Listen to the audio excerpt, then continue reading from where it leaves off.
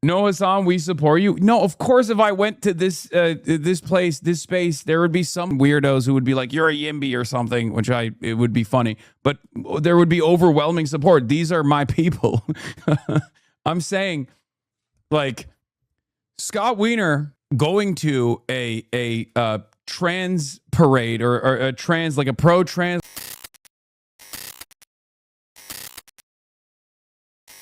Jamie Dimon being a demon and talking about dollar as a reserve currency. JP Morgan Chase CEO Jamie Dimon on the dollar as reserve currency. Oh, here we go. Scott Wiener has been getting bullied all around San Francisco, which has been kind of funny. He's been getting bird dog nonstop, but it also feels like it might backfire on the people bird dogging him because he just looks so sad every time. Because for people who don't know, Scott Wiener is like obviously very pro LGBTQ. Like that's the one area that he has been, he has gone above and beyond. He's gay himself. And they kind of bully him a little bit everywhere he goes, where he just tries to go to these like woke spaces in San Francisco, like a trans march or whatever. And of course, every woke person in San Francisco is like, you're an enjoyer, you're a supporter. And it's true, for the record. Scott Wiener is a supporter of the Israeli state. The idea that he's like now acknowledged this bullshit. Like, I give a lot more credit to Brad Lander because Brad Lander has always been, like there's a difference between Brad Lander being like, I'm a liberal Zionist, but Israel has done and we must abolish the occupation. Like when Brad Lander says that, like there is truth behind that sentiment. Like, sure, it's contradictory to be like, I'm a liberal Zionist, but also, Israel's an occupation. But with Scott Wiener, 100%, up until the moment that Scott Wiener wanted to take Nancy Pelosi's seat, he was literally one of the biggest dick riders of Israel, straight up. And only when he realized he has an election that he has to win, and there is no shot he can win that election if he still denies Israel, did he change his position. And it's not real, right? Scott Wiener recently came around to acknowledging that in Gaza after being critical but not explicit. His acknowledgement provoked outrage from Zionists, leaving him to resign from the Jewish caucus. He's been repeatedly bird dog recently, each time non-reactive. It honestly reads to me like he's letting it happen to give people who are upset their space. Like he's on an atonement tour. The rage is a challenge. Will he backtrack as they think he will, or continue towards diligent advocacy regardless of what pressures may come? I don't trust him at all. Okay? I think it's bullshit. I think it's total bullshit. His acknowledgement comes in the context of electoral campaign, which has colored his pivot as politically advantageous rather than authentic realization. I assume the only course correction acceptable would be for Wiener to end his campaign. Consequences for not calling it sooner. No, it's because it's not just an acknowledgement of, it's everything that he did before this acknowledgement of that is totally like shit that Brad Lander never did, right? Like Scott Wiener after October 7, I'm going to give you an example of Brad Lander, who is a liberal Zionist, a self-described liberal Zionist, and like all of the things that he has done that is very critical of Israel and very good overall, really pushing the conversation in the direction of truth. And then a person who is simply doing this for optics. Scott Wiener is doing this for optics, and here's why. Because Brad Lander never, flew to Israel after October 7 and hug and kiss the president of Israel, right? Scott Wiener did do that. Brad Lander never pushed for a bill within, the confines of his power to censor pro-Palestinian speech. Scott Wiener did that in the California state legislature, right? So there is a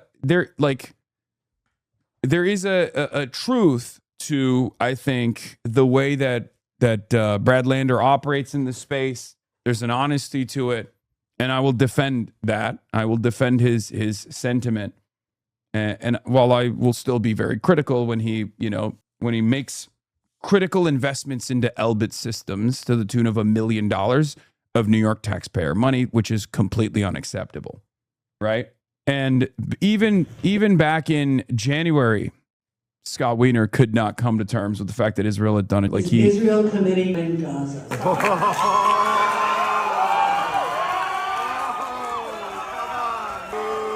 Yeah. I mean, this is an unacceptable position in a safe blue district regardless. Like, it's just not going to work, right? And he knows it's not going to work, which is why he had to, like, change his mind, make it seem like he had a come to Jesus moment, to use a Brandonian term. But the thing is, now he says it is, which is, annoyed a lot of the Zionist groups as well, where they're like, you're sucking up to these Jew haters and they still hate you because you're Jewish and blah, blah, blah, and all this stuff. And I don't think he's going to garner a lot of sympathy from people who are and anti-Zionist or anti-Israel in any capacity, regardless. Right? So he's kind of cooked. He has positioned himself in this strange place.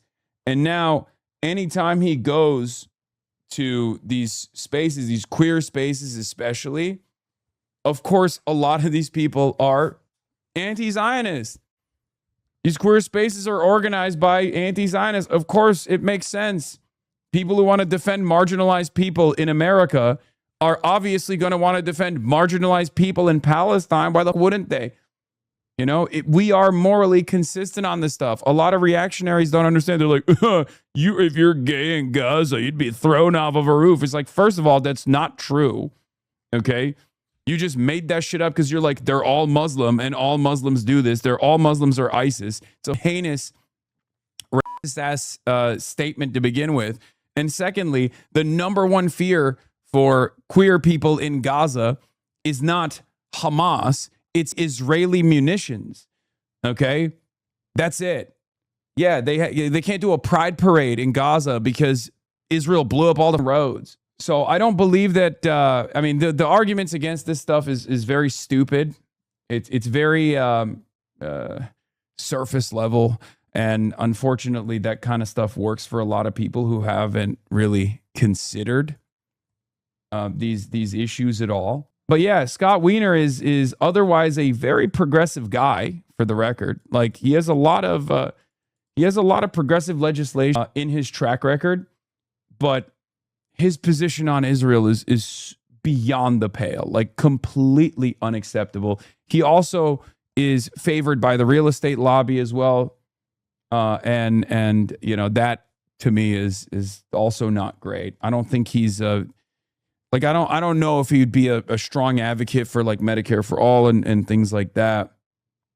But I certainly do not believe his change of heart on the issue of Israel.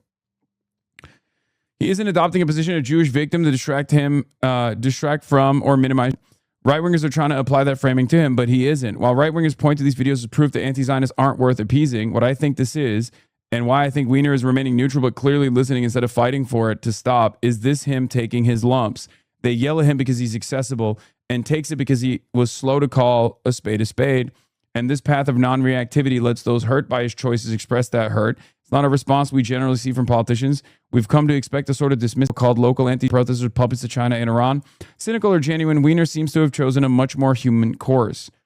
Yeah, I think this is very charitable. Scott is the most arch pro-Israel politician in California government, especially in the wake of his reluctant use of the word was in response to being booed at the debate and his pure self-preservation.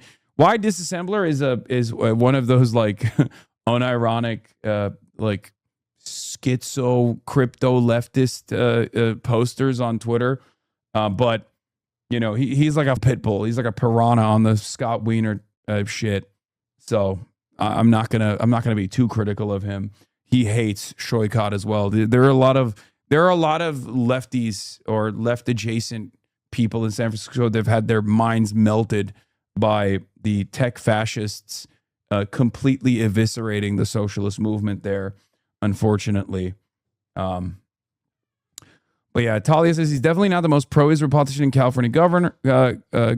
Him doing the bare minimum that others can't doesn't mean applaud. I'm examining the context of social movements and their impact manifestations and how people cornered by them react.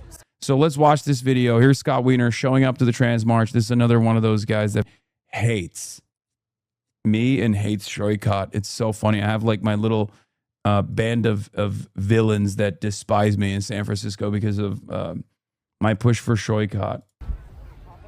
Scott, I think your legislation on trans issues and your legislation specifically protecting queers on the sex offender registry is fantastic.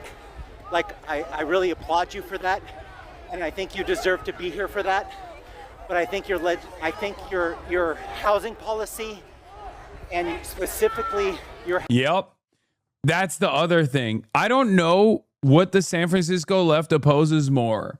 People who are pro-Israel or YIMBYs. I swear to guys, I'm telling you right now, the San Francisco left is like if you're a YIMBY or YIMBY adjacent, they literally will look at you like you are Benjamin Netanyahu. Okay? It's so, as someone who stays out of this conversation and always says, I don't care, I want more housing, I want more public transit, and I want it to be government funded. Okay. I don't, like, I understand some of the NIMBY elements. Like, I understand retooling the existing inventory of housing to actually be utilized by the local population that's getting priced out. As someone who understands the dangers of gentrification, I have, I guess NIMBY adjacent feelings on that front, but I also am a guy who wants to build more housing. Okay. I want to build more housing. I want publicly funded housing, as a matter of fact. YIMBY NIMBY distinctions. We've talked about it endlessly. San Francisco left is get so mad when I bring it up. I get it. I get where that anger is coming from. If you grew up in San Francisco, as many of my friends have, many of my wonderful socialist San Francisco leftist, San Francisco socialist friends that grew up there, I've had these conversations with them. I know where their anger is coming from because they attribute like new housing or the YIMBY position to the pro-tech, pro-real estate developer, like pro-gentrification initiative that has basically priced them out of San Francisco, a city that they love, that they grew up in. And for them, they associate all kinds of YIMBY positions, like, or any kind of push for more housing development, to be like the tech fascist, the neo-fascist, tech feudalist, the neo-feudalist tech overlord position. Housing policy aligning with YIMBYs, and I think your policy, and I think your policy on the Gaza, and I think your policy on the Gaza, it's terrible. I think you do not belong here. I think you do not belong here. You do not belong here, Scott, anymore. By the way, John Levine posted this photo and said this is just like anti-desegregationists, like white supremacists yelling at like a black woman during the period of desegregation. And it's like, no, it's not actually. Like, that's literally a visibly queer person flipping off a member of the state legislature over their position on Israel, Palestine. It's actually the exact opposite. You can't just literally run this meta over and over again sincerely. You can't just like actually consistently claim that people who are pro-Israel are actually just like black people in the Jim Crow South. I don't know why people are so confident. Matt Lieb had a very funny meme about this, which, harkens back to the correct position from Julian. Same energy, says John Levine. Yeah, dude. Yeah, Julian Casablanca's vindicated once again. American Zionists get the benefits of white privileged people, but talk like they are black people during slavery. One of the best takes of all time. Okay? Like, one of the best takes of all time. It's so real. it's so funny. I don't think Scott Wiener would agree with this. Okay, this is such an insanely out of pocket tweet. Yeah, really. The person with the privilege here that is yelling at a member of the state legislature is actually the privileged party here. That's what you're saying. All of the power is in the hands of, like, NB Vemperers in San Francisco that are baristas who have an opinion on Israel's. That's who holds the cards in American society, guys. It sucks because you've been wonderful. You've been wonderful for trans people, and you've been terrible. And you've been terrible. You've been terrible. You've been terrible on Gaza. You do not belong here anymore, Scott, and it breaks my heart. It breaks my heart. It breaks my heart. I don't know why he thought he could go to one of the most woke spaces in San Francisco and think that it would be fine. I don't know. Maybe he wants these videos to exist. Maybe he's getting his licks in, like he's just getting people to yell at him. Maybe he's farming sympathy. I don't know. I don't know what's going on here, but, like, of course this is going to happen. What are you thinking? This is like if I went to a Klan rally, okay? They would probably kill me, all right? This is like if I went to CPAC. I know what's going to happen if I go to CPAC. They're going to yell at me quite a bit. No, Hasan, we support you. No, of course, if I went to this place, this space, there would be some weirdos who would be like, you're a Yimby or something, which it would be funny. But there would be overwhelming support. These are my people. I'm saying, like, Scott Wiener going to a trans parade or a trans, like a pro-trans in Dolores Park is like me going to a fucking Klans meeting, okay? They're gonna yell at me. They're gonna know who I am, and they're not gonna be happy that my presence is acknowledged in that space. Someone who wrote good legislation for queers is so fucking terrible on Gaza. Scott, do you have anything to say? Do you have anything to say about Gaza? How could you do this to San Francisco? How could someone like you do this to San Francisco? Scott, say something. Redeem yourself. Do something. Scott, I want to like the If Hasan went to a gamer convention, okay, shut the fuck up. person who had such good legislation on trans rights. You're a piece of shit. We fucking hate Scott, you. I want to support someone who's so positive on trans rights, but you're a piece of shit on Gaza. How could you do that? How could you betray queers?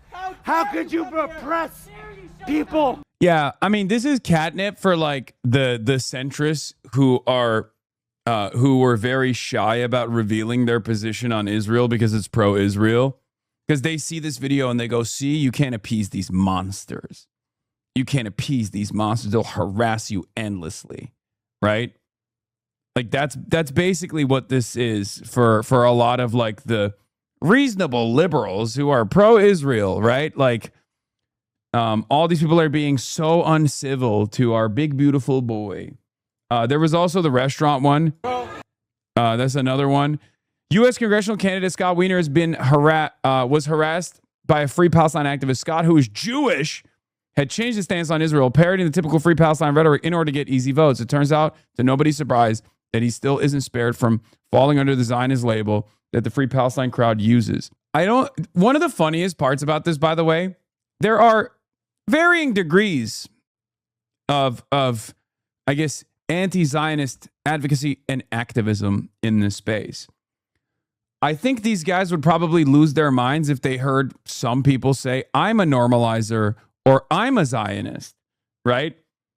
Especially considering that, for Hen Mazik and a lot of the big donors in the Zionist movement, I'm public enemy number one, right? I'm Mr. HasanAbi.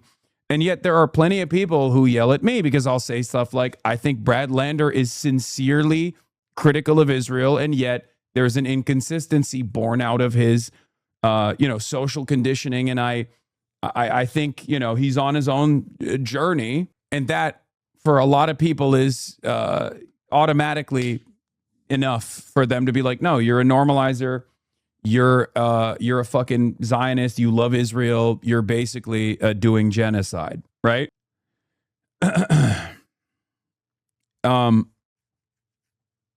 There are different strokes for different folks. I mean, there are plenty of people who get mad at Zoran. Zoran is a person who's like first, Zoran is a person whose entry point into political advocacy was literally starting his own Students for like Justice for Palestine chapter in Bowdoin College, right? And yet, because of his moderation on some of his speech, a lot of people are unbelievably critical of Zoran. There's also things to criticize Zoran, like sincere criticisms of Zoran, even though he has a tremendous number of W's that he has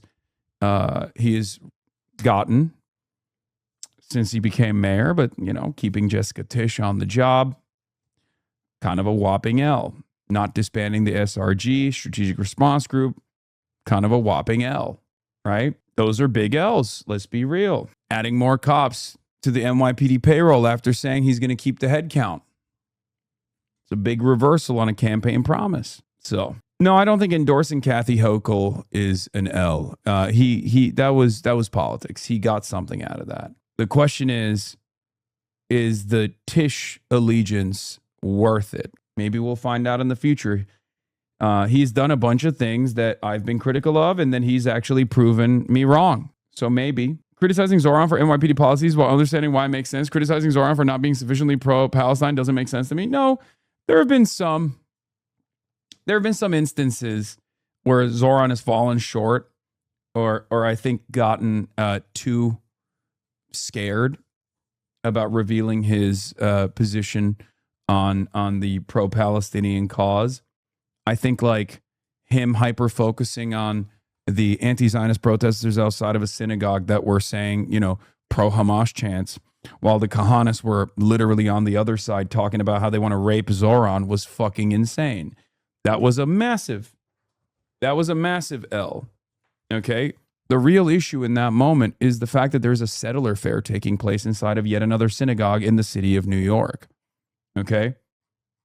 That's a far larger issue than the Kahanas even saying they're going to rape Zoran Mamdani. I think that is the issue, right? Anything that takes the attention off of that and criticizes the optics of people protesting against that is ridiculous. I don't agree. That was a big criticism that I had. But in any case, I think it's just that's not as significant. Anyway, there's another Scott Wiener moment. Getting yelled at. I gotta pee. Get the fuck out my hood, bro. It's free Palestine. You already know what it is. We against the genocide. You think you're gonna come to my neighborhood, bro? You fucked up.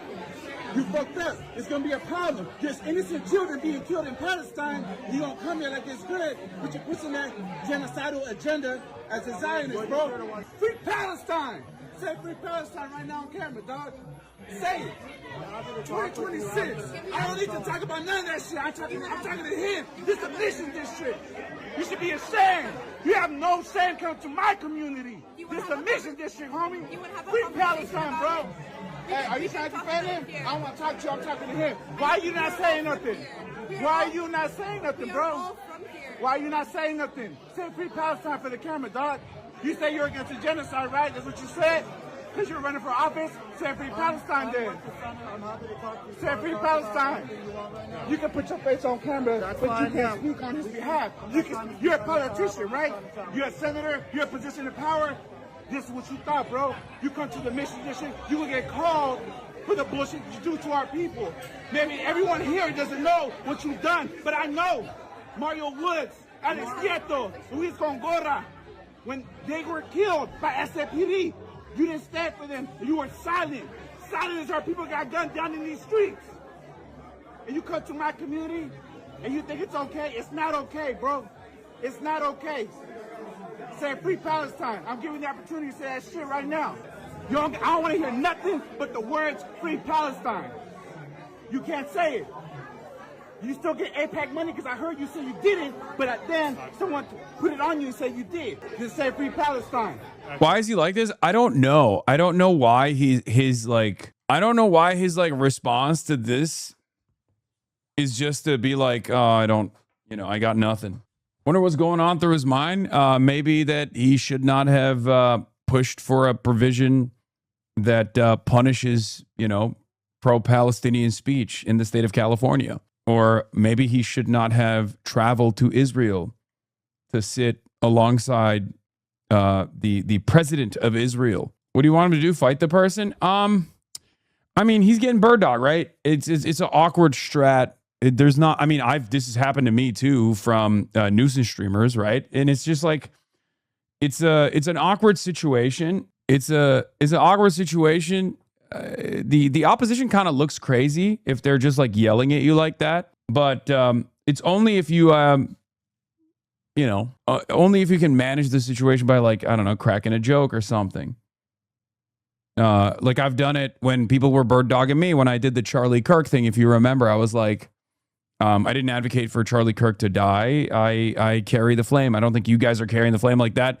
That's like one way to, what is this? No. Have you seen these fish? No, that's why I think it's mackerel or trout. I cannot confirm the fish. Have you considered I own this apartment? What is happening? What are you guys talking about? His apartment smells like fish? What? Are you against the murders of innocent children, innocent people getting killed in Palestine? If you are, then you will say free Palestine. If you're not, then you'll stay silent like you are. There's no other words. You want to talk? I want him to leave. No, we're gonna I want him to leave. Look, can we have a conversation like face to face? I want him to leave. No, I think we all should have a Hey, conversation. this is my hood, bro. This ain't your hood. You're not from here. Yes, Where were you born and raised? We are all from here. I'm not talking to you. I'm talking to him. You say free Palestine. Y'all can't say free Palestine. I wouldn't to get kicked out of here, bro. Leave, dog. Hey, Wiener, leave, bro. You know what it is. I don't think people are owed rehabilitation in politics, and I also don't trust Scott, and I don't want him to win because of his pro-Israel advocacy, but is there anything someone with his past could do to gain trust and not have this kind of thing happen? He called out the genocide and demanded an end to aid. Is it just cook no matter what / Jen? I think the extent of your advocacy for Israel has to match your extent of advocacy for Palestine and Palestinians. And it's never going to happen, but the equivalent would literally be for him to be pro-Hamas. Okay? If you're pro-Israel during the genocide, you have to be pro-Hamas when you're anti-genocide. If you were, maybe ambiguously pro-Palestine, but also kind of pro-Israel at the same time during that period, you need to literally be, you need to match that same energy. If you are weighing on the side of Israel, then you have to ambiguously weigh on the side of the Palestinian resistance. It's just not going to happen. But I think that's like, because look, it's not that difficult. You legit. There's plenty of opportunity for you to show that you're legit. Say you're on board with an arms embargo, for example. You know what I mean? You don't have to be pro-Hamas, obviously, especially if you're running for office in America. That's a joke. But like, there are positions that you can adopt that are actually going to show people who are paying close attention to this issue that you are a lot more real than other people. Of course, it's not going to happen, but yeah, if you wore an Israeli flag suit, you got to wear a keffiyeh patterned onesie. Yeah. Because like, what a lot of people don't understand is like, if you're calling what Israel's doing a genocide, then you have to demand accountability. Otherwise, you're saying, yeah, no, Israel's doing a genocide, but it's fine. I'm fine with that. It's cool. Like, that makes no sense. What are you, fucking Benny Morris? Like, new historian, Israel, one of the Israeli new historians, Benny Morris, who was like, Israel did an ethnic cleansing in 1947 and 1948, but it was good because it developed a nation state. Do you see what I mean? It doesn't make sense. You know what it is? Nah, bro, nah. If I leave, you gotta leave with me, dog. Hey, bro, you think if you don't leave, we're not gonna wait for you outside? Say free Palestine. Mario Woods, Alex Nieto, Luis Gongora, all in there. It's like when Biden declared the situation in Sudan a genocide, but continued to send weapons to the UAE. That doesn't make any sense. Exactly. Well, shit, that applies to Lander. It's a genocide, but we made money from providing the arms for it. No, I agree. Dude, why do you think I'm still critical of Lander while also offering him support when he's being unjustly maligned and being called a fucking parasite and shit by other Zionists? Like, that's my point. My point is that there is an inherent contradiction that doesn't make any sense. And I don't think Brad Lander will stay on that position. Like, I don't think he's going to justify or demand that further money flow into Israeli companies and whatnot. I don't think he's going to do that going forward, especially because he has said certain things that no one that would consider themselves to be a Zionist would say. He said things that go beyond what Bernie Sanders has said. Saying we must end the occupation is not just a statement, okay? It's a statement that holds power. That's why people shy away from saying it. That's why I'm saying, like, Brad Lander is not, like, I go back and forth on it, but I don't think he's anywhere near as bad as, like, the overwhelming majority of congresspersons. Does that make sense? And the occupation is just two-state stuff, isn't it? No, what? Saying Israel's an occupation and we must end it, Israel's an apartheid state and we must abolish it? When have you heard any fake two-stater say shit like that? No, not at all. These guys, a lot of these dudes won't even admit, like, a lot of people that are critical of Israel won't even admit that Israel has done a genocide, let alone admit that Israel's an apartheid state, because the admission that comes along with Israel being an apartheid state also lends credence to the argument as to why October 7 happened to begin with. Those are the reasons why a lot of people that want to maintain some kind of, like, I'm critical of Israel, but I still love Israel ass attitude, they don't say those words for that reason, because if you say Israel's doing a genocide, then yeah, you got to hold them fucking accountable. All of a sudden, people are going to be like, all right, well, it's time to hold Israel accountable then. What about an arms embargo? What about sanctions on Israel? They don't want to say that. They don't want to do that. And the same thing goes for the acknowledgement of Israel's apartheid. If Israel's an apartheid state, then of course people are going to militarily resist an apartheid state. There has never been a moment in history throughout the world where people have not taken up arms against an apartheid state. Part of that militant resistance is what happened on October 7. An atrocity, certainly. Okay? War crimes, an atrocity. But at the end of the day, the standard of violence is maintained by the colonial occupier. And the resistance matches that level of violence and evolves throughout time. That's how it goes. I used to fall asleep to you playing Red Dead at 11 p.m. with 300 viewers. Hell yeah. Hasan, I got the 8 years following notification last night. Shout me out, please. Damn, follow me for 8 years. Only subscribe for 5 months. That's crazy. No, I'm just kidding. Connie shot herself in the foot with that because people don't really trust her either. Yeah, here's the difference with between Connie's background and Connie's track record, though. Obviously, she was nowhere near as bold as Shroikot was on the issue of Israel. However, Connie at least has not only advocacy, but like a legislative track record that you can point to in terms of demanding a ceasefire, in terms of like, in terms of pushing for bills that are anti-Israel, right? That is part of it. I think he has concluded that Israel must be stopped. However, he's unsure of how that just fits in his lifelong indoctrination on the topic. Ergo, he just concludes that it must be stopped now. The rest he can figure out later. Yeah, you're talking about Brad, right? Yeah. Anyway, I support Medicare for all, reproductive rights, gun safety, ending Citizens United, universal child care, taxing the rich, increasing the minimum wage, fighting mass incarceration, abolishing ICE, access to free education at all levels, investing in affordable housing, stopping U.S. involvement in wars, paid leave for all workers' unions, abolishing the Electoral College of the left. You're the right of Pinochet. Yeah, the reason why people say that, Shannon, is because you are to the right of Pinochet in your defense of Israel. Israel's to the right of Pinochet. And if you defend a nation state that is doing things to the right of Pinochet, then yeah, of course people are going to say you're to the right of Pinochet. What the fuck do you mean? Yes, Progressive Accept Palestine used to work because Most people didn't know what the fuck Israel was up to. Most people didn't know what Palestine was, right? That's it. It used to be its own thing in the progressive movement, in the left movement, and I hated it, and I would talk about it, but obviously most people didn't know enough, and most people didn't care enough. Now it doesn't work. You can't be progressive except Palestine. You can't just be like, listen, I'm a socialist in every way, but this National Socialist movement in Germany is actually cooking, okay? Like, I'm sorry. Also, why the fuck do you oppose Abdul El-Sayed then? You know?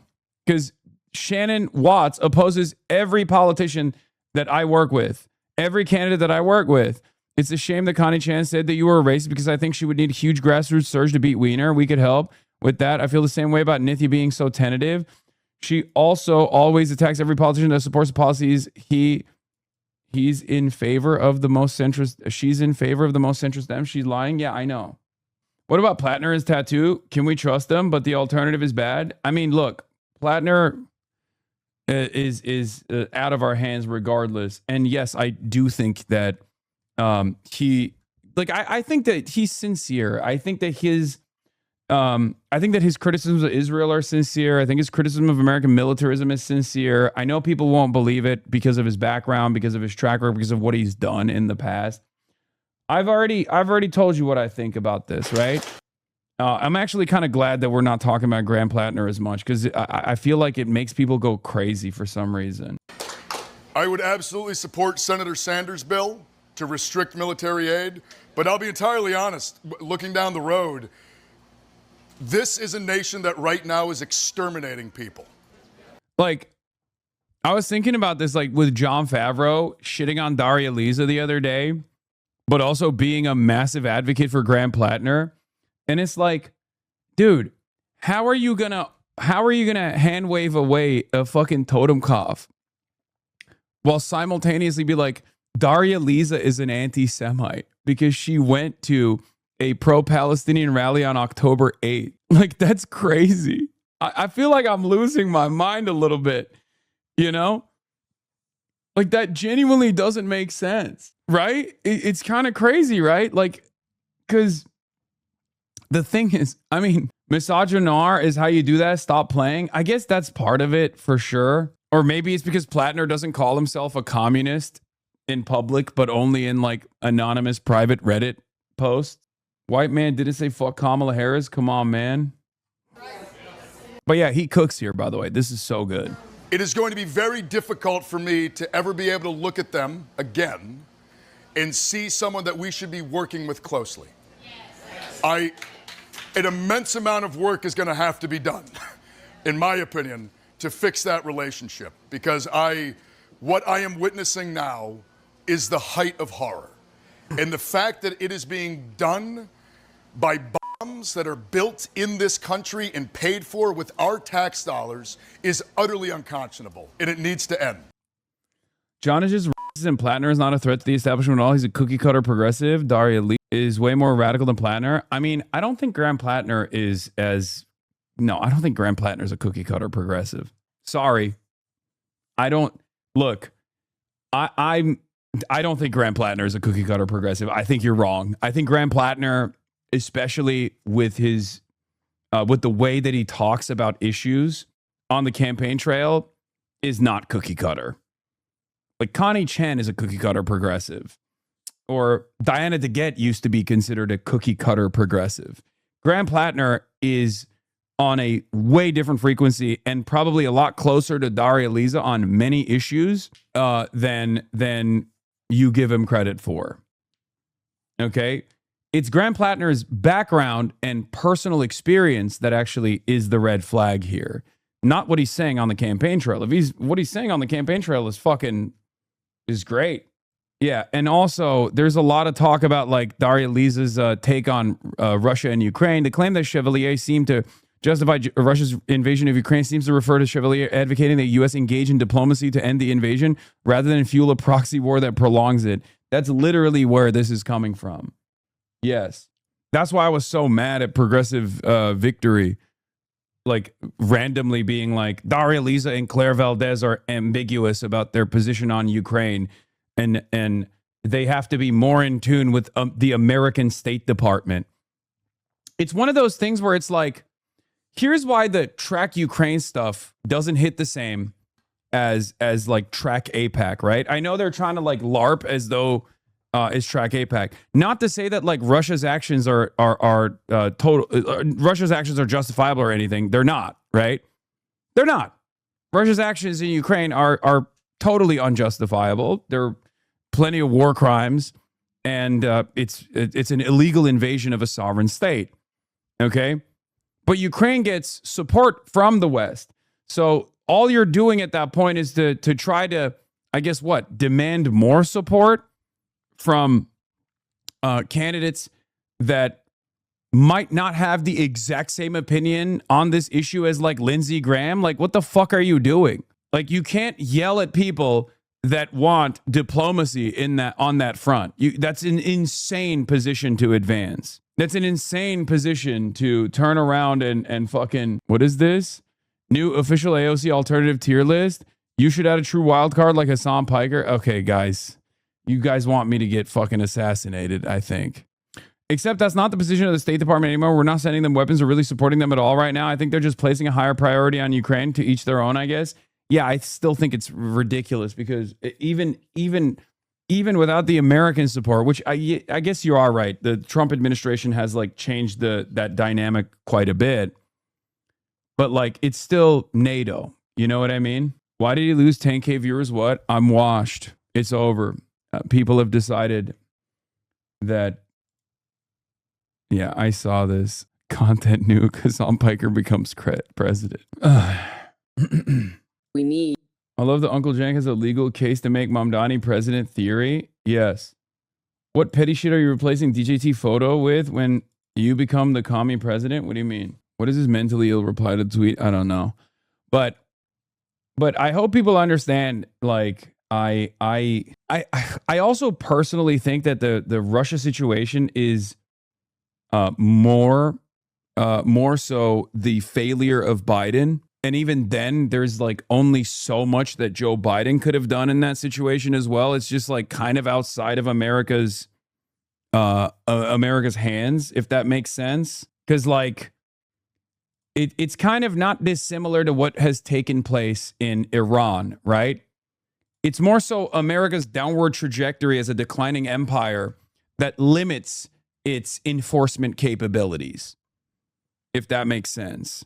Like, America and NATO are not going to go to war with a nuclear armed nation, and I don't even think that would be a good thing regardless. And obviously, Vladimir Putin is taking advantage of that and taking advantage of the diminished capabilities of Western empire to make regional decisions that benefit him, benefit his legacy. And America has real limits that it's hitting in terms of its sanctions regime, for example, because we've deployed it so much. We've deployed our economic sanctions so much that going up against an energy providing state, you know, a state that's a part of OPEC plus, a giant state with nuclear arms in this way and waging a proxy battle against them in this way is obviously going to destabilize the power that America has on you know, the dollar being the global reserve currency. Saxon Merch, the last few weeks say it looks like RU is prepping to strike an EU country, especially after Ukraine drone strikes on RU knows NATO is helping with. Yeah, it's a terrifying prospect, and I think it's a mistake.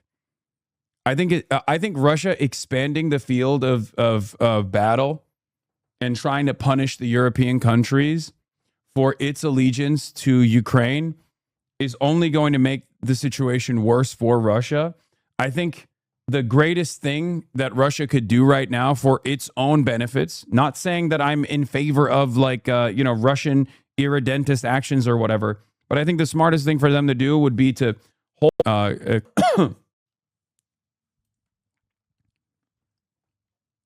but instead, they're probably going to expand on, they're probably going to try to spread out the pains a little bit to punish try to punish the European countries that are aiding Ukraine, as Ukraine has increased the severity of its attacks on Moscow, increased the severity of attacks on the Russian infrastructure, specifically around energy.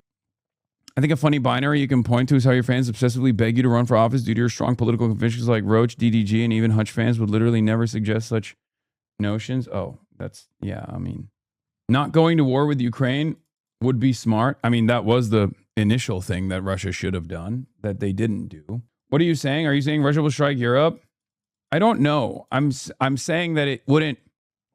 If Mersheimer and Sachs are claiming or are warning that Russia might try to spread the pain a little bit to Europe for aiding and abetting Ukraine, as Ukraine is now increasing the intensity of its attacks on Russian soil, it could just be saber rattling.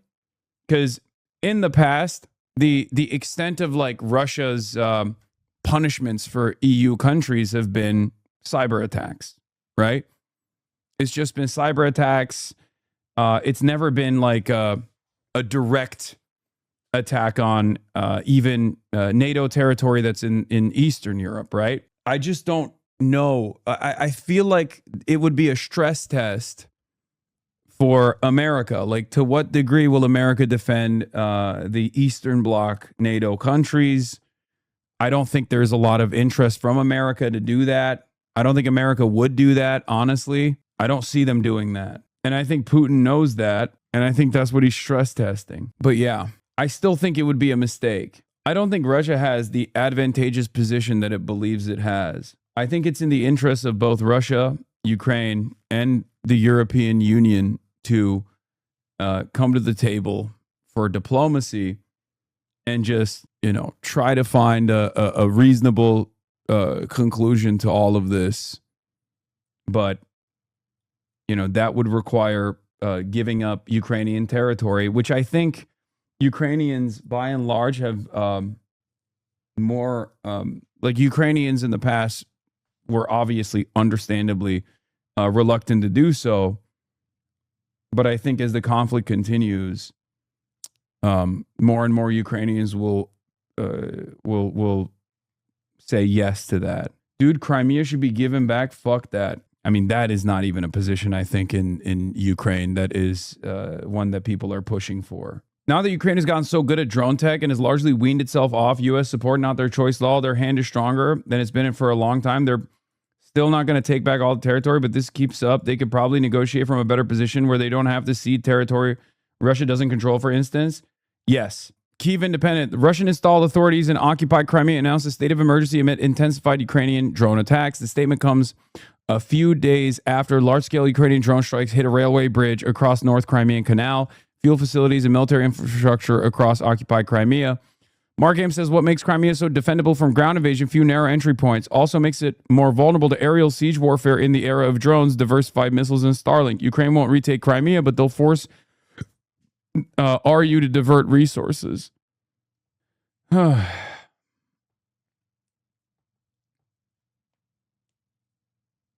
am Ukrainian, fully fluent in Russian, though, and I can't speak Ukrainian for shit, even though my father was born on the Black Sea. Ukraine is exhausted. The strategic strikes on Russian energy is starting to bring some parity to the exhaustion. There are regions of Russia which are now rationing gasoline to single-digit gallons per week per person. I think as far as like the game of attrition goes, Ukraine dishing out penalties to Russia of this sort is hopefully not going to lead Vladimir Putin into doing more dangerous escalations. But there is a likelihood that he will, because he's fucking insane. Okay? And the escalations in this circumstance would be to striking civilian areas, Israel style.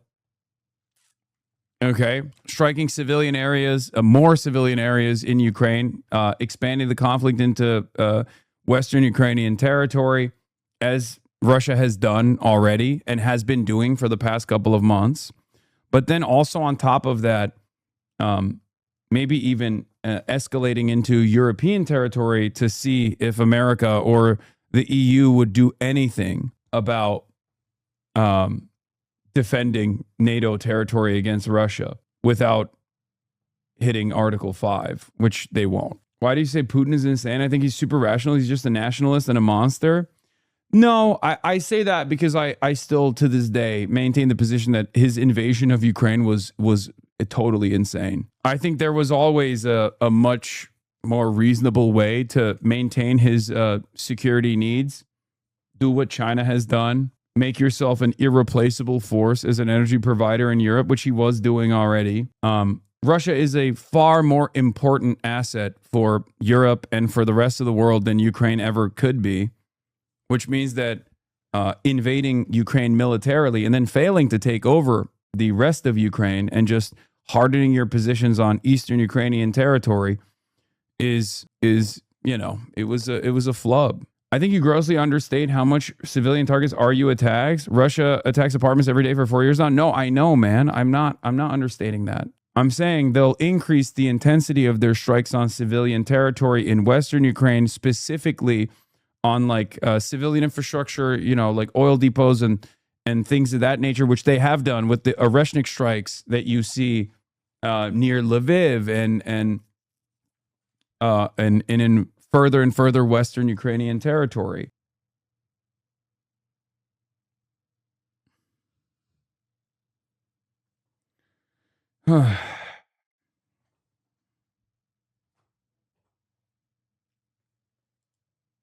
Yeah. Now, Ukraine is striking at Crimea again, it seems. At least I don't see many Z chatters anymore. That's true. Not a lot of people are pushing Z nowadays. Or maybe they are, but they've like quieted down a little bit. Is the plan for European states to continue supplying Ukraine with the ability to strike into Russia, homeland, a nuclear armed country, then expect no escalation? Seems like there's no plan. Yeah.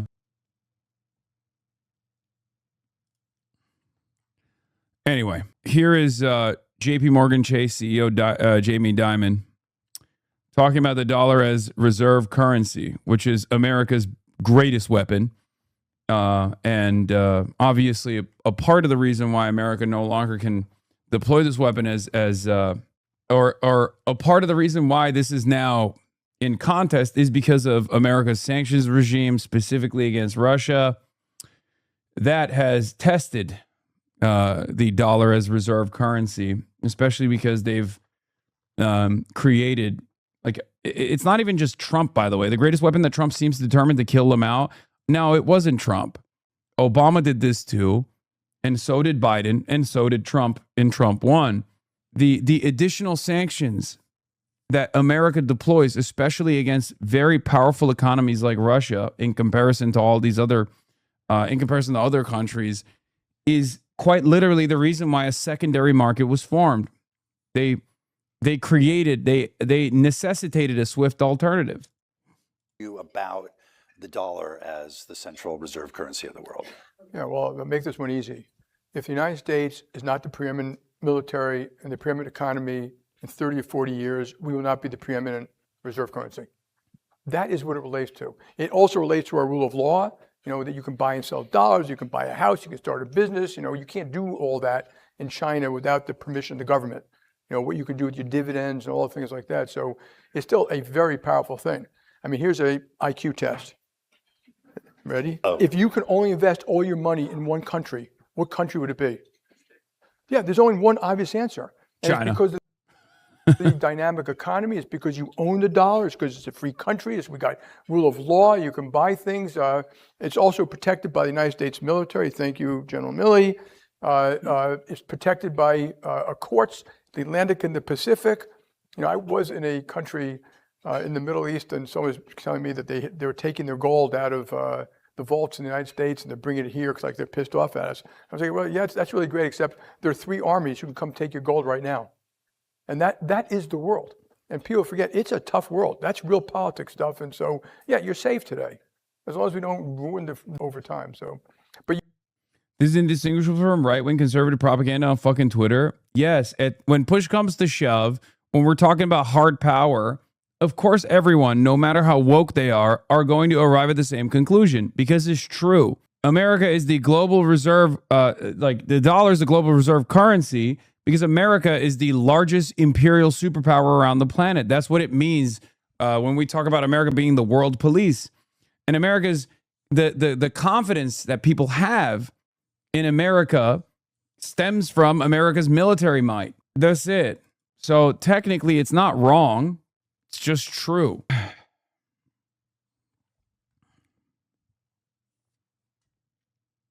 I love China. I'm the biggest China fan, but their capital export restrictions stop them from being the reserve currency inherently. They're open about it and don't want to be the world reserve currency. I agree. I know. But times are changing. I agree. It is in China's short-term and long-term interest to not be the global reserve currency right now. And that's the only thing stopping them from pushing for this.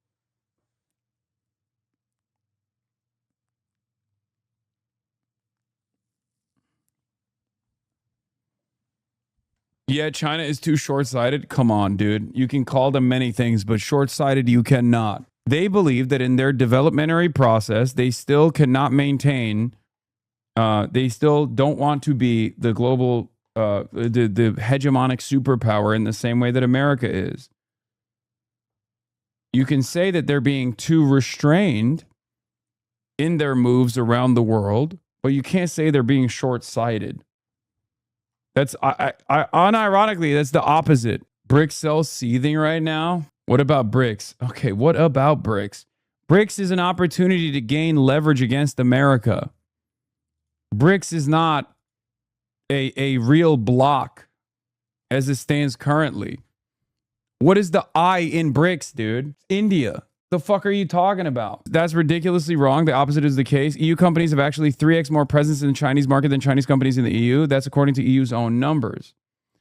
The EU's investment stock in China, that is the total value of European Union companies' operations and assets in China, stood at $239 billion in 2024, whereas China investment stock in the EU stood at $79.8 billion for the same year. Just take cars, for instance. Everyone knows that the EU is making it incredibly difficult for Chinese EV companies to enter the European market. European car makers have been operating in China for decades. What is true is that China exports more to the EU than vice versa, but that's an entirely different matter. And that too, by the way, is often a reflection of China's openness to foreign business. Christensen is Swedish, so let's take the example of IKEA. They make a huge proportion of their products in China and sell them across Europe. Are you going to make the case that means China is accessing the European markets at Sweden's expense? IKEA's entire business model couldn't even exist if it weren't for its production in China. It's certainly not in the EU that they could produce their ultra-cheap furniture. And incidentally, IKEA operates 41 offline shopping malls in China, compared to 22 permanent stores in Sweden in 2025. So it has nearly twice as many stores in China as it does in its home country. If that were the other way around, we'd scream overcapacity. So no matter how you look at it, it's China that has that's far more open to European companies than the contrary. Politicians like Christensen are conflating a trade deficit with market access, two entirely different things. Yeah, he says China often has access to the European market in ways that the European companies do not enjoy with the same ease in China. We cannot allow China to have one set of rules while European companies operate under a completely different set of rules. It's bullshit. The reason why every European leader complains about China is because European capitalists, Western capitalists broadly, okay, went to China and built it as the manufacturing hub of the planet. And now they're annoyed by it. They designed it for their own personal profit-seeking benefits for decades and decades. The problem is, unlike India, China took all of that foreign investment and developed itself to become a competitive superpower. That's the problem. Take the foreign investment and then recycle it back to either, compradors or Western capital in some way, shape, or form, then it's good. But if you take all that foreign investment and develop your country and engage in even development, then that's an issue. Now you're actually a competitive power. We don't like that. That's where the factor of communism comes into play. That's where central planning comes into play. That's it. That's literally the only reason why these guys complain all the fucking time. China played the game that the Western capitalists had designed. They played it to their own benefit. What is this? New York Post finally got him. Zoran Mamdani jumps into New York City pool to kick off summer tradition while violating dress code rules. It doesn't matter if it's true, it feels right, and that flattens the Western chauvinism of Europe. The alternative is recognizing China's qualitative superiority. There's also the other side of this story. Europe wants to maintain a industrial base. And if you want to maintain an industrial base, if you want to keep developing things in Europe, then of course your allegiance with China is going to be on shaky ground. I don't know how to solve this problem. Okay. I believe in diplomacy and I believe in working with China, but I also understand why this yields a totally separate problem. Totally separate problem for the European economy, the European markets, but also for America as well. For example, I'm in favor of the UAW. I totally understand why America maintains some level of trade protectionism when it comes to vehicle manufacturing, because it's one of the only remaining domestic industries that we have that isn't directly dealing with, new ways of murdering brown children. Okay. So I don't know how this works. I don't know how China keeps being the manufacturing base of the world and then develops better trade relations with Europe, for example. Because as long as China floods the market with affordable and competitive technology, specifically cars, for example, okay, then it's understandable that Europe is going to complain about it, especially because there is no way for Europe to outcompete China when it comes to car manufacturing. China's technological proficiency in manufacturing is far above and beyond Europe. It's not even close. BYD is manufacturing everything, every component internally. They make one car every 58 seconds in one of their fucking factories. There's no comparison in Europe, and there's certainly no comparison to that in America. It's fucking over. Okay? For most of human history, Europe, especially Northern and Central Europe, was an impoverished backwater, low agricultural productivity, low population that only changed because of uneven industrial development. When the rest of the world develops equal industrial productivity, why would Europe stay relatively rich? I'm not even saying that Europe should stay relatively rich. I'm just saying every country is obviously interested in maintaining its, competitive standards, maintaining its quality of life, and maintaining its industrial capacity. It's an inevitability that China will destroy it. Europe return to Euro poor is not, you can't advocate for that. That doesn't make any sense. Why would any politician be on board with that? I'm thinking about it from, look, I'm not personally a Mersheimer head who believes in like offensive realism or operate off of a realist framework when it comes to international relations. But I also do understand that there is legitimacy to that framework. And I do understand why countries would make the decisions that they're making. Okay? I'm thinking beyond that. I'm thinking beyond that framework and wondering out loud, how Europe could potentially develop a better relationship with China without having severe quality of life adjustments, which they're already facing no matter what because of their allegiance to America. America uses the European Union like a fucking cum sleeve, okay? Like a fleshlight. That's why Europe's quality of life has diminished since the 90s. Since the Soviet Union fell, the European trajectory has been downward. And America's trajectory in comparison to Europe has been a little bit better, but American trajectory has also been downward as well. All the while, there's one group that has benefited from it. It is the capitalists. The capitalists have benefited from this tremendously. They have added unbelievable amounts of wealth. There's been a tremendous amount of wealth consolidation in the process. Their relative wealth must decline, but their absolute wealth and quality of life can improve for normal people. Exactly. That's why I always say, if America or Europe wanted to compete with China, they would have to become China. If China wants to continue trading with the world, it will need to eventually increase its consumption and imports. This is something the leadership recognizes as well.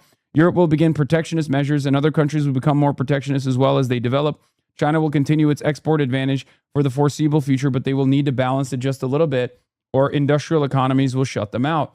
China also has a domestic problem because all of this development inside of China has led to the same exact development traps that European countries and the United States of America has withstood.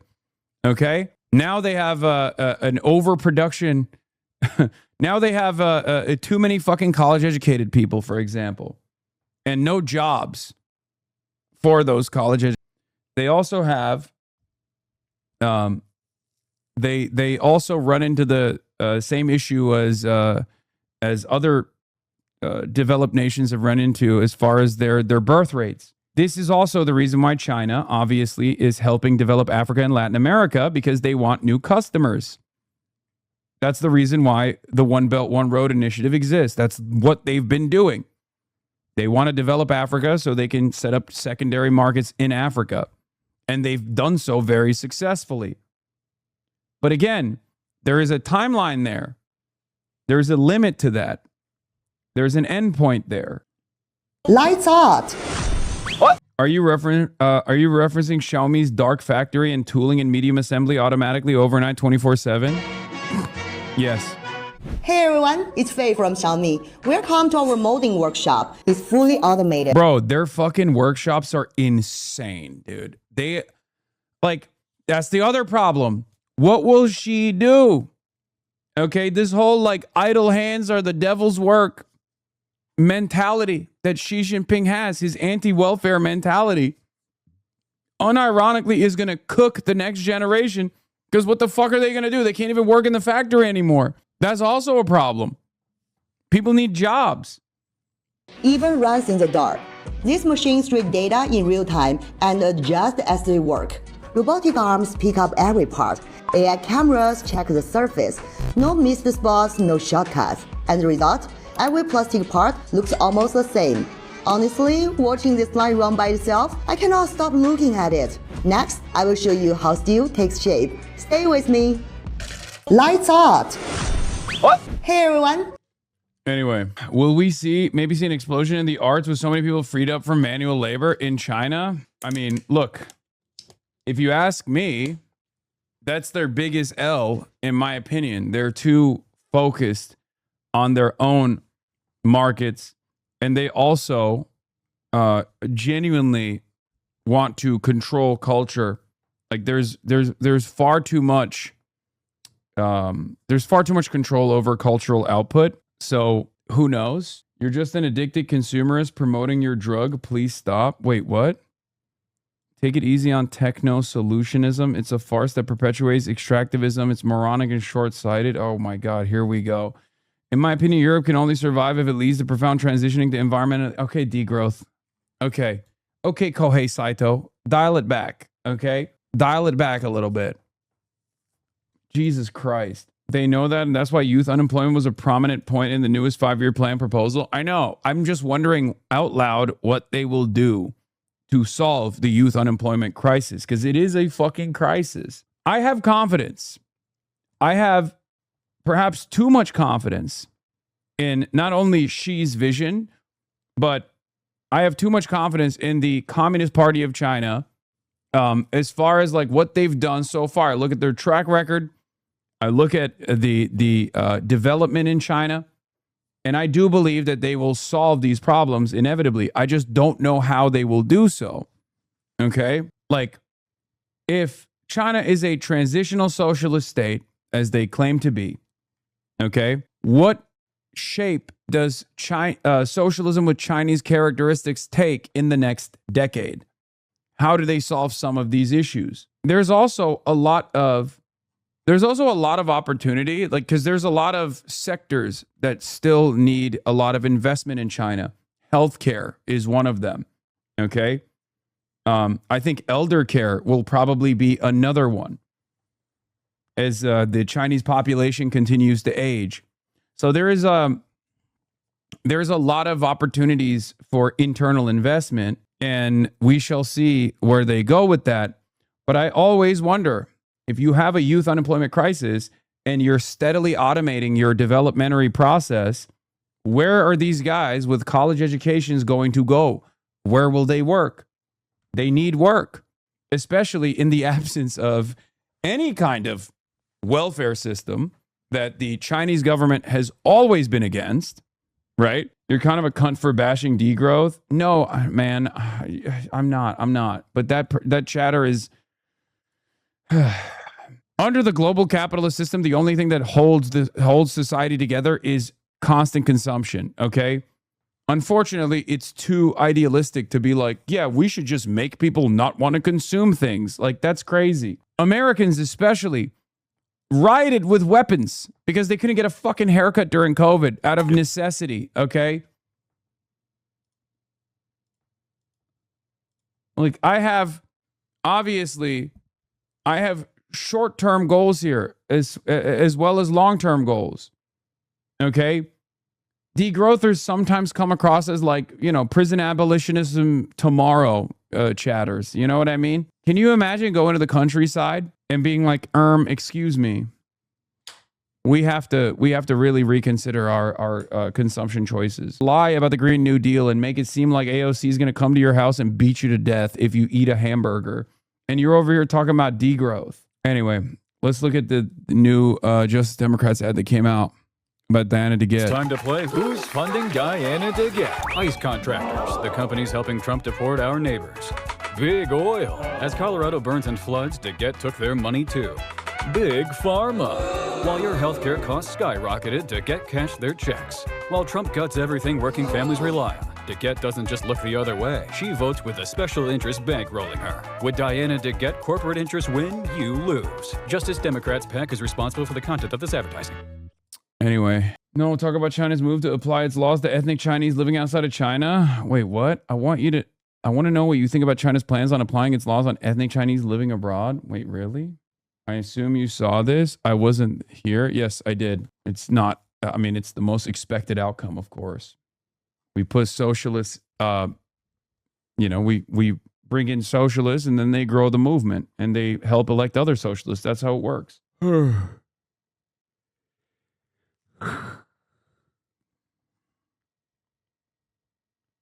Socialism is in 2050, she said. Are we just sheep being led where the financial sector wants us to be led? They want Israel to be abandoned. Oh my God, this guy is literally, yes, dude, certainly.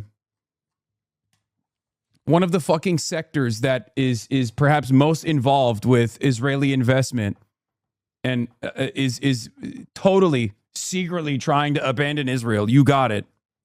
The fuck are you talking about, man? You even advocate to boycott Israeli companies and you basically got cops knocking down your fucking door. Shut the fuck up. Contentious day to day. Weekends are always like that because the crazies come out because there's not like the usual 30K in here. So we just hear from some of the craziest people over and over again. They keep fucking spamming the silliest shit. Do you see how many people hated on Jeffries for welcoming our Tuesday winner? Somebody Zionist in the comments. Hakeem Jeffries, congratulations to our newest members of the New York City Congressional Delegation for Public Service, the union organizers, community activists. So there's something interesting happening with Hakeem Jeffries and the Congressional Black Caucus. I've noticed. Elisa Slotkin came out and not only shit on Chuck Schumer, but also shit on Hakeem Jeffries. And then the Congressional Black Caucus came out and ripped Elisa Slotkin a new one. And it was kind of cool to see. Here's the problem. Okay? The Congressional Black Caucus has been a part of the entrenched power in the establishment Democratic machine. But in the past, they were fairly radical. Okay? Now, the issue is what they have become is not so radical. Statement from the CBC chair Yvette D. Clark and former chair Stephen Horsford and Joyce Betty in response to comments made by Elisa Slotkin. With respect to our Senator Elisa Slotkin, House Democrats don't need a lesson on reading the political moment from someone who handed Donald Trump one of the most corrupt cabinets in American history. Voting to confirm Kristi Noem, Pam Bondi, and 5 other Trump cabinet secretaries is not the posture of someone who understood the moment. Apparently, Slotkin did not vote to confirm Pam Bondi, but everybody else. Never forget, the Congressional Black Caucus chose Hillary Rodham Clinton over Barack Obama. Now, obviously, Barack Obama isn't like the progressive hero in his governance as he presented himself as, but at the time, he was the insurgent, and the CBC pushed for Hillary Clinton over Barack Obama. That shows you exactly how the CBC operates, okay? Now, will the CBC change its attitude and go back to more historic radical roots? I don't know. Only time will tell. I don't think so. But as you have seen, the Democratic Socialist movement is actively working to refilled the ranks of the Congressional Black Caucus with true radical democratic socialists. Ironically enough, this is the same dynamic that I have maintained. This is the same dynamic that I've mentioned, right? That like there are other Democrats you've never heard from, that are just like regular establishment Democrats that are in the Congressional Black Caucus, for example, that will just as easily caucus with the new plank of power within the Democratic Party because they're not as like ideologically minded and diehard defenders of third way neoliberalism. So if things move in that direction, who knows? I just don't think Jeffries is going to be the guy who will push for that change because he is specifically groomed. He is specifically groomed by Nancy Pelosi for this position. If this is true, then maybe we should ask the establishment if the establishment is really serving the interests of black people because they're standing in the way of all of it. Yeah. One of the biggest problems with the CBC, with the Congressional Black Caucus, is that it's one of the biggest like boomer coalitions out there, and they have been an impediment to new black voices coming into Congress, or at least the type of black voices that are coming into Congress being, you know, establishment Democrats for the most part. Okay? Like there's less young black voter participation. There's young black participation in politics in general. And I do think that the entrenched power that the Congressional Black Caucus represents within the Democratic Party is unironically a big factor in that. For like the last couple of decades, the CBC has been pretty aggressively a loyal soldier of the entrenched power within the party. Clyburn is obviously a great example of this, but the way that the Congressional Black Caucus has moved has been another great example of this. Now, this is also true, though. Here, this is something that Michael Hardaway brings up. The policy DNA is the Black Caucus. The marketing is Democratic Socialist. Mamdani and the DSA, these are just reheated Congressional Black Caucus policies over the last 55 years. I mean, housing affordability, healthcare. I mean, John Conyers, who's a founding member of the CBC, introduced a Medicare for All bill 23 years ago. And so these aren't new things. So Sean is absolutely correct. Says if this is true, then maybe we should ask if the establishment is really serving the interests of black people because they're standing in the way of all of it. There's a reason why many of the DSA endorsed candidates recently are black. There are inroads the Black Caucus can and should be building, but they are not. One must ask why. That's true. Chris Rabb, Maylard Quiros, Daria Liza. The saddest state of affairs is that the Congressional Black Caucus has been a representation of entrenched power within the center of the National Democratic Party for the last couple of decades.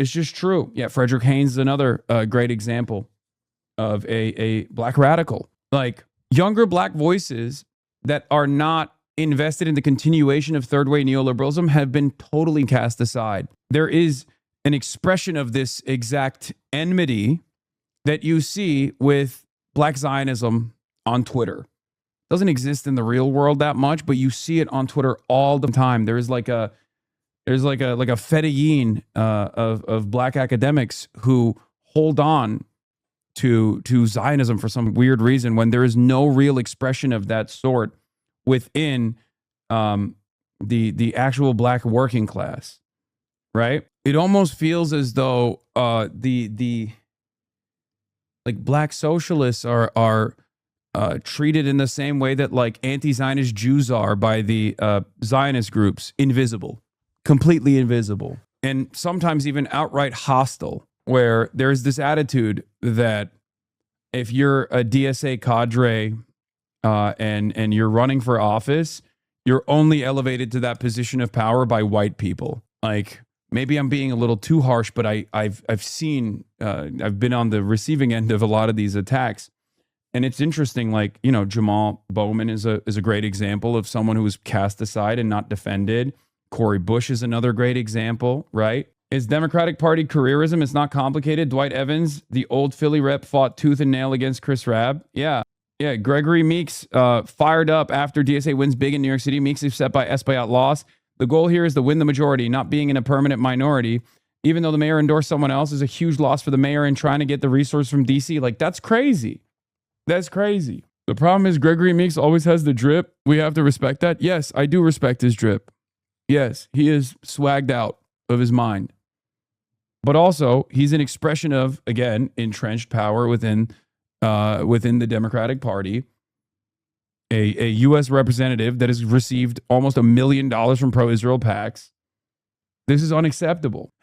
I think you're searching a too complex explanation. The reality is that boomers are ontologically evil. I mean, it's low-key. It does go back to generational politics of the boomer inability to let go of even a crumb of power, to open up new pathways for a more radical politics. And for the Congressional Black Caucus, it's usually done with some kind of like racialized sentiment. I've seen that online a lot. Lots of black Democrats saying that Jamal Bowman and Daria Leza are tokens. Yes, they despise Cori Bush. They yell about Jamal Bowman all the time. I haven't seen it as much coming at Chris Rabb so far, so that's cool at least, I guess. Because like Chris Rabb's victory is undeniably a black victory. Not only is Chris Rabb a black radical, but also on top of that, he is from the blackest district, one of the blackest districts in the country. So it's a little bit ridiculous to be like, oh, white people gave Chris Rabb the W there. You know what I mean? So I guess maybe that's part of the reason why. But I just think it needs to be, it needs a good communication to the black community as well as a firm show of commitment to fighting anti-blackness, because there's weariness that may keep some black people away from the DSA and socialism. Also, most black people are down with socialist policies, but they have this conservative mindset of being somewhat palatable to the white sentiment and power. I agree. But yeah, Chris Rabb also won the plurality of black voters in his district. Yes, I know. But so did Daria Leza. And there's not a single peep on that front. When you publicly attack a black woman on a platform, people call you token. Here we go. Here we go. Barack Obama was a plant, and you speak as if he was more progressive than Hillary. Obama was a flip-flopper, I remember. So you're defending the Congressional Black Caucus, advocating for Hillary Rodham Clinton over Barack Obama, okay? While simultaneously also criticizing Daria Leza for saying Kamala Harris was bad. That's what you're doing right now. That's insane, because even the Congressional Black Caucus is ashamed of their defense of Hillary Clinton over Barack Obama. Barack Obama is, I think, perhaps the most important black political figure in contemporary American history. That's an insane statement coming from Enfant Dor. Congratulations, Enfant Dor. You did it again. Enfant Dor, our wonderful pro-black segregation chatter. Your retelling of events is inaccurate to me. What's inaccurate? What is the point to the inaccuracy? Senator Hillary Rodham Clinton, aided by her allies in the Congressional Black Caucus, sent notice on Friday to Senator Barack Obama that she would fight for black voices. Representative Carolyn Kilpatrick, chairwoman of the Congressional Black Caucus, invited Clinton to speak to activists and youth voters taking part in the Congressional Black Caucus Foundation's annual legislative conference. Obama will host his own forum on climate change and global warming later in the day. Clinton's event led to complaints from some black lawmakers supporting Obama who consider her appearance divisive. Under CBC rules, only its members can hold forums. They argued that Kilpatrick and Kendrick Meek, chairman of the CBC Foundation, paved the way for Clinton to have her own forum. Kilpatrick has not officially endorsed Clinton, but Meek has. While introducing Clinton, Meek dismissed criticism of her appearance at the What's at Stake in 2008 event. This is just a continuation of her public service, Meek said, adding that Clinton has attended the event in the past years. Clinton, standing between Kilpatrick and Meek on a stage with a midnight blue background lit up tiny white and blue lights, took questions from the audience members, the first of which concerned environmental racism. Perhaps a subtle acknowledgement that Clinton would cede no issue to Obama either. This was a huge deal at the time. And there was a split. There was a split within even the leadership of the Congressional Black Caucus because of their interest in endorsing Hillary Rodham Clinton over Barack Obama. Okay? The event had the feel of a Sunday morning church sermon mixed with dry policy seminar. Kilpatrick began introducing the lawmakers in the audience. She's a bad sister. She's a Delta. She's got the Deltas in the house. My friend, our leader, Stephanie Tubbs Jones. There's always concerns about Barack Obama that extended beyond the CBC blindly supporting the black guy. Oftentimes, people are pragmatic and center how to win the best outcomes. We never had a black president, and you recall things like it was a more simple explanation. Why are you literally still defending this? He won. It was demonstrably a bad fucking idea.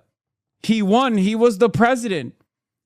And a beloved one at that. What the fuck are we talking about? You're literally defending the CBC when CBC would not defend this decision. What the fuck? I'm not going to cover the ethnic unity law right now, man. Please, Jesus Christ.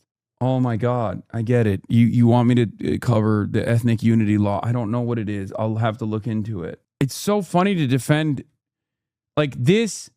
Like I'm literally talking about the CBC defending entrenched power and making far more conservative decisions than the constituency that it serves, okay? Because the constituency it serves demonstrably voted overwhelmingly for the first black president, okay? I'm literally bringing up their conservative maneuvering here and how they were at odds with their own constituencies that they are supposed to serve. And you're literally saying, no, it was the right decision when the CBC currently doesn't think that it's the right decision or did not think that it was the right decision at the time. It was controversial. They were wrong, but there was no way to know that he would win. My only point, you are insufferable sometimes. I'm insufferable. You're a fucking idiot. You literally are making my point for me, but you're doing it in a contentious manner and defending it. When the institution would not defend this decision now, with hindsight. The whole point of this is the CBC's inability to give up on entrenched power and adopting more radical policies that would be beneficial for the constituents that it's supposed to be serving. Jesus Christ. That's the argument here. I never defended it. That was your framing to get your rocks off. You are literally defending it right now. You're saying that they had no way of knowing Barack Obama would win. And my point is that was a bad decision. And it also went against the interests of their constituents. And it also went against the voting patterns of their constituents. That disparity is the problem here. And they're doing it again. Instead of adopting a more radical framework coming from younger black electeds, okay, that are rising through the ranks of the DSA because they saw no way of getting that expression through the regular mainstream black political route that the CBC is still defending and endorsing, and that is at odds with the base. That's my point. Yeah. Also, you were wrong, Enfant Door, when you said Daria Lisa would lose, and black voters would not vote for Daria Lisa because she said fuck Kamala Harris. Remember that? And you were wrong about that. So why do you keep finding yourself on the wrong side of arguments? Perhaps you should focus on that a little bit. Anyway, by the way, streams are no longer in your list by number of concurrent viewers, but instead how frequently you watch them. I do believe that's another nail in the coffin. Arguments against multi-streaming.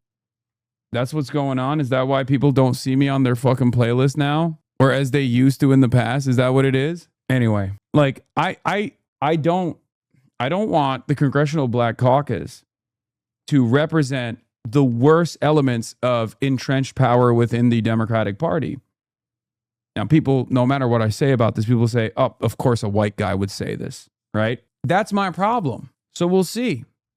It's a either shit or get off the pot situation. Either you make way for more revolutionary politics, more radical politics in this country that will center the black working class, okay? Or you'll constantly find yourself making the wrong decision over and over again, opposing these new black candidates that are coming into power. Now, of course, the CBC is on the right side with Elijah in Florida against Debbie Wasserman Schultz, who is making an unbelievable decision that even Hakeem Jeffries can't fucking defend. So he's at odds there with the CBC is at odds with what the establishment candidate is trying to do.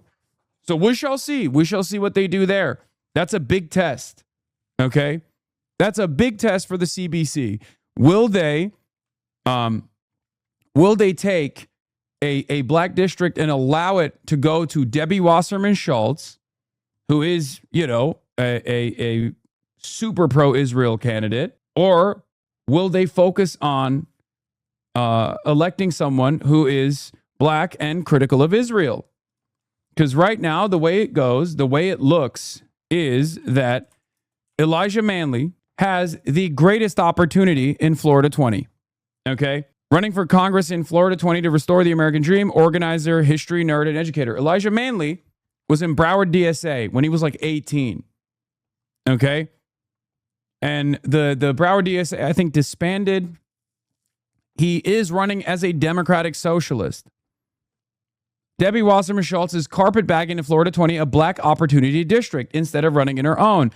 Debbie Wasserman Schultz is everything that's wrong with the Democratic establishment, from insider trading to payday lenders. I look forward to retiring her from public office permanently. Okay? Elijah Manley is openly running as a Democratic socialist in a black opportunity district that Debbie Wasserman Schultz has moved into, and it is so controversial that even the Congressional Black Caucus actually criticized Debbie Wasserman Schultz over it. It was so controversial that regardless of Debbie Wasserman Schultz' position as like, a defender of establishment Democrats, a neoliberal who rat-fucked Bernie, if you recall, even Hakeem Jeffries, who is supposed to be another gatekeeper of power in the Democratic Party, as the most powerful black politician in the country right now, Hakeem Jeffries is not endorsing this decision.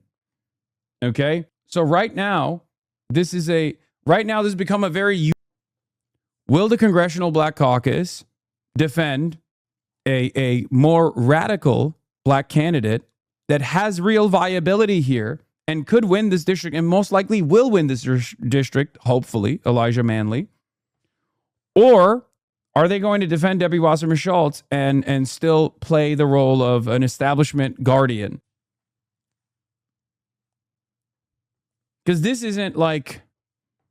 I mean, it's pretty obvious what's going on here, right? It's pretty obvious what's going on here. Do they have alternatives to Elijah? None of which that have... none of the other candidates have actually made an impact on this race in the same way that Elijah has. Elijah has been leading. Okay? So much so that the rest of the black candidates actually thought about coalescing their support behind Elijah. I don't know what actually ended up happening, but he's running on a anti-Israel platform. He's running for Medicare for all. He is one of these insurgent candidates that's a little bit on the outside. He's not like currently DSA affiliated, if I'm not mistaken. I don't want to get it wrong, but he was in DSA in the past when he was younger. And he's still running as a Democratic socialist, like saying that he is a Democratic socialist. Yeah. Everything Wasserman Schultz says becomes a bit funnier when you remember that she's carpetbagging to a plurality black district. Yeah. Also, got the nod from Ro Khanna as well, once again. I'm Congressman Ro Khanna. I am so proud to be supporting Elijah Manley for Congress. I'm supporting him for two reasons. One, he's standing for black political representation. At a time of Calais, we need to be making sure that young African Americans are winning seats that are majority African American in the South. We can't have people carpetbagging into these districts. We need to stand up against the Supreme Court for black political representation. This is going to matter not just in Florida, but the entire black South. What do you think? I mean, yeah. So my two plays in the South, if you want to consider Florida to be the South, which it is, right, is obviously Justin Pearson in Memphis and is Elijah Manley in Florida. Like, I think those guys represent a change. I hope they don't disappoint me, but I do think that they represent a significant change. Obviously, Oliver Larkin. I'm talking about guys. I'm talking about black candidates in the South. Okay, Charles Booker as well. We're talking about black representation, black political representation that represents a different kind of politics than what we have seen in the South. And yes, actually, that's not true. There's more. There's Cori Bush, and there's Hartzell too. Booker's in the Midwest, but you see what I mean. Think, Elijah? I think the congressman said it best. We must protect our voice in Congress because the people with the lived experience know our communities best. And those voices right now in Congress are more important than ever before as they attack. Please have Hartzell on stream. Casey's a big city and we need a boost for him. It's a hard race. Wow, that's really interesting that you say that because I'm going to have him on stream tomorrow. He's going to be in the building as well, ironically enough. Kentucky's considered a southern state. Missouri is Midwestern. Okay, whatever. I'm a fucking bi-coastal elitist, okay? It's all, don't even get me started. Our rights, our economy, and our community. Second reason, and the important reason I'm supporting Elijah, is he's a bold progressive. He's for Medicare for all. He's for childcare at $10 a day. He's for taxing the billionaires and the tech lords in my district. He's for a livable wage. He's for free public college. He's against foreign wars. He's against the genocide in Gaza. He has guts. And we just saw earlier this week a wave of new generation leaders winning in New York. We've seen them winning in Michigan and Maine and New Jersey. We're going to have this win in Florida. Pitch in. If you want to see me working hard with Congressman Ro Khanna under his leadership in the House of Representatives, pitch in a contribution today. He needs your support. He's got a great shot to win. Please contribute to him. Please vote for him. I'm all in for his race. I'm going to go down to campaign for him. We need Elijah as a next. What is this? Can you respond to You're this? arguing that 126.20. I haven't watched this Dave Rubin one, but I kind of want to watch it. 126.20. This is the time we need to come together, cudgel, to justify the unjustifiable. And that is denying reality. That's making reality whatever you want it to be. And people like you are corrupted enough to spew it all over social media. Wow. Yeah. Yeah, I'll respond. Out of all the people, I have to say you're the worst, like by far. Yeah, because trouble responding to things I say. Yeah. You honestly believe that there is a moral equivalence to the tone and tenor of what goes on the right versus what goes on the left? Yeah. Did Hasan Piker, who is the #1 influencer on the left, did he not just go on an interview? I'll give you 2 examples. He went on an interview a couple weeks ago and said that he understands why Luigi Mangione killed Brian Thompson, the United Healthcare CEO. When you guys open up that Pandora's box, guess what? There's a lot of people that don't like your ideology. And once you can kind of excuse violence, it's coming every which way. And then it happened again. In the New York Times interview that he did 2 weeks ago, he said the same thing. Well, Donald Trump, a lot of people don't like Donald Trump, so I can kind of understand why people might kill him. Once you guys do that, once you go past... This is what you want me to respond to? Yeah, Dave Rubin is a fucking moron. And I didn't say either of those things. Analysis is not endorsement. And that's it. I oppose adventurism. I love that But Hasan has become a rallying cry for these fucking morons. Yeah. Also, Dave Rubin is so stupid that he basically says, I'm not even endorsing these actions. I'm saying I'm offering analysis even in his statements. That red line, it literally ends the fabric of what this country is, because we are allowed to have political disagreements. We have deep political disagreements. I would never tacitly endorse or pretend to condone someone if they tried to violently harm you or any of these people. But subtly on the left, that is being allowed. And that is not, and that simply is not happening on the right. That simply is not happening. Okay, we're gonna stop there. Okay, well, he can't even respond to it. All right, anyway, yeah, Blackhawks chair Yvette Clarke and former CBC chairs cooked Elisa Slotkin, because Slotkin suggested Schumer and Jeffries need to step their game up to stay leaders, which, by the way, again, it's a let them fight situation, because Elisa Slotkin isn't wrong. I think Hakeem Jeffries has been a horrible leader, okay? But also, if the CBC is going to cook her, especially because she also represents that same old business as usual, do nothing Democratic politics, then, you know, let him fight. Let him fight. It's ironic that someone who is also representative of the same old type of politics is turning around and complaining about Hakeem Jeffries and Chuck Schumer. It's literally you. You're doing that. You have done so. So then the CBC turns around and cooks her, and I'm like, all right, I'm on board. Oh, Black Redgar saw the Hartzell for Casey and announcement. Glad to see bro out west getting some love. My face when I already raised them 20,000. Money Mike. Yeah. Yes. Listen, I'm going to have him on. I'm going to have him on the broadcast. We're going to talk. I mean, I've already had a conversation with him before on the progressive victory thing. Dave clutching his pearls. Rubin posted an MC Hammer meme after Pelosi was assaulted, so he isn't just being honest about his own reactions to violent events. Yeah. There's also AOC interview on MS Now. I know we're going to cover that. Where was I? All right, we'll get to that. Let's start there. Joining me now is Democratic 24-minute interview with Psaki. I call that a baby. AOC talks new Democratic primary with Jen Psaki. Congresswoman Alexandria Ocasio-Cortez of New Hasan, I misjudged you. You're an actual socialist. Thank you. Where did this come from? What made you change your mind? New York.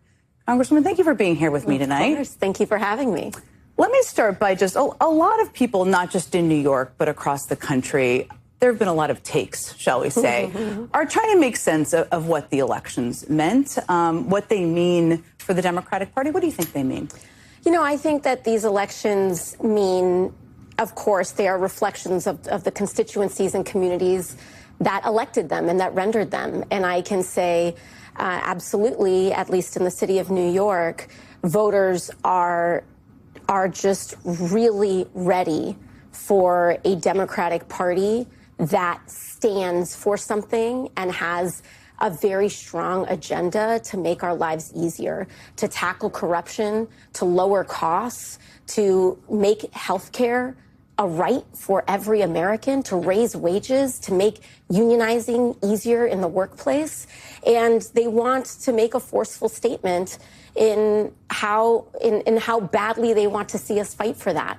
And I think that in any robust year for Democrats, I believe you're going to see an expansion of a party and a deepening of our commitment. And so I actually think that these results are a very good sign for November. To your point, when I was elected in 2018, an election like mine, where voters were willing to really, trade in someone that was supposed to be the presumptive next Speaker of the House in my predecessor, and trade that in for also a Democratic socialist, a new organizer at that time. I think that is actually an indicator of places in other parts of the country willing to elect Democrats, even if the politics are not the same, even if those communities don't align with those same exact agendas. They are willing to take a chance for a better future. And so I don't think that people should be seeing this as a zero-sum game. I think they should be seeing it as encouraging for November. It's interesting because even in the state of New York, and you alluded to this, I mean, Michael Lasher, you probably don't share every opinion or position with him. You definitely don't share every position, I don't think, with Richie Torres on a number of things. Both of them won in primaries that night. I mean, Michael Lasher in a very competitive one. Do you think this is because, and I just played some of what people on the right wing are saying on television, that this is an over. What is this? Honestly, this might be it for me. I'm tired of waiting for Hasan. Like, I don't have anything better to do. Clearly, he doesn't respect our time. Oh, God, you're so stupid. You're so... God damn it. The copy pasta. So dumb. The dumbest copy pasta of all time, dude. I took a piss break. Stop memeing. Stop memeing. No more memes. No more joy. No more joy. No more memes. Got my ass. New Hogwatch, Jordan Clipper at UFC. Oh, that could be fun. Twerking of the rise of democratic socialism and not enough of a focus on the broad people who won? Or how do you see that? Because you're a democratic socialist yourself. I mean, I think that the one thing that we know is that the Republican Party's brand is fear. And they have to constantly churn what they want people to be afraid of. To be afraid of socialists, to be afraid of immigrants, to be afraid of women, to be afraid of... They constantly want Americans in fear of somebody. Because if you are not afraid of someone who is your neighbor, you're going to realize who's actually pickpocketing you. And that is the large corporations that are engaged in profiteering and jacking up your prices for no. It's going to be in this administration that is engaged in record levels of swindling, thefts, tariffs, your housing. And so this is kind of their new thing of the day. But I think that people are feared out. I think that everyone's nerves are shot in constantly being taught and told of what country, person, community to be afraid of, and they just want a solution. They want their groceries to be more affordable. They want to figure out how we're going to get health care. They want our housing to get under control. And I think that we're ready for an affirmative vision, and we're ready for an affirmative agenda. You talked about this week kind of how the fear-mongering, you had deja vu, I think is how you described it. And you just alluded to that and what you just said now. What advice are you giving or would you have for these new members who are coming in and are already being painted in a certain way? And I want to talk about them too, but what advice do you have for them about how to get things done while still shaking up the system at the same time? Yeah, I think new and incoming members have no shortage of advice that's being given to them. Well, but you lived it. Yes, you yes. lived it in a very different way. Yes, and I mean, I'll get to them, but I actually think the more important advice that I would give would be to my incumbent colleagues, which is you will create a self-fulfilling prophecy by deciding who these young women are before you've met them.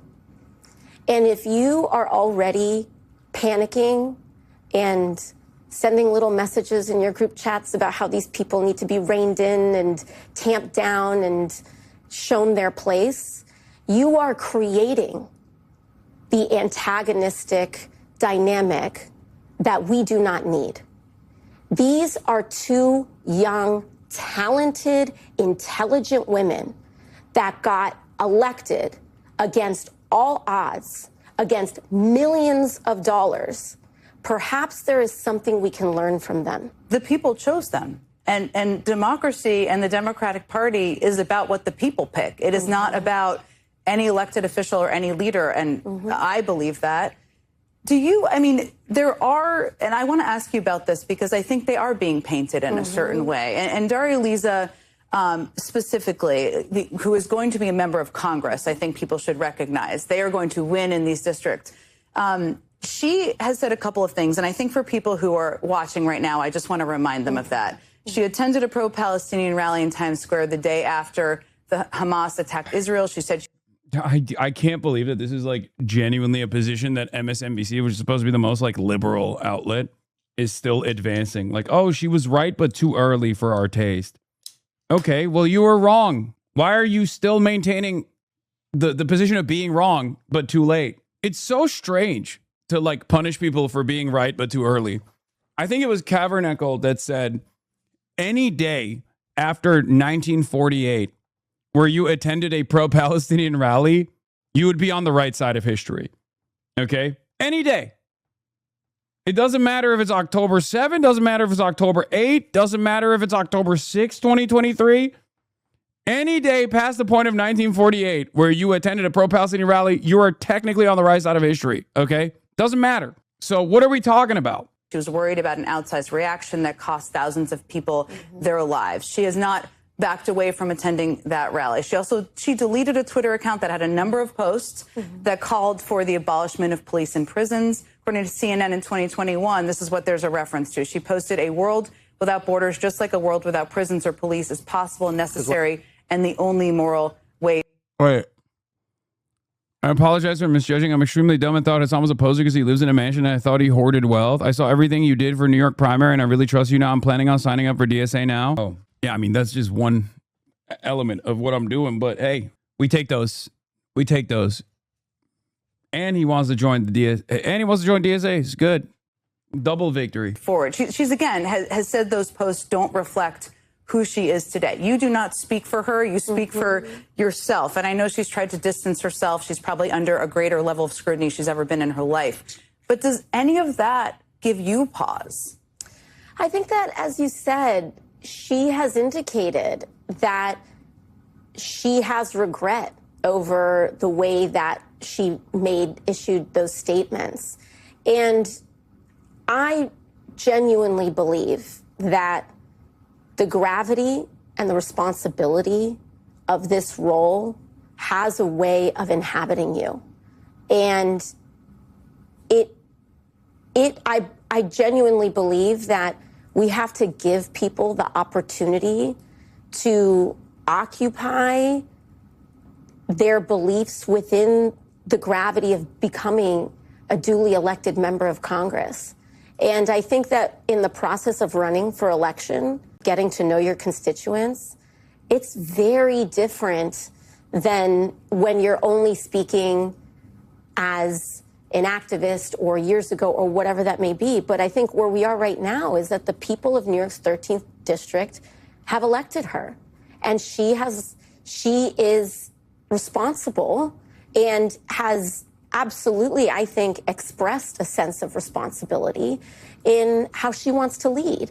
And so, again, I would say, I think it's important to not issue a verdict before these folks arrive. And controversial take, maybe in this community. I think that's a good statement.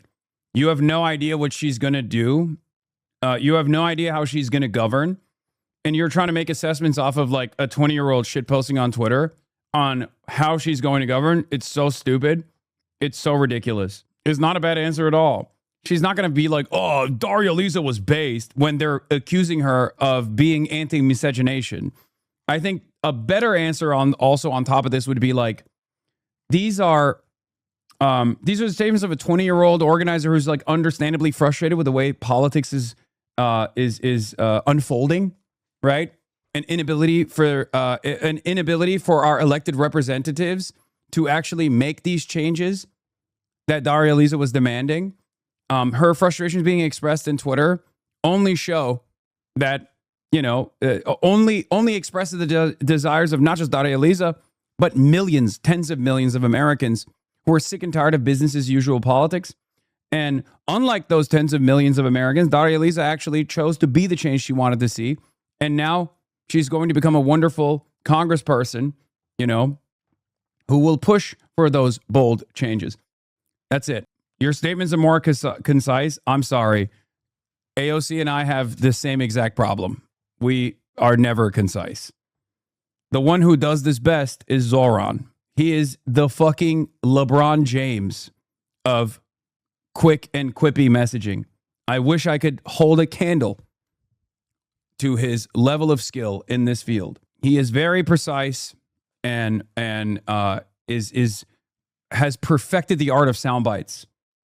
Okay? Why are you so rude to each other? It's just true. I know my skills. I'm very good at filling time and filling space for 8 hours. I'm very good at, I think, convincing a lot of people on the way I see the world, especially the way I see the world that is like totally unique and new for many Americans, or used to be, becoming not as unique now. So that's good.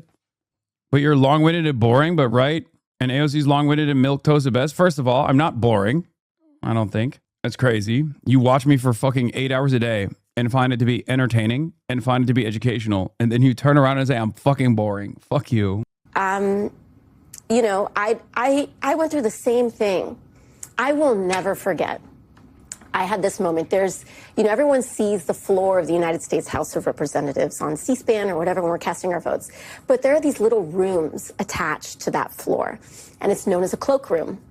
And in the cloakroom, it's where members can rest in between votes, or if you need to get a snack or something. And they have televisions there. And I remember in my first term, I was sitting down on one of the couches, and there was this big television screen. And they were going on and on about, the way that they were clipping something that I said out of context to look extreme and to look far more inflammatory than what it was, and most importantly, who I am. Yep. This is also an area that she has unbelievable expertise in. Because if you are outside of the confines of permissible ideology in American politics, you are going to be inundated with the worst smears of all time. AOC certainly is. If you're outside of the confines of permissible ideology to the left, right? Because you can go as far right as you want pretty much without, reaching the level of, reaching above the level of permissible bigotry as like Nick Fuentes does, right? Like if you're Tucker Carlson, everybody will still accept you in polite society. No matter how far right you go, you can talk about, cultural genocide or the great replacement taking place, white people being undermined, whiteness being undermined. It's white supremacist agitprop, and you can get to do that without people making a big deal out of it. But if you are to the left of the confines of permissible speech, permissible ideology, if you're a socialist, if you're a communist, if you're an anti-imperialist, if you're a prison abolitionist, oh, God forbid, you're a radical, they will destroy you.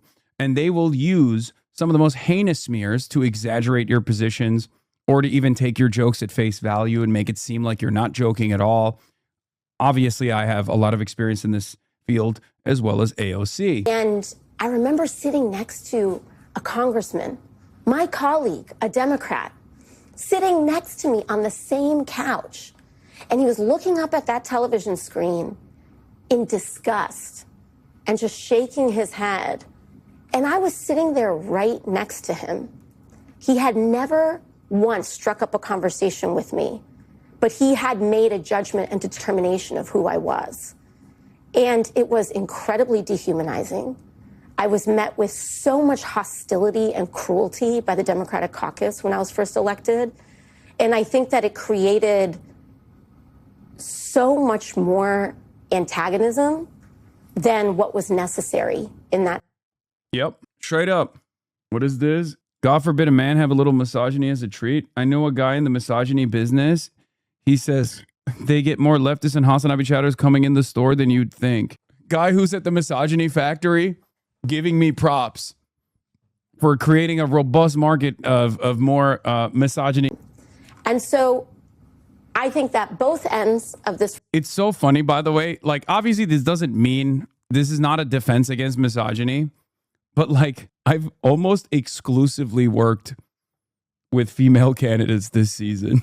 Like, there are far less male candidates that I'm trying to get elected than female ones. Not that that means anything. Obviously, that's not the end all be all. It's like saying, oh, how could I be misogynistic? I wanted Hillary Rodham Clinton to be president. That doesn't mean that you're not misogynistic, right? That's not a good enough. That's not a sincere academic defense, but it's one that actually probably works with a lot of people. I'm the one man working at the misandry store. Yeah. Relationship require work, right? Both ends require a stepping up and a certain magnanimity for us all to get what we want. Yeah, if anything, no white candidates recently either. Hashtag noticing. No white candidates, only women of color. What's going on? Back in the day, the Democratic Party's caucus was filled to the brim with white men. White men were powerful. White men were on top. Nowadays, you go on the HasanAbi broadcast, and all the candidates that he's advancing and endorsing are women of color. What's going on? Are we being erased? I certainly think so. Who's jacking off to this? Done. I'm an unabashed progressive, and I want to guarantee health care to every American. That's my agenda. That's why I'm in this business. And there are other Democrats that don't agree with me, and that's all right. They know what I'm after, and I know where they're at. But what I'm not going to do is allow my humanity to be erased, and I don't think that these newly elected officials should have theirs erased either. I think what you're saying, what I'm hearing you say, is you think people should give these people a chance and see what they do when they govern. And the challenge seems to be that you, as a leader of this movement, as one of the leaders, are going to have to make sure this doesn't define what the movement is about, I think. Yeah, that's the rule. That's the goal now. Erasing white men from video games was not enough. Now they want to erase white men from Congress. They want to take away the power from the hands of white men. What's going on? So listen to what they're saying now. Everyone's talking about pulling statements and things from years ago, but they just ran an election. Listen to what they've been saying now. Listen to what they ran on now. And the mandate and the message that they gave their voters, because that is their voters' expectation of them. And so I would say for every one statement from years ago that someone wants to pull up, please pull up 5 of what she's been discussing in her debates. I want to talk about where things go. I think the other counter to this that's also more effective, and I will stand on this, is that like her worldview is more empathetic and closer to justice, if not totally just, than the average American congressperson. Like the average American congressperson is perfectly comfortable with maybe not mass deportations, even though on the Republican side, they clearly advance that agenda, which is heinous. It's monstrous. But even the average Democratic congressperson is comfortable with a level of deportations that are totally inhumane, as opposed to the alternative, which is conditional amnesty, right? I would much rather have allies that I might not fully agree with on the side of truth and justice than allies that are comfortable with tens of millions of deportations. Okay? That's it. We have to expand the permission structure and allow more radical voices on the left to be able to advance their agenda. What is this? What? I've been waiting for... I was being sarcastic. Chill. The Jews are trying to replace the white man. Okay, dude, you can't say that when I'm doing Tucker Carlson voice as though you're also doing a Tucker Carlson impersonation without people, there's no context there. You understand? From here, because I think there are so many hopes, probably from every person watching, anybody out there who's concerned about what they're seeing from Grandpa in the Oval Office to happen right now, about what Democrats will get done. And I know you've said in the past you would support Hakeem Jeffries for Speaker, and you can tell me again if that remains the case. Senator Slotkin, who I would say is one of the Democrats that you may agree with on a lot, you may not agree with on everything, I suspect. She had this to say. She said, we need significant new leadership. If people can't recognize that the game has fundamentally changed and can't adapt, then they need to make room for others who can. And she was referring to Jeffries, and she's, of course, in the Senate, to Schumer as well. What do you think about that? And what do you think Jeffries needs to do to prove that, if you think he needs to do anything to prove that? Well, I think that anyone who says and issues a statement like this, I think it's important for them to get prescriptive about the changes that they want to see. I've been pretty clear about where I think the country should go. I think that we need to move forcefully to guarantee health care to every American. I think we need to move forcefully towards raising wages and taking on corporate corruption and profiteering. But there are a lot of folks who talk about change in leadership that don't necessarily articulate what their direction is. And so I would say that it's important that when we talk about change, we talk pretty specifically about the kind of changes that we want, because there are a lot of people in this country and there are a lot of forces and lobbyists that want the Democratic Party to become even more pro-corporate than it is. And so not everyone talking about change is talking about the same thing. And so when I talk about change, I talk about orienting the Democratic Party to be unabashedly working class and to orient itself, again, around working class Americans. And I think that part of the conversation, because it's kind of in vogue to be talking about change, when people aren't prescriptive about what those changes need to be, I think we need to be asking further questions. I read just a part of what she said. I take your point. Do you still feel, though, if Democrats went back to the House, that Hakeem Jeffries is the right person to lead? I've engaged in many conversations with Leader Jeffries. And for me, and we have a broad caucus, right? For me, I have made very clear that one of my priorities in determining and in a leader determination is securing public housing financing for New York City. And this tweet's a good answer on why AOC supports Jeffries. I actually like AOC's answer about Jeffries because she at least keeps him accountable to a specific policy, which she had no leverage or room to do with Pelosi. Caucus votes have never been on the left side anyway. Yeah, I mean, I think the biggest issue I have is that she's not ambiguous about. She's unambiguously in support of Hakeem Jeffries, and I don't think we should be rewarding him in any way, shape, or form. Although maybe there is an opportunity here because Lisa Slotkin shitting on Jeffries opens up a new fucking fight between establishment Democrats in the Senate versus the Congressional Black Caucus. And that's good. I like that. Because the Congressional Black Caucus is an unbelievably powerful force in Democratic Party politics. Okay? So any kind of friction between establishment Democrats and the Congressional Black Caucus, which is a power center of establishment Democrats, is good for us. It's great for us, as a matter of fact. Established Democrats are ideologically centrist, so that friction means nothing. You don't know that because I just showed you another serious battle taking place in Florida 20, where the Congressional Black Caucus is at odds with the other factions within the establishment Democrats. Debbie Wasserman Schultz carpetbagging into a black district to be the face of this black district instead of black representation. It's power plays. It's just politics. They're playing politics. And Leader Jeffries has made his prioritization for the residents of public housing very clear. And for that reason, I will be supporting Hakeem Jeffries for leader. You know how this works. We have to take a very quick break. You've been so generous with your time. We're going to stick around. First, I just want to play you something quite telling. You may have seen this, but it's been a busy day. In case people haven't seen it at home, that Speaker Johnson told a room full of Christian conservatives at the Faith and Freedom Coalition's annual summit today. It's quite something. If we were to lose the midterms, heaven forbid, these Democrats, y'all, impeachment's not even the big concern. They will turn every committee of Congress into an investigative body, and they'll go after the president's family, the cabinet, his donors and friends. Half of you in this room will be targeted. I run the protection program. I'll take care of you, okay? I'm going to get your thoughts on that when we come back.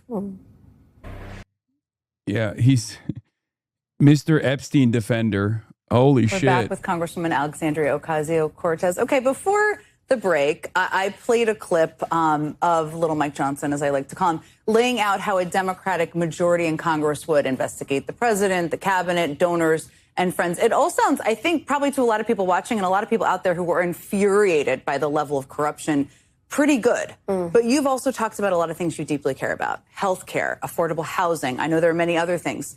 What do you see as the right priorities, balance of things, especially as it relates to investigations and accountability? Where does that fall and how much time should be spent on that? I mean, I spent many years on the oversight on the Oversight Committee in Congress, which is in charge of investigations. During the first Trump administration, I helped, I helped on the investigation of Michael Cohen at the time, which led to a record settlement from Attorney General Tish James. But I think that it really is it genuinely is a situation of we can walk and chew gum at the same time. There are certain committees that I think will be spearheading real investigations into this administration. There has to be accountability, and it has to be because we cannot allow this level of corruption to consume our public service and our government ever again. And the only way that you allow that, or the only way that you set that precedent, is by aggressive investigation and consequence. And oftentimes, some of the things that do come out in congressional. Josh Gottheimer is dodging you. Yeah, I know. I saw. So that is the Promise to America. Okay. What is this? Felix Frisch, director of the Promise 2026. Yeah. The Promise to America said, comrades, congrats on your big close primary win in a district Kamala won by 59 points. We'd love to hear your objections to the content of the Promise to America. Let us know a time that works for you to Zoom next week. I said, send me Josh Gottheimer, Playboy. They didn't respond to it. DSA said, see you on stream. They did respond to the Democratic Socialists of America. Okay. To the DSA, they responded with, where is it? Comrades, giving millionaire Hasan more viewers on his Amazon-owned platform would be too capitalistic. We offered Zoom and you're accepting. We celebrate July 4th over here, but anytime Wednesday works for Felix Frisch, when works for Ashik Siddiq, okay? To which I responded with, you can't platform someone that has a bigger platform than you. I'm sure Josh Gottheimer would appreciate teaching a bunch of young radicals a lesson in electability and the importance of moderation. If you're confused about why DSA is winning, perhaps this bundle of content-free cliches peddled by a bunch of people on the take from AIPAC will shed some light on the phenomenon. Yeah, Joshua Reed Eagle, who does communications for Liberalism Organization, liberalism.org, who's on the board of Project Liberal. Yeah, I saw Denver Post allowed an op-ed to be written from the perspective of a Jewish woman voting for Melot Kuros's courage and love for all humanity. We're going to get to that in a little bit. That's coming after this Denver Post opinion editorial. Here's why Milak Kiros' candidacy scares me as a liberal Jewish woman in Colorado. A bit column A, a bit column B. Check that first reply to the, what is it? Ha ha ha. You are so angry you got called out on your grift. Always a big, strong communist until those capitalist dollars come calling in before a bunch of chode riding sycophants storm in defending Hasan's honor. Father, husband, Catholic. I feel like this is a bot. No. But yeah. Will they respond to this? I don't think so. But we shall see. Papist big mad. What is this? Are the Democratic Socialists winning Democratic primaries actually Democrats, or are they just using the party infrastructure to get on the ballot? Democratic Socialists of America co-chair Ashik Siddiq joins Katie to discuss. Pretty funny seeing all these DSA people on the news now making the news host look ridiculous. Yeah, I love it personally. Actually Democrats, or are you just using the party's infrastructure to get on the ballot and then take over the party? Well, something we think is really important is democracy. Democratic is in our name, and we mean that by the small d democratic. We believe in democracy in practice, and that should be a core value of the Democratic Party. But in practice, they haven't really been operating in a democratic way. The Democratic Party, especially in recent decades, has become pretty beholden to mega donors, to people representing big tech, representing fossil fuel industries, representing the military-industrial complex, weapons companies. So that is increasingly distant from the voting base of the Democratic Party. We think that the Democratic Party is its voters, or it should be. But in practice, it's been all these donors who are shaping what the politics are in Congress and in the federal government, and increasingly in local politics. So we mean democratic. Like we want to organize democracy at every level of our society. Democrats. We want that. I mean, we're running as Democrats. We're operating in a winning as Democrats, not just running.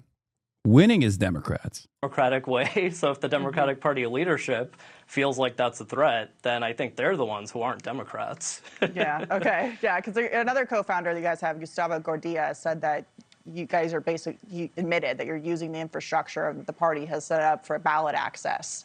And that's what you're doing. Is that fair to say that that's what you're doing? You're not actually Democrats. You're using the process that's already in place to gain power. No one cares about the brand, okay? What are we talking about? This is not like Nike versus Adidas, okay? No one cares about the brand. Clearly, the voters have appetite for this hunger for this kind of politics.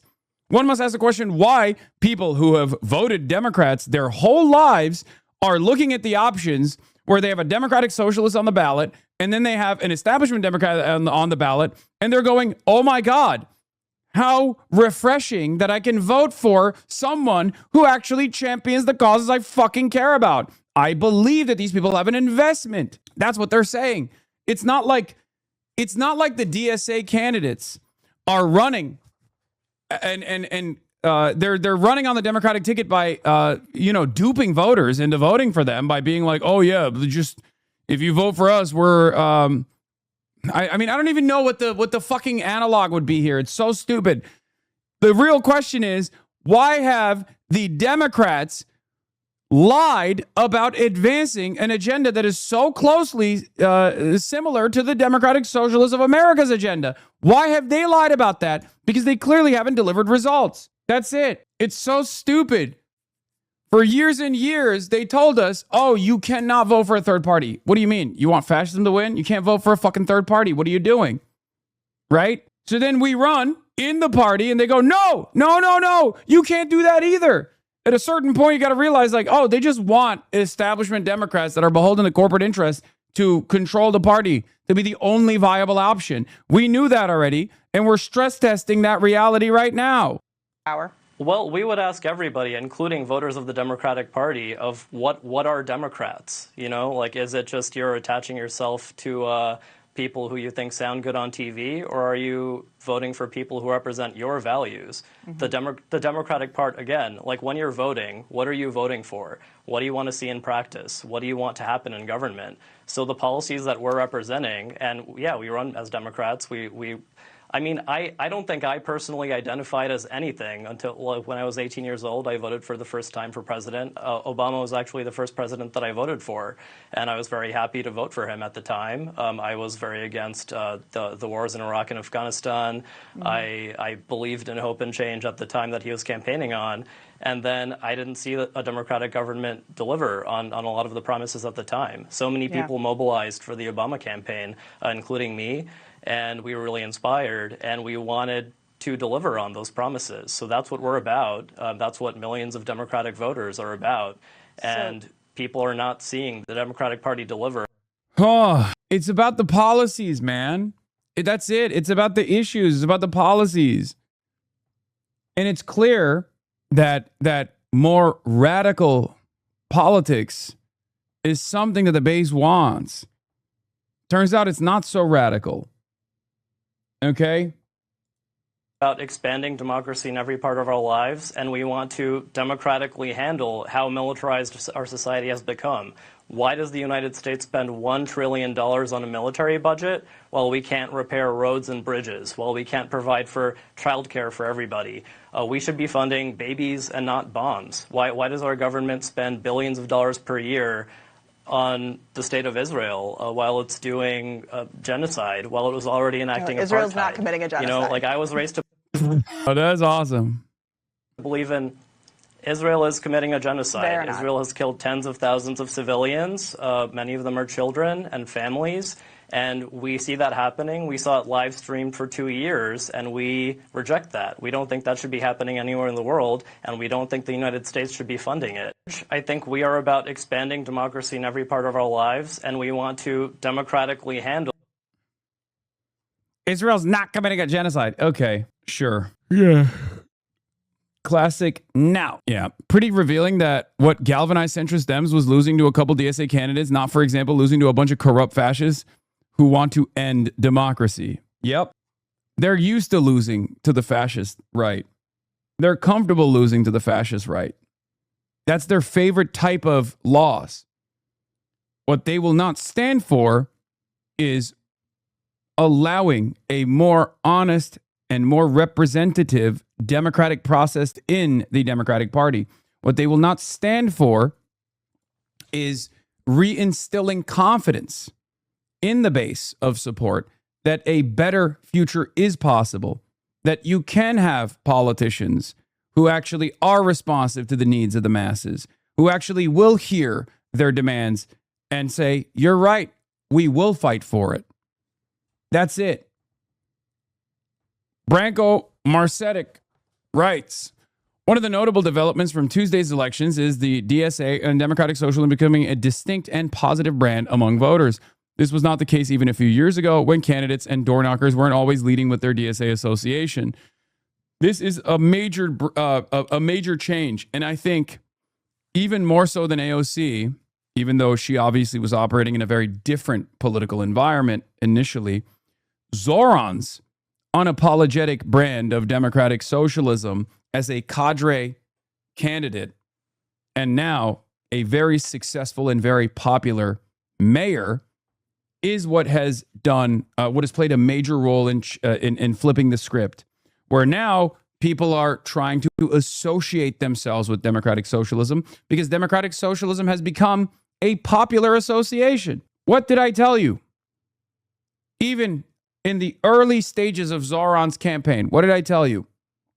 The goal here is to run democratic socialists, have them win as democratic socialists, and then have them govern as democratic socialists so that the association with democratic socialism is an association of good governance. So when they think about democratic socialism, they think about fast and free buses. They think about delivered campaign promises like freezing the rent, which Zoran's team and the DSA delivered 2 days ago, right? And then from that point on, you bring in more people into the fold. You bring in more people into the DSA, the Democratic Socialists of America. You engage in political education and you foment class consciousness, and you simultaneously continue electing more and more democratic socialists into positions of power. And they are all good at their jobs. Hopefully, they're good at governance. They're responsive to the needs of their base, of their constituents. And we change the electoral system a little bit.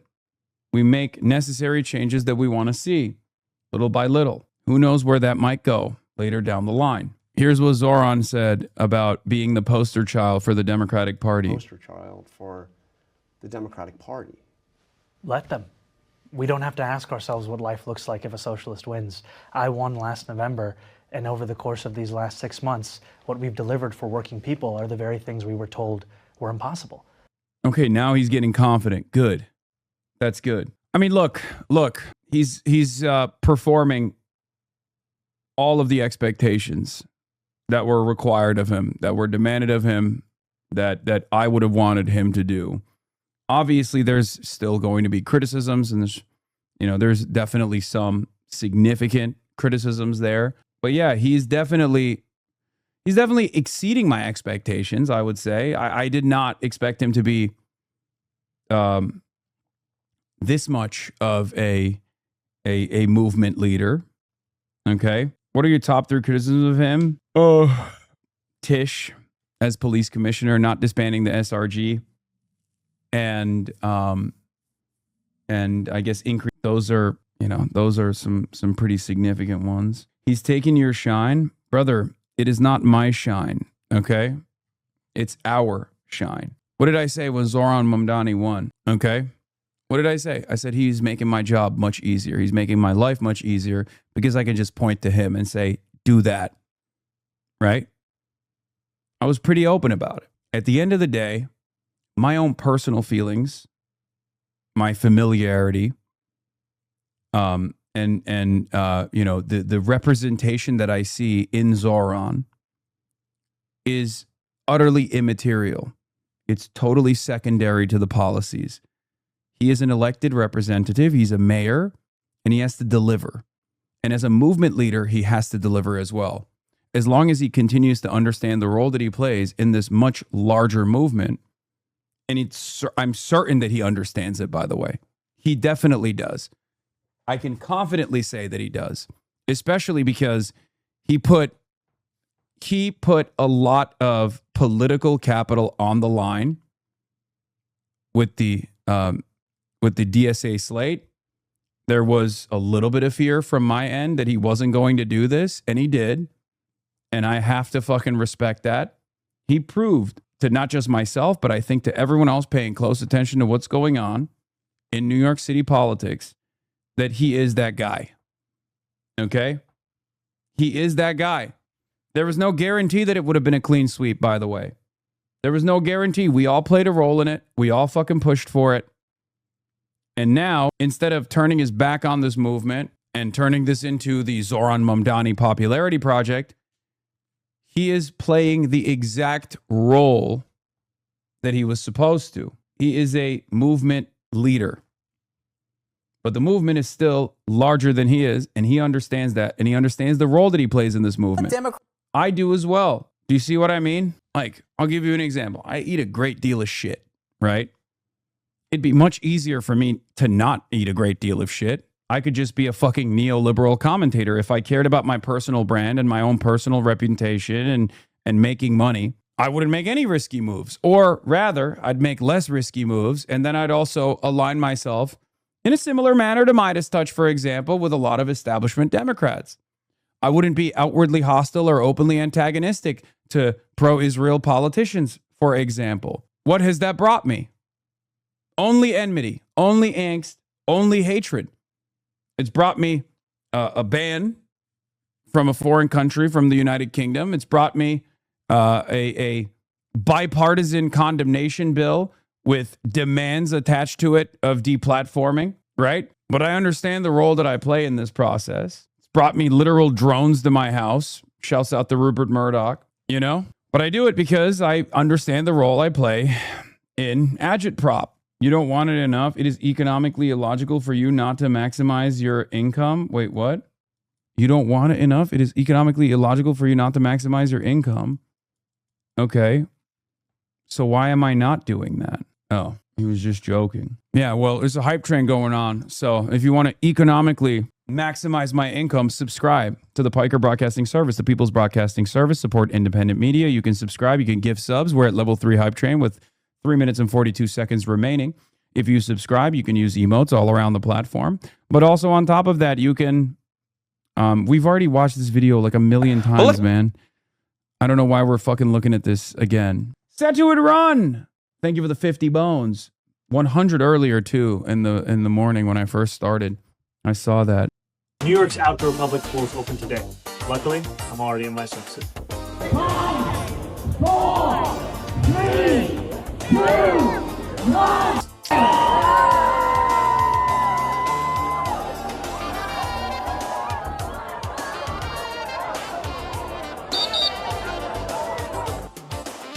Goated. Don't you dare talk shit? No, dude. No. Look. I've made it very clear. Okay? Zoran is that man. Okay? He is him. He is that guy. And we're very fortunate. We're very fortunate that his success has led to a sequence of victories from candidates that are even more radical than he is. Okay? Because we can build on each individual success. Zoran's victory allowed the DSA slate to win. That's not a secret. Okay? And he pushed a lot for it. He put a lot of... He gambled a lot of political clout here. And it was a big gamble. And it ended up working really well for not just Zoran personally, but everything that happens... everything that he does, every success that we can put on the board is a success for this movement because he is still a movement guy. It paid off, and it will hopefully continue to pay off. From Zoran Mamdani and Adam Hamawi and Chris Rabb and all these other candidates, you can directly chart a path of victory to Claire Valdez and Daria Liza. And from Claire Valdez and Daria Liza, you can point to a path of victory for Melot Kiros next Tuesday. But it doesn't end there. It won't end there. From that point on, we will keep building on this momentum. Abdul Al-Sayed, okay? Abdul Al-Sayed in Senate. Oliver Larkin, hopefully. Elijah Manley. Hartzell in KC. Maybe Charles Booker, Justin Pearson in Memphis, which is going to be a very tough battle. Some of these are going to be very, very tough battles. Okay? Graham Plattner. We got a long road ahead of us. Toby Durden in South Dakota, running for governor of South Dakota. The only man who can build a wall between South Dakota and North Dakota. I know he's a Republican. Anyway, speaking of which, if you want to carry the flame, we're at level 6 Hype Train. At level 10 Hype Train, we will at the Piker Broadcasting Service, the People's Broadcasting Service, sponsored by you, the people, for you, the people, and nothing else. Some of these races are going to be a lot harder than others. Francesca Hong, running for governor in Wisconsin, has a real shot. Cori Bush has a real shot. We win that seat. We'll claw that seat back from the hands of AIPAC for Cori. Here's the thing. Oliver Larkin as well. I brought him up already. I hope I didn't forget. Yeah. Vang in California is another great one. Angela Gonzalez Torres, also in California. Another great example. Randy Villegas, also in California.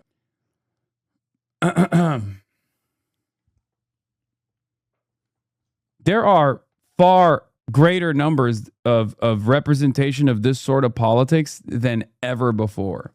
Donovan McKinney in Detroit. Are all of these socialists? Some of these candidates that I've mentioned are either DSA affiliated, running as democratic socialists, or are aligned with the agenda of democratic socialism. Okay? All of them could be broadly defined as either Bernie-crats, Justice Democrats, or I think in the broadest ways, we can say left populists.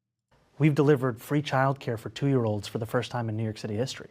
We've delivered tens of millions of dollars back to tenants who were taken advantage of by bad landlords. We've delivered 165,000 potholes being paved. And we've done all of these things while also delivering the lowest recorded crime in our city's history. That's what it looks like to have democratic socialism. And what you're seeing is that New Yorkers experienced this for 6 months and made the decision that they wanted to see more of it on the national stage as well. Republicans are going to... Hype train is at level 7, folks. Hype train is at level 7. Julie Gonzalez as well, running against Hickenpooper, sorry, in Colorado. Look, there's a lot of names, man. Give me a fucking break. You know how difficult it is to keep track of every goddamn race happening in every part of the country? I'm sorry. I apologize. Victory for proves that a response improves that a more responsive politics that centers the working class is possible. Improves that a more responsive politics that centers the working class is possible. It reinstills confidence, good governance, restores confidence in good governance. Don't let the flame die out. Yeah, level 7 hype train. We're at level 8 hype train. Ladies and gentlemen, we are at level 8 hype train. You lied. No Jube scam fun day. No, I got Jube. I got Jube on the docket. Why do you hate your neighboring state of Arizona asking for a friend? Wait, Kai Newkirk, you mean? I've talked to him. He was at the Clara Victory Party. I'm gonna see what I can do with him. Only because I think it's really funny to be like Hasan Piker carries the flame with Kai Newkirk.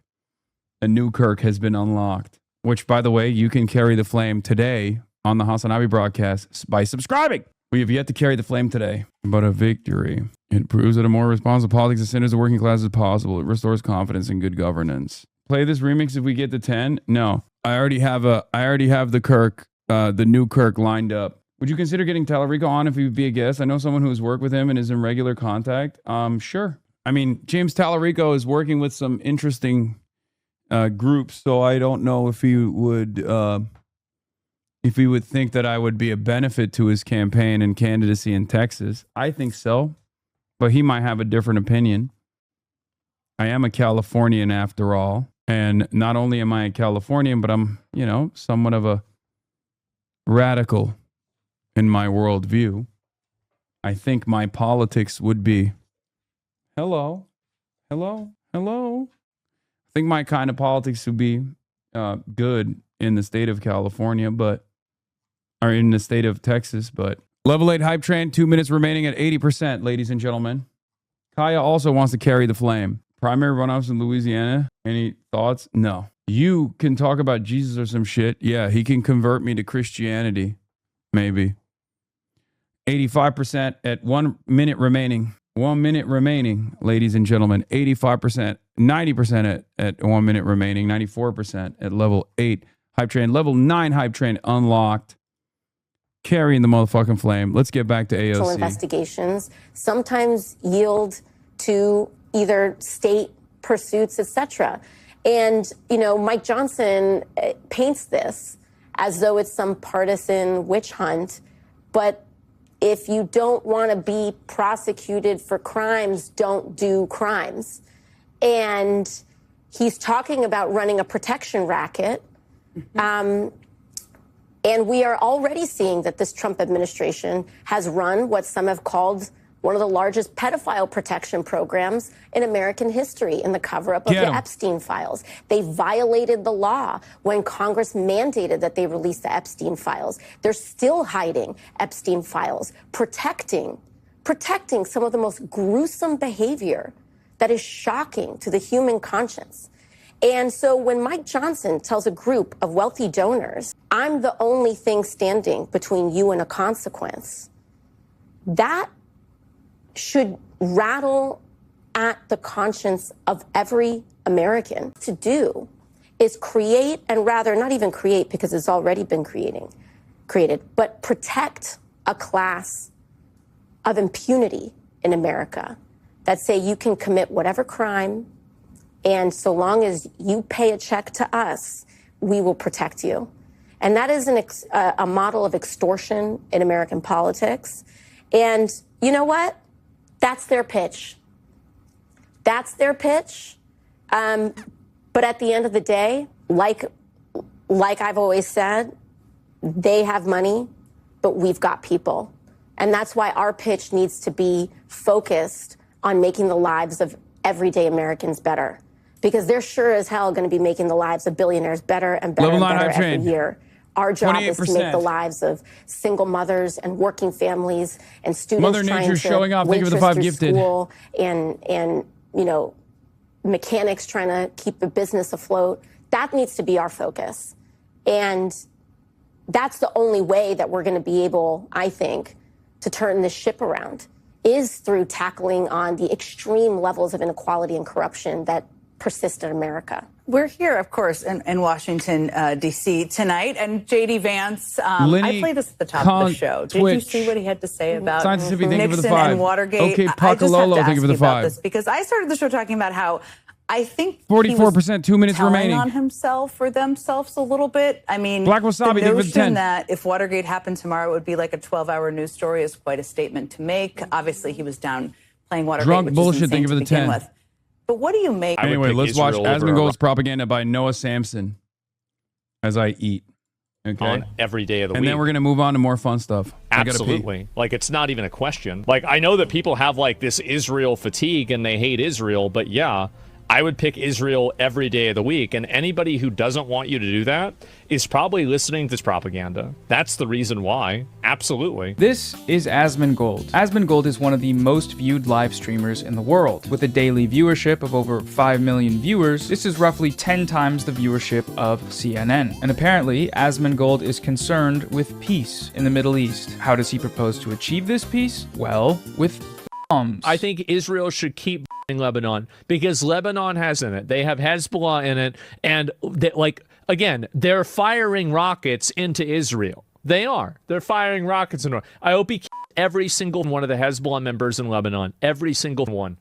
And only then will the people there have peace. On his June 14th live stream, Asmongold advocated for the continuation of Israel's campaign in Lebanon. And in the same stream, he also advocated against a peace agreement to end the US and Israel's war on Iran. If we make peace with Iran, they no longer consider us a mortal enemy. Why is that not an acceptable outcome to you? Because they're not. They're just going to lie to you. They're ideologically captured. They're religious zealots, and they can't be allowed to, they can't be allowed to be trusted. They've already broken too many deals before. They've lied too many times. Asmongold's argument for the continued bombing of Iran and Lebanon is that in order to achieve peace, we must get rid of this. Hezbollah is a group, so he says, and Iran funds them, ergo, we have to bomb the... Can you tell your argument why you consider them? Because they fund people that attack and kill civilians on purpose and target civilians to kill them in order to achieve political goals. Groups like... Yeah, so America and Israel and every state pretty much that has ever existed that has waged war at the behest of a clear, definable goal. Most of the time it's just extraction of... Because if this vague standard is applied evenly across the board, then America is one of the greatest of all time, and Israel certainly is one of the greatest of all time. Hezbollah and the Houthis and Hamas. It's that simple. There are a few issues with his analysis here, though. First among them is the premise. Asmongold repeats the IDF's line that they are targeting Hezbollah in Lebanon, but that's not what's actually happening. What the evidence shows is that targeting Hezbollah is just a pretext, one that Israel uses to blow up everything in sight and mass murder civilians. Israel is targeting men, women, children, journalists, healthcare workers, hospitals, ambulances. They are leveling entire cities. They're also routinely using white phosphorus indiscriminately and in civilian residential areas. In the first month of attacks on Lebanon alone, they used it to burn over 10,000 acres of forests and farmland. These are all... In just the past 4 months, Israel has nearly 4,000 people in Lebanon, including hundreds of children and healthcare workers. On average, Israeli forces have killed more than 1 child every day since April. On October 3rd, 2024, Israel bombed a medical center in Beirut, killing 9 people and injuring 14. 7 of those killed were members of the medical staff. That same month, Israel destroyed a significant portion of an entire city, Tyre, one of the oldest cities in the world. They damaged over 400 apartments, completely destroyed several buildings, and demolished a number of ancient historical sites. On March 12th, 2026, Israel bombed a beachside tent encampment housing people that they had displaced from their bombings, 8 and wounding 31. The strike came in the middle of the night, and it was a double tap strike. The first missile landed and killed 3 people near the beach, and when people approached to help the victims, the second missile landed. No evacuation warning was issued. This was in a safe zone. In all of these examples of mass civilian death and destruction, what did Israel say it was doing? It said it was targeting Hezbollah. This is their pretext, and Asmongold is repeating it uncritically. And the same is true of Asmongold's endorsement of Israel's stated goal of eliminating Hamas. That may be what Israel says it's doing, but in reality, what Israel's actually doing in Gaza is killing entire families by leveling apartment blocks, killing toddlers with machine guns, shooting babies in the head with snipers, while they're being breastfed by their mothers alone in tents in broad daylight. The vast majority of the people that Israel has killed in Gaza have been civilians. That is the conclusion of every independent expert. The only one still... Guys, it's Noah Samson. Like, you know what the link is. I'm so confused. Here you go.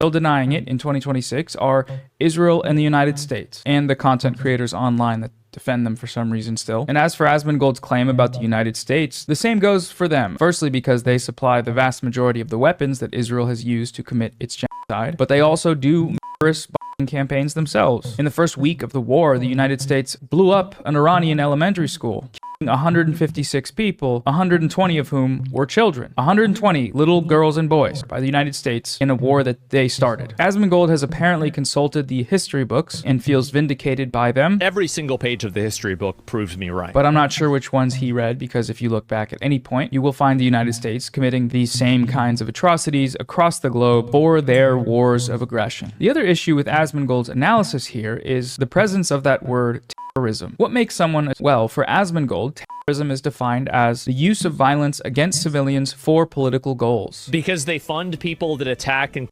civilians on purpose and target civilians to kill them in order to achieve political goals. A part of his definition for terrorism is the inability to abide by the terms of agreements. If we are signing a deal with the Islamic Republic of Iran, we are just delaying this war until later on. That's what I think. I think that as long as these... I mean, that definition ironically fits America even more. I don't know why he even said that. You know what I mean? What? Yes, okay. Got it. It's Charlie Kirk. All right, you got it.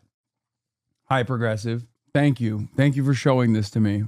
This is wonderful. I love it. Stop spamming. People are in power. You are going to, like, they're not going to stop trying to build. They're like, I think that this is what's likely to happen. They will just blow something else up in a week. They will. It's going to keep happening. But, and I know this reveal is probably so surprising, Israel and the United States do both of those things. Killing civilians, as we just looked at, and funding and arming and supporting governments that mass civilians in campaigns of genocide. But they also do it by breaking ceasefires and peace agreements. The most recent example is, starting a war. They started the war and lost, mind you. That's Wikipedia official now. They attacked Iran first, unprovoked. There wasn't a war, and then there was, because the United States and Israel attacked. And the whole reason there's even a need for ceasefire negotiations in the first place is because they attacked. Another important example here is the Iran nuclear deal. Despite observations from independent experts that Iran was abiding by the... He's watching this right now and defending his insane takes. It's always so funny to watch Asmongold try to justify some of his more like unhinged opinions, because he's just not smart enough to even understand the point that's being made. I don't even understand how. Like, all he has is yeah based and yeah not based. I guess like the defense here is just it usually just revolves around these guys being brown. Like the people that he's talking about, they're all backwards and barbaric and must be tamed and only understand violence, right? Terms of the agreement, it was the United States who randomly decided to pull out and then proceed to administer brutal sanctions on Iran, crushing the country's economy in a move that was widely understood to be an unprovoked act of aggression that was condemned by governments across the globe. And of course, the same is true of Israel. They violated ceasefires in Gaza and Lebanon now tens of thousands of times, further displacing millions of people, destroying entire towns, and starving, kidnapping, torturing, and brutalizing the population. Asmongold cites Hezbollah rocket fire as a justification for Israel's in Lebanon, they're firing rockets into Israel. But he neglects to mention any of these violations. In Lebanon, in the same time frame of the ceasefire, where Israel committed literally 10,000 violations, Hezbollah fired a total of 4 rockets. But for him, that's a valid reason to promote the IDF's destruction of a sovereign country. So now, okay, of course, there's a double standard, right? By Asmongold's definition of terrorism, which is killing civilians and breaking deals, both the United States and Israel are... Asmongold acknowledges this directly in response to a viewer in his chat that brings up Israel. Does Israel do that too? Israel's on our side. Iran's not. It's that simple. And we do that to them too. But it's very simple. It's our side versus the other side. I don't want them doing that. He acknowledges it further while discussing the United States. To the extent that there is even a hint of it, even a slight, tiny, some like little resistance army in Africa, immediately bomb the shit out of them. Shut them down, keep it done. Anybody that's chanting death to America, anybody that's going around talking about how they're going to attack the United States or anything else, totally shut them down. And yet, he still supports them. He still directly advocates for their violence. He gets mad at viewers that point out the contradiction regarding Israel. AIPAC funded, and again, like it's Israel. Israel's so bad. These people are trying to blow you up too, bro. Like that's it. Do you think Israel's interest is honest with America? I'm not interested in your misdirection towards Israel. I have no interest in that. This is Wait, what? You're literally defending Israel. It's not a misdirection. That's the whole fucking point of contention, dumbass. He's like, oh, yeah, why are you talking about Israel as I'm defending Israel's actions? Dana Bash did this to Morris Katz. Just terrorist subversion. He even argues that anti-American slogans should be punishable by extrajudicial drone execution, regardless of their validity. I don't give a fuck what reasoning they have. I don't care what their reasoning is. I don't care what they think is right. It doesn't matter to me. Like the only thing that I care about is neutralizing that threat. So whatever gets rid of, like, I don't care. Like, you think that I give a fuck about what their reasoning is or what their justification is? I don't care. You're doing it.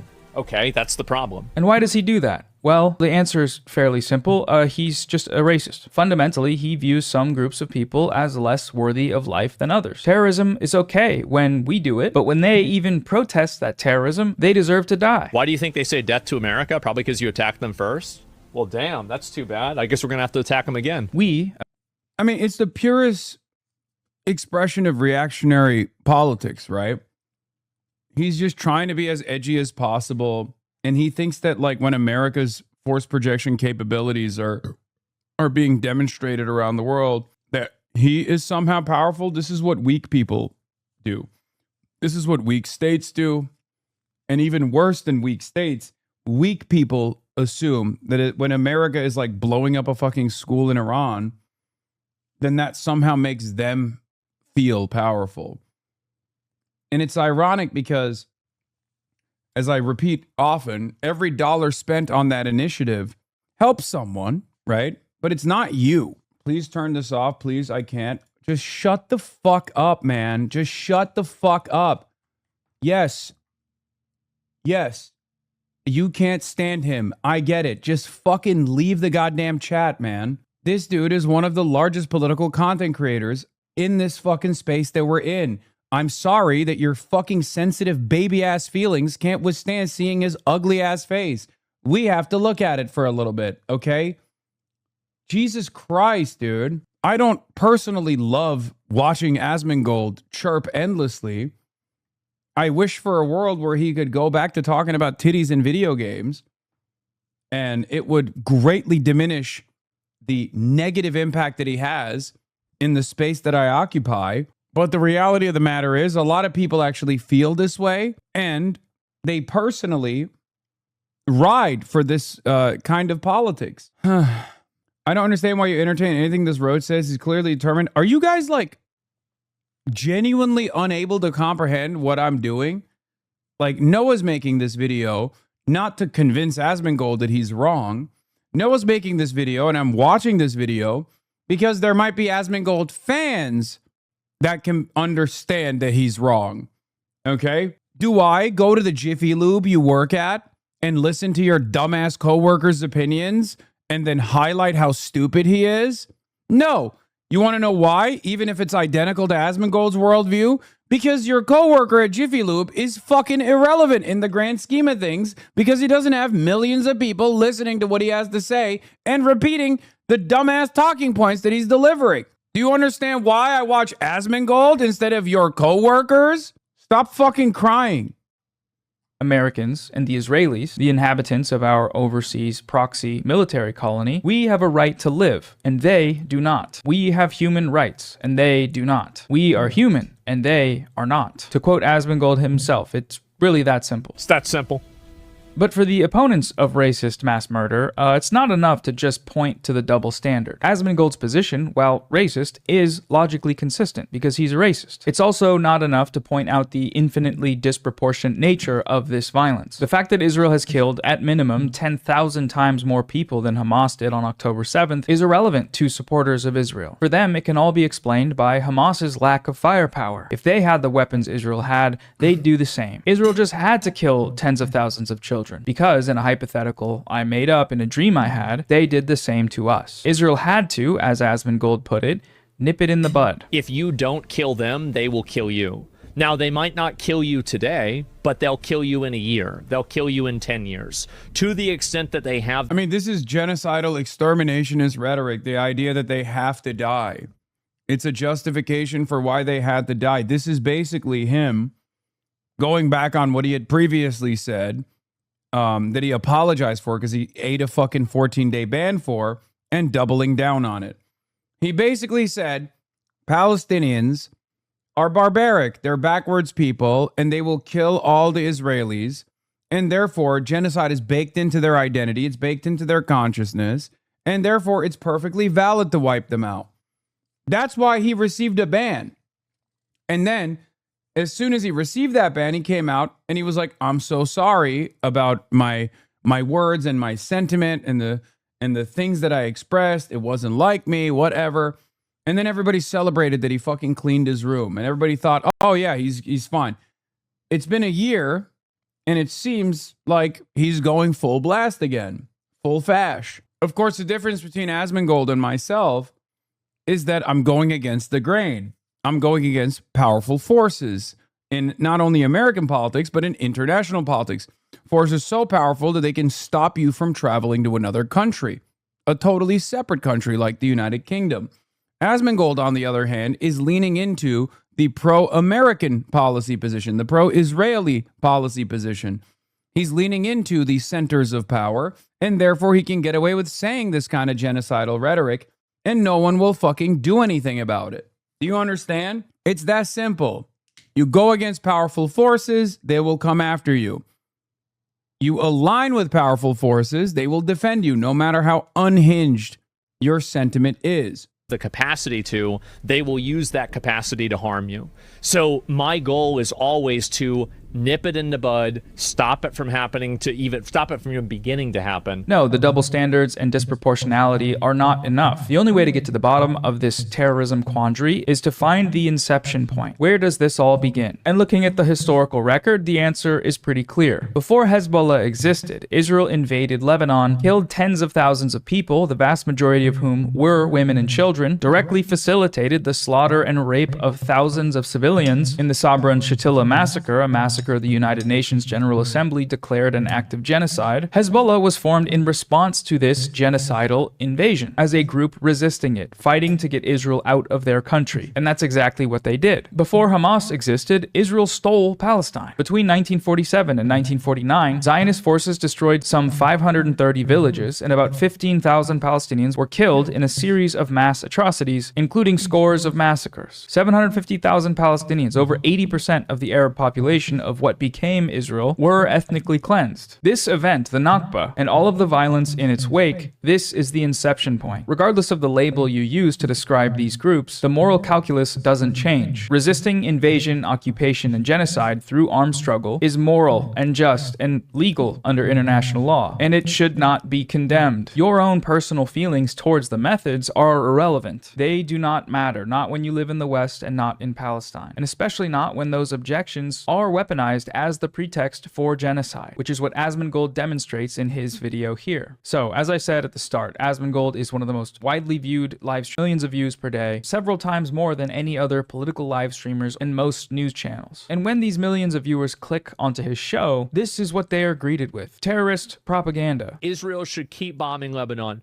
because Lebanon has terrorists in it. They have Hezbollah in it. Profoundly ignorant, factually incorrect, and morally demented propaganda for US-Israeli terrorism. I don't know how convincing any of his videos are, you know, arguing that terrorism is okay when we do it because we're the good guys. It's not as compelling to the average person. He paused your videos as well as other people's videos every 2 seconds just so we could gather his talking points and not allow yours to get across.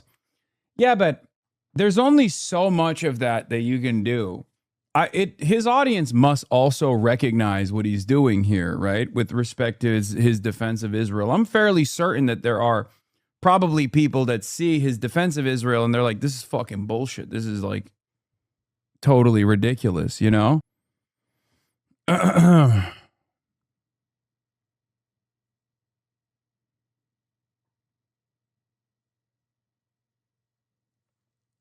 Anyway, nah, most of his audience are fucking stupid. Do you think he's getting paid?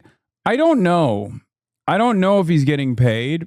I mean, he propagandizes like he's getting paid. He's chirping like his money relies on it, you know? Misstating facts is a convenient way to get clicks, but the Times has been documenting the increasingly extreme viewpoints on both sides of the political spectrum for years. What? There are dozens of actual far-right extremists in the House GOP caucus. People have said and done racist, corrupt, crazy things, and you've never heard of them because the Times and other establishment media outlets. Yeah. It's just, whatever. Who cares? I think it doesn't really matter if he's getting paid by Israel or not, but it would be stupid for him not to be. Notice how none of these clips are seen on Twitter. It's almost like the entire Twitter clip economy revolves around defending Israel. I think people don't really care about Asmongold's opinion on Israel at the end of the day. That's what it is. I don't think like the neo-Nazis care because they see him as a they see him as a launching pad for Nick Fuentes. Like he has that clout, and he's very openly said like he's a funnel for Nick Fuentes. Like he's actually actively trying to move his audience in the direction of Nick Fuentes. So obviously someone as clout obsessed as Nick Fuentes is never going to fucking turn around and shit on Asmongold and you know, rock that boat for himself, even if he is supposedly at odds with Asmongold's very clear defense of Israel, right? Not that it matters. I mean, he gets to hit both angles. He gets to both say that he is like in support and actively aiding and abetting a neo-Nazi movement, but then he also gets to defend Israel this way, and therefore he will not receive a ban.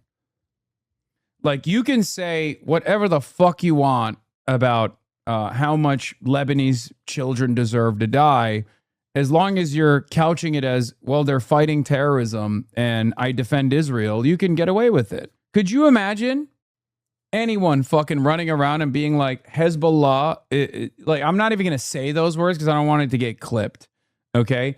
But role reversal here. If I was talking about Hezbollah against the civilian population of Israel in the way that Asman has justified Israeli actions against the Lebanese population, I would not make it out. I would not make it out of this fucking the end of this sentence. I would get banned immediately. Okay? Not only would I get permanently banned off Twitch, I would be on the front pages of the New York Times and CNN and MSNBC and all these other platforms that would be like, see, this guy's a fucking dangerous radical. That's just how it goes. If you defend powerful groups and powerful entities, if you defend the American government, no matter how indecent the American government's actions are, you're not going to get in trouble. And the same with Israel. If you criticize the American government's actions, or God forbid, you criticize the Israeli government's actions, no matter how tame those criticisms are, you're still going to be at the crosshairs of a lot of angst, animosity, enmity. They're going to demand that you get deplatformed. That's just how it is. As it might have been 20 years ago. Not when we have access to live footage of the reality of what that terrorism results in every day, and our governments can't keep it under wraps. This channel is just a place people can go to have their feelings of racist bloodlust validated. It's a safe space. But if there is anyone watching that wants to actually engage with the facts critically, I would encourage them to consult any of the resources on screen now. That goes for Asmongold too. Read any of these reports on your stream if you want to leave your echo chamber for a moment and contend with the fact that you... This is the sentence where Asmon pauses you and goes, see, he admits it. He knows it's different, and that's why I can say it, because it's true, when the real reason why is because the corrupt implementation of the regulatory process in Israel's favor. I mean, I would love to see how Asmongold defends himself against these accusations. I mean, they're not even accusations. It's just like basically his own words being repeated with extra context. But he responded, it's even worse. Yeah, I guess. He was reacting to this video earlier. I saw it in the thumbnail. Is he live right now? Is he still talking about it? Like, the thing is that, like, yeah, and it's been better, though. So really, like, I don't view this as a war against the Middle East. I don't view this as a war against Islam even. A lot of these people that are allied with us are also Islamic. When Iran set off their bombs and they had their crash out at the beginning of this war, the majority of the countries that they bombed were Muslim countries. It's not like they're only, like, it was so stupid. They get bombed by Israel and then they go and bomb Qatar. What the fuck are you doing? Brilliant. Yeah, One they day, were hopefully, bombing we'll get along with American Iran. bases. They were bombing American bases, and it was actually a very successful initiative from the Iranian side, considering that, you know, they lost, that the Americans lost the war. These are proxies. You can't have American military bases and launch missiles at a sovereign nation and then not expect to receive retaliation. It's an unbelievably low IQ argument. He missed it. He said some crazy shit while reacting to this video earlier. What did he? And I want more people to know that. Citizens, then we need to kill people in Hamas. What happened in 1950? I don't. That's the difference. Enough. The only way to get to the bottom of this terrorism quandary is to find the inception point. Where does this all begin? And looking at the historical... Iran, which is the reason why we need to dismantle the IRGC and kill everybody in their leadership and get rid of Iran. And make sure that the Iranian people, by the way... With what army? With what tools? Bro, this is... You know what's crazy about this analysis? It already ended. Like, Iran won. The United States of America could not withstand the economic damage that Iran was dealing to the rest of the world by shutting off the Strait of Hormuz. That's the reason why there's a memorandum of understanding at play here. And everyone with more than 3 working brain cells recognizes this reality. And Asmongold, on the other hand, is on a fucking copium tour actively denying said reality. But I guess there are plenty of people... There are plenty of people in his audience that are perfectly happy with being lied to, because the alternative would imply recognizing that maybe the American military is not this like omnipotent, super powerful being that can defeat all enemies on a whim. And ironically, right now, as we speak, Iran and America are fighting one another once again. Okay? He couldn't even debunk Noah right after this. It was so pathetic. Keep playing. The Iranian people, and this is something that we always forget, the support for the Iranian dictatorship or theocracy is under 20%. Less people support the Iranian dictatorship theocracy than supported Maduro when we took him from Venezuela. They're totally oppressed over there, and Iran kills their own people. Record, the answer is pretty clear. Before Hezbollah existed, Israel invaded Lebanon, killed tens of thousands of people, the vast majority of whom were women and children, directly facilitated the slaughter and rape of thousands of civilians in the Sabra and Shatila massacre, a massacre the United Nations General Assembly declared an act of genocide. Hezbollah was formed in response to this genocidal invasion, as a group resisting it, fighting Yeah. The approval rating conversation is really funny because he's a Trump supporter. And the irony is that the IRGC and the Ayatollah and the Islamic Republic has a higher approval rating inside of Iran than Trump does in the United States of America at this point. Trump's disapproval rating is at its highest it has ever been historically. And we know that there is a 30% base of support for the Islamic Republic coming from the hardline Shia population. And that popularity has probably only grown as a consequence of Iran actually fighting back against Israel and the United States of America in defense. There's always a rallying around the flag effect in countries like this when they're being directly bombarded by American and Israeli munitions. So the irony, of course, here is that the Islamic Republic's popularity amongst the masses has probably grown. As a matter of fact, not even popularly, we know that it's grown, given the unbelievable amount of support and all of the mass demonstrations that have taken place. So that doesn't necessarily matter overall in the justification to explode a country's like leadership. Obviously, I don't think Asmongold would be agreeing with the argument that if China decided to assassinate Donald Trump and then said, well, sorry, you're very unpopular. I don't think Asmongold would like that. I don't think anybody would like that. I don't think anybody would be on board with that. That would be a severe violation of international law. And yet America gets to do it because nobody else can say no to the United States of America. And that's like Asmongold's entire argument, right? Might makes right. Well, saying that argument maybe 125 days ago would have made a little bit more sense. Saying that argument in the aftermath of Operation Epstein's Fury is kind of idiotic because if your whole worldview is law of the jungle, might makes right, America has the power so they can actually enforce their wishes upon other countries, and then other countries actually fight back and win, you can't make that argument any longer. There's a reason why we have to abide by international rules and laws, right? So that, you know, people don't just set off fucking random nukes. To get Israel out of their country. And that's exactly what they did. Before Hamas stole Palestine. Between 1947 I stole it. 1949, Zionists... They did. What do you mean? They fucking... What? Is that's not even a retort. Is this how it goes? Is just Asmongold learning facts? Forces destroyed some 530 villages and about 15,000 Palestinians. I'm not interested in the sand wars. I don't care about the sand wars. I'm sure there's blood on everyone's hands. Oh my God, this is the best argument he has. Oh, they're just like sand people fighting one another. Dude, it's so funny when guys who are super edgy have to defend Israel. It's my favorite thing to watch. Okay? Guys who are super duper edgy, who will be like, yeah, based, the Holocaust, Nick Fuentes, based, will then turn around and become the most annoying woke scolds or the school marms that turn around and tell you like, oh, you can't be saying that. You're defending terrorism. That's illegal. You should go to prison, please. You hurt my feelings. And it's really funny watching Asmongold do a variant of this. I've seen a bunch of these guys do it on Twitter too.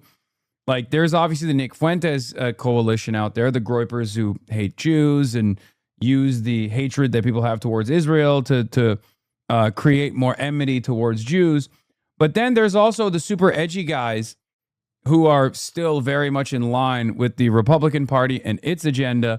And those guys will actually, and have actually, for the last 3 years, constantly complained about me and constantly cried about how mean I am and how much I support terrorism. Yeah, the captive dreamer and the BAP sphere. Exactly. The Bronze Age pervert and captive dreamer and numerous other guys like that, like the howling mutant guy. Like all these guys, I thought they were fucking straight up neo-Nazis. And then October 7 happened and every single one of them was rushing over to defend Israel somehow. And it was shocking to me.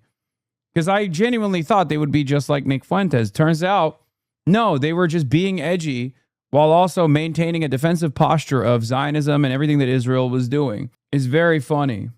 I care about American interests right now, right here in 2026. Okay, great. If you care about American interests, especially off the heels of a fucking ginormous defeat that America withstood, America had to eat as a direct consequence of Israel's goading of America into military action, you should be begging to sever ties with Israel. You should be demanding that America punish Israel and maybe even take back some of the tax dollars that we've sent to Israel to the tune of $380 billion over the course of 80 years. But no, you're not saying that because you're a dick rider of MAGA, and Donald Trump is obviously in support of Israel. And it seems like you might even be getting paid to defend Israel because you're defending it like you're getting paid. All of this historical babble, all of this bullshit means literally nothing to me. I care about what is happening right now. Yeah, what's happening right now is gas prices are on the fucking fritz. There's a massive inflation problem that the American working class is facing. Donald Trump ran on no new wars and started many, including the Iranian war at the behest. And there it is. You're arguing with an after image Lamau. Buddy, I don't think you can be saying that about Asmongold. I would love to argue with Asmongold in real time, but he actually shits in his fucking diapers every time the thought even comes up. This is all he does. Were killed in a series of mass atrocities, including scores of massacres. 750,000 Palestinians, over 80% of the Arab population of what became Israel, were ethnically cleansed. This event, the Nakba, and all that of sounds really bad. The violence in its wake, this is the It's always like, look at me, I'm so edgy, I'm so sociopathic. It's all vice signaling, right? It's always like, oh, I don't care about these guys dying. I'm fucking cool. It's not. Like, you're a weak person. You're a weak phony, you know? And not only are you a weak phony, but also America's spectacular defeat in broad display of the rest of the world has actually limited American capabilities now in an irreparable manner, as a matter of fact. It has made it clear to the rest of the world that America is on a downward trajectory.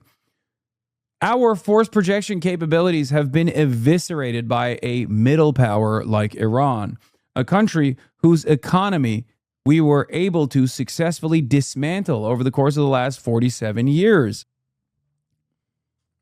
And we did all of that. We threw all of that. We threw all of the billions of dollars in military assets into a trash fire at the behest of Israel. No previous president, regardless of their party identity, had ever done this for the exact same reason why Donald Trump did it and lost. They knew that this would happen, and that's the reason why they were never dumb enough to lean into Benjamin Netanyahu's idiotic posture. Exception point. Regardless of the label you use to describe these groups, the moral calculus doesn't change. Resisting invasion, occupation, and genocide through armed struggle is moral and just and legal under international law, and it should not be condemned. Your own personal feelings towards the methods are irrelevant. They do not matter, not when you live in the West and not in Palestine, and especially not when those objections are weaponized as the pretext for genocide, which is what Asmongold... I don't care what happened in 1950. It doesn't matter to me. What's happening right now is the problem. Whenever Hamas goes into Israel and they kill American citizens, then we need to kill people in Hamas. I don't care what happened in 1950. I don't care what happened in 1970. The moment that you do that, the second that... What about when Israel kills American citizens, as it has done so on numerous occasions, all the way from USS Liberty down to this past year? There are American citizens trapped in Israeli prisons right now, teenagers, as a matter of fact. What's the argument there? Oh, they're based. They're doing it in a based way because they're allies. Interesting. You do that, you are an enemy of the country. That happened 50 years ago, Hasan. Come on, buddy. I just brought up USS Liberty and then tied it back to Israel currently killing American citizens. And you need to be annihilated. That's it. Also, of course he cares about American citizens being killed in the past. That's how he justifies blowing up Iran. Why would we blow up Iran right now? What American citizens have Iran killed in the last fucking, in like the last year, in the last 2 years before the Operation Epic Fury started? The fuck? His argument is dependent on minimization, which is why he'll pretend the issue is because of actions in 1970, when the reality is Israel was slaughtering Palestinians in every single year of the past 70 years. and his viewers have to have this misinformed view, or they'll see what the root cause of the issue is. I don't care about all of your sand war history. I don't care about all of the. Again, then also leaning into his own personal lack of interest and his own personal idiocy on the matter. Oh, historical context is irrelevant unless I can use a false understanding of history to somehow justify current American military action against Iran. Okay? Yeah. If you don't care about things that happened in the past and you're like, oh, it's just sand wars, why do you care about October 7 then? Why is October 7 a reasonable justification for Israel to do a genocide? Why are you still in support of Israel's genocide if that's the case? Like, what's the timeline? What's the standard? Obviously, there is no consistent standard. He doesn't have any real opinions. He hasn't really thought about this. He's just reacting to the wind. His entire point is to just oppose whatever guys like myself or guys like Noah are in favor of. That's all this is. And also defending the American government's actions unconditionally, even when it actually hurts Americans' interests overall. And the same goes for Israel. What's shocking to me is not that he defends America unconditionally. What's shocking to me is that he actually defends Israel unconditionally. That's the reason why I think there's, foul play here, potentially some moneyed interest at play here. This context, I don't care about what Israel did in 1950. What's relevant to me? If you like these countries so much, go over there and live there. Go live there. But what I'm so fucking tired of and so exhausted from is you have these people who basically are Americans in name only that always take the side against America. It's really interesting. Being in opposition to the American state is a God-given right held by every American.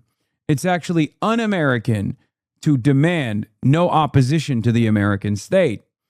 As I've made it very clear, my loyalty is with the American working class, is with the American people. I want to do things that improve their lives, that improve all of our lives. Sometimes the American state is at odds with the interests of the American people. As a matter of fact, most of the time, the American state's interests are at odds with the interests of the American working class. You should understand this better than anybody else as a reactionary. When there's a Democrat in charge, you oppose the government, right? You oppose the government unconditionally. You yell about it all the time. You did with Joe Biden. It's not like you were a fan of Joe Biden, right? What are we doing here?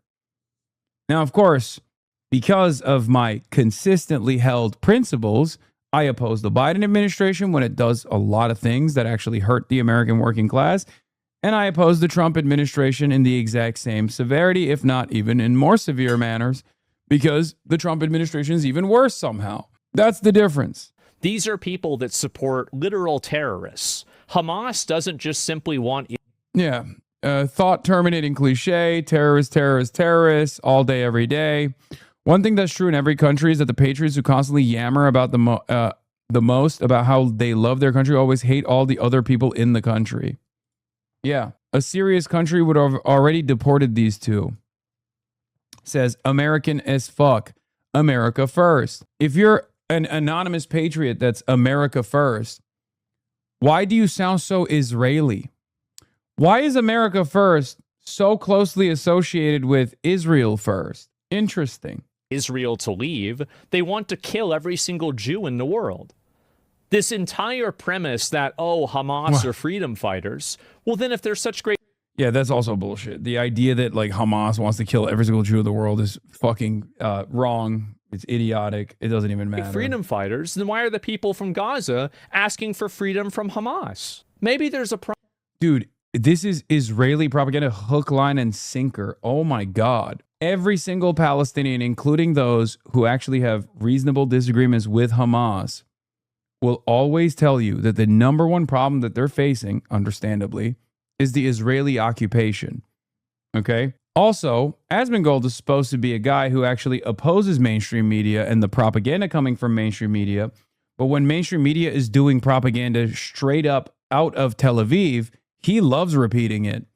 Remember when mainstream media was talking about, liberating the Iranian people from the treacherous IRGC? and he was like, oh, we got to liberate the Iranian people. Oh, how quickly he turns around and says, I don't care about these sand wars when it comes to actually, addressing Israel or America's actions. He goes, I don't care about these sand wars. Also, we should liberate the Palestinian people from Hamas. Yeah, liberate them how? By genociding them. And when we talk about that genocide, he goes, I don't really care. Wipe them all out.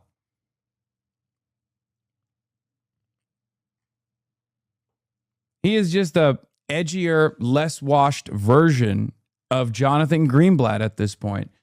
He's a skinnier version of Randy Fine at this point. Recently, he called to deport a Muslim American lawyer because she's a foreigner. At this point, Twitch can just unban Nick Fuentes. Don't say that, because Twitch will unban Nick Fuentes. Should concern everybody. I have no interest in hearing about my constitution from a foreigner who should not even be in my country. If you think that Thomas Jefferson and George Washington would even allow you on the TV to talk about this in the first place, you're out of your fucking mind. In this country. Based. Go back to your country. Complain there. All J6 protesters were patriots. They're on my side, so I want them free, and I want all my enemies. Shut it, fatty. She sounds nervous even talking about this. Go back to your country. Complain there. Yeah, Thomas Jefferson would probably get one-shotted by the concept of a television, but... In the direction that it is taking us. Yeah, not your country. This country. My country. Go home. Go home. Get the fuck out. That's what I think. Please, treason hanging. Trump, a rich man who came to terrorists, wait till they see what a poor man will do to them. My boys would have been dropping bodies a long time ago. America's a melting pot. Well, that's interesting that this guy said that. This whale needs investigating for aiding. She's lucky she even has a voice. Omegalol. Fatty. I don't want to hear about the Constitution from a hog is what I think. Why is a Muslim legal fund defending terrorists in the USA? Based. I don't think anyone died in the attack, but an officer got shot in the head. Thanks for speaking the truth. Based. Want a blanket, bitch? You look cold. Look fat. Yeah, is this you for or against America? State your position. Yeah, this is it. And I'm very, and look how scared they are. Look how terrified they are that this is happening. They can. Yeah, I wonder why someone whose entire job is to, defend American citizens would be worried about tremendous government overreach that is directly a violation of the First Amendment that will then illegally prosecute and throw the goddamn book at one of the 9 defendants for simply holding a box of magazines. And not like ammunition. I'm talking like actual zines, okay? Zines, like the fucking written literature. One of the 9 people literally got 30 years in prison for that. That should be terrifying to you if you're an actual American citizen and not someone who hates America. If you care about the Constitution, this should be a terrifying prospect for you too, you fucking idiot. A government that does that to anyone can do that to you as well. And one day they will. You just don't think this government will ever do it to you. He said the government should have killed them. Conspired and attempted to kill a federal officer. They were found guilty by 12 jurors beyond a reasonable doubt. And not to mention the fact that a bunch of the defendants literally admitted that it was an Antifa terror cell that was planning on killing. Yeah, all this is bought bullshit. Anyway, where were we? Problem here. We're watching this. Maybe there's something wrong. And to be honest with you, while I can commiserate with them, it's fundamentally not my problem. What they do over in Palestine, Dog, Israel doesn't do any of this without American tax dollars, okay? And not only that, but Israel also violates your constitutional laws in the state that you're in, the state of Texas. I communicated this to Asmongold the last time he actually had a conversation with me in real time. He obviously did not like that experience so much because he felt like it was a lecture. He felt like he was learning things, and perhaps even worse, his audience was learning the truth. Do you remember when I talked to him after his anti-Palestinian statement, which he received a ban for when he justified the genocide of the Palestinians by claiming that they were barbaric? I told him about anti-BDS measures, okay? I told him that in his own state that he's lived in his whole life, in Texas, that in order to be a public school teacher, you have to sign a loyalty pledge to the state of Israel. This is a direct violation of the First Amendment. And he was like, wow, that's shocking. I didn't know that that happened. I can't believe it. That's actually something that I oppose. Don't you think that that's significant? That's an American problem. That's not just sand wars happening over there. That's happening over here. It's happening in your backyard. It's happening to you. It's happening to your neighbors. Nothing that Israel does alone. Without the United States of America's unconditional loyalty and support, Israel wouldn't be able to do the violent things that it does. Israel wouldn't be able to conduct a genocide. And not only that, but if you think differently than the American State Department, Israel will demand you get punished. And this current administration will do it at the behest of a foreign nation state. They do in Israel, what they do in Lebanon, is only in the purview of American interests to the extent that it affects us. If they want to fight and have battles and wars and civil wars and everything, that's totally up to them. How the fuck does this guy get views? He's not very intelligent and he's very hateful. And there are a lot of people who are who live in like similar conditions to him, who have similar attitudes to him, and they want to hear someone else with a large enough platform that's basically spitting back the same thought-terminating cliches so they can feel as though there is a sense of community there. One that they can't receive in the real world, because like this kind of sentiment in broad daylight would be received, would receive a lot of backlash. Like a lot of normal people would, if normal people in the real world heard you talk like Asmongold, they'd be like, what the fuck are you saying, dude? So these guys just congregate on the internet and fester in their own hatred. So at least there's that. Like, think about what I do versus what Asmongold does. Like, can you imagine Asmongold going out at the behest of a political movement, organizing, getting people elected on the platform that he preaches?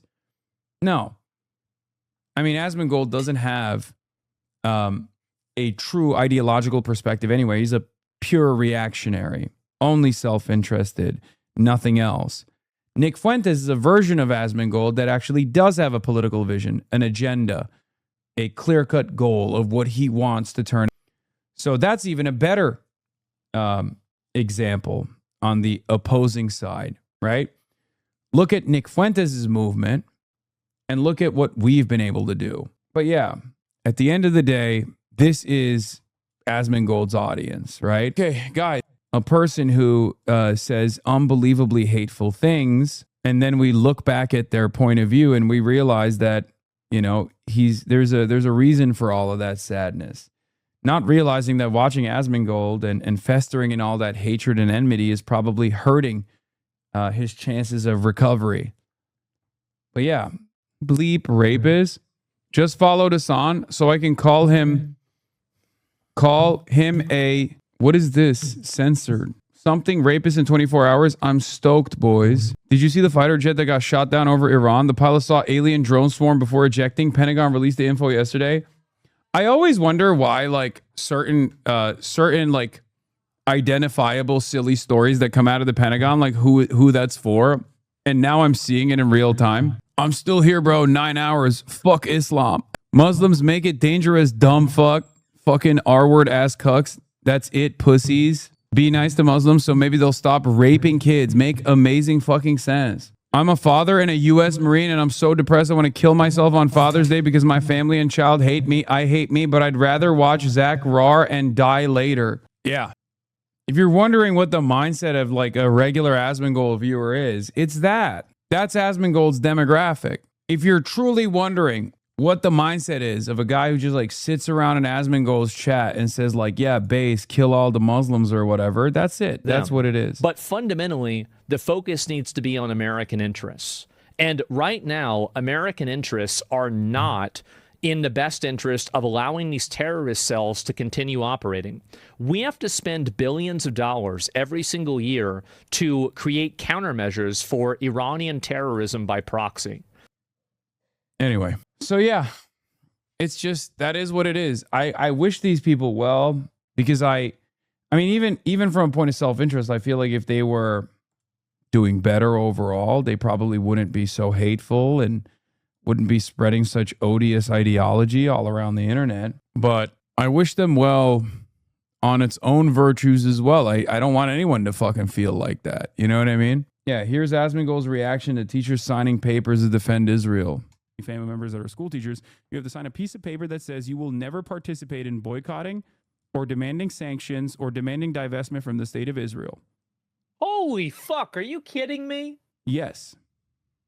Oh my God. What a joke. I never heard of that. So that's so fucking stupid. So that paired up with the new...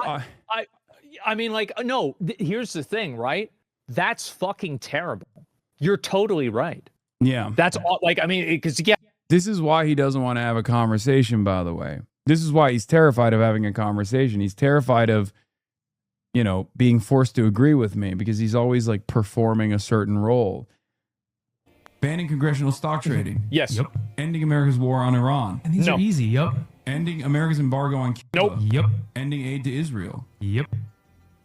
Ending aid to Israel. I don't know about A that. free Palestine. Why? Yeah, I don't know about that. Even his audience is minus 7K. Of course.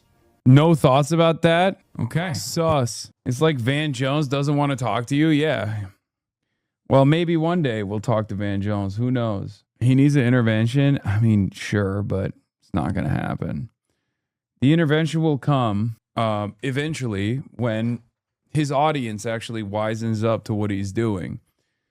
Given how much they love his unlimited racist agitprop, they're too busy focusing on how much they hate, just like Asmongold, trans people and whatnot, to recognize how much pro-Israeli propaganda Asmongold engages in. Are supporting terrorism when you say stuff like this. I personally don't think he'll do that, but you know, I figured I'd ask anyways. Things have happened. But anyways, that's it for the video. Thank you for watching. Join my Patreon if you... Yeah, great video from Noah. Let's see, since recently Asmongold watched it, now do Hasan. Weird, you don't have one of these with Hasan with the same title name. These guys have nothing. All they have, Base Roach King, Cry Harder Tankies. Why do you hand Asmongold free wins, sire? All bots. They got nothing. They go, but Hasan. That's it. Pathetic. Olivia Reingold mentioned you. I think that we need Good strong... bait. Good bait. Where were we on this? How far do we get on this? I feel like we watched this shit. Half ago. Keep it in mind that macroeconomic indicators are things like inflation. End up... Oh, we watched this lady. Would you be okay with that woman getting an abortion? All right, I'm going to skip this lady, and we're going to get to Trump is a terrible president. It's right. It's time for the Jube. I'm going to watch the Jube. Okay, I cooked Dean. Last time I watched it. We're going to watch the Jube again. Jube is back on the market, boys. It's back on the menu, boys.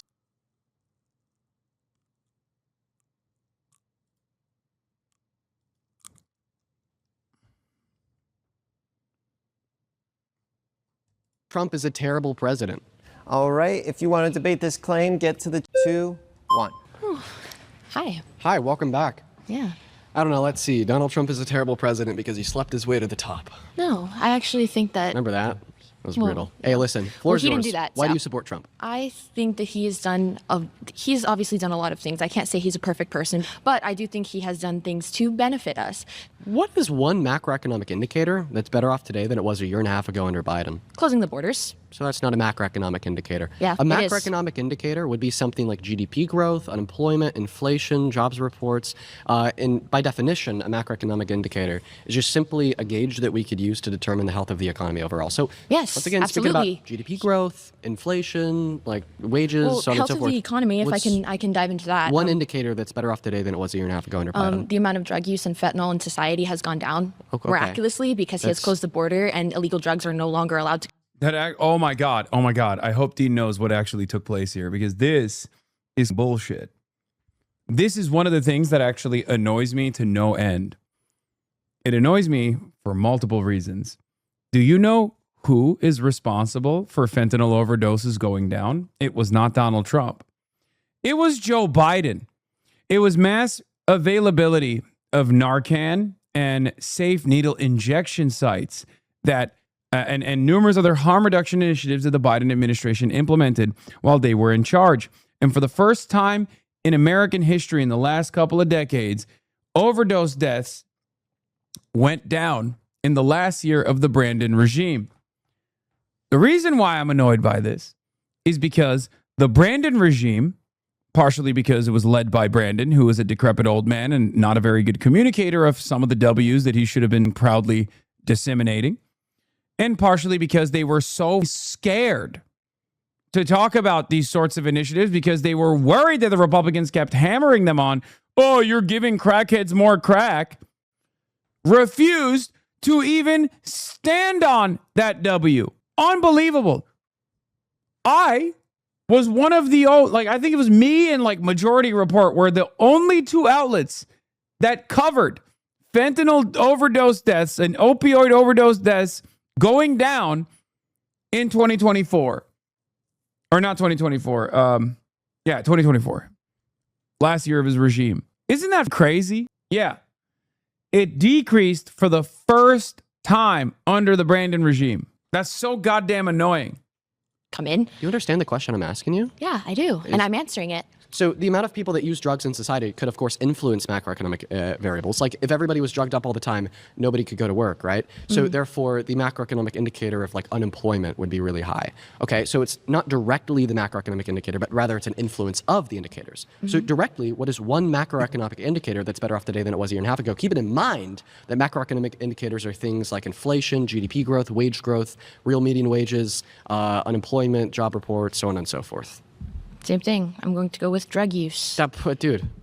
Okay. Dude, listen. girl. So what macroeconomic indicators did drug use influence? Are you saying that now we have a lower level of unemployment because of that? By closing the border and not allowing illegal people in here, giving me and so many other people job opportunities that they weren't allowed to have before because companies were employing illegal immigrants, just like the weed farm in California that Newsom was directly supporting. They had children. So you want to work at the weed farm? Would you work at the weed farm? Is that what you're doing now? Are you working at the weed farm now?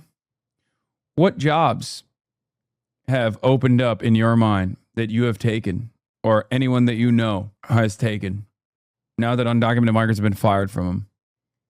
At the age of 9. You're an influencer, so you probably are oblivious to this reality, but the job market is absolutely dog shit. No, not Zaza Bert. What the hell is this? Zaza Bert, stop. Stop. Don't get to the bottom of that joint. Zaza Bert, they'll kill you. No, Bert, no. 9 years old illegally here working for them. Those people are no longer allowed here giving job opportunities to others. That is benefiting the economy, period. So is that why we added the lowest amount of jobs to the economy in 20 years, ignoring recessions last year under Trump? Is that why we have the highest level of unemployment since the pandemic? Is it not opening opportunity? Yeah, it's not. The reason why mass deportation... It is, actually. It is. The reason why mass deportation doesn't open up job opportunity in America is very simple. Because ultimately, undocumented immigrants as a demographic are very economically productive. They pay over $100 billion in taxes and per those year jobs on the are federal, now state, and open for local real level. Americans And they to pay have. in $1.1 through $1.7 trillion to the GDP annually.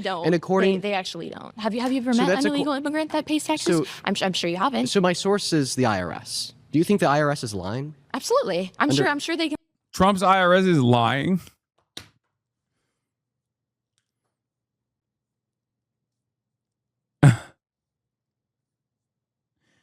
Dude, these people live in a totally separate reality. It's kind of crazy. Any kind of information that comes from the Trump administration itself is still probably a lie. She has a vote equal to mine. That's so up. Wow, you don't want women to have equal votes. I see how it is. I guess this video is already creating more misogyny in this community. No. Nope, you said it.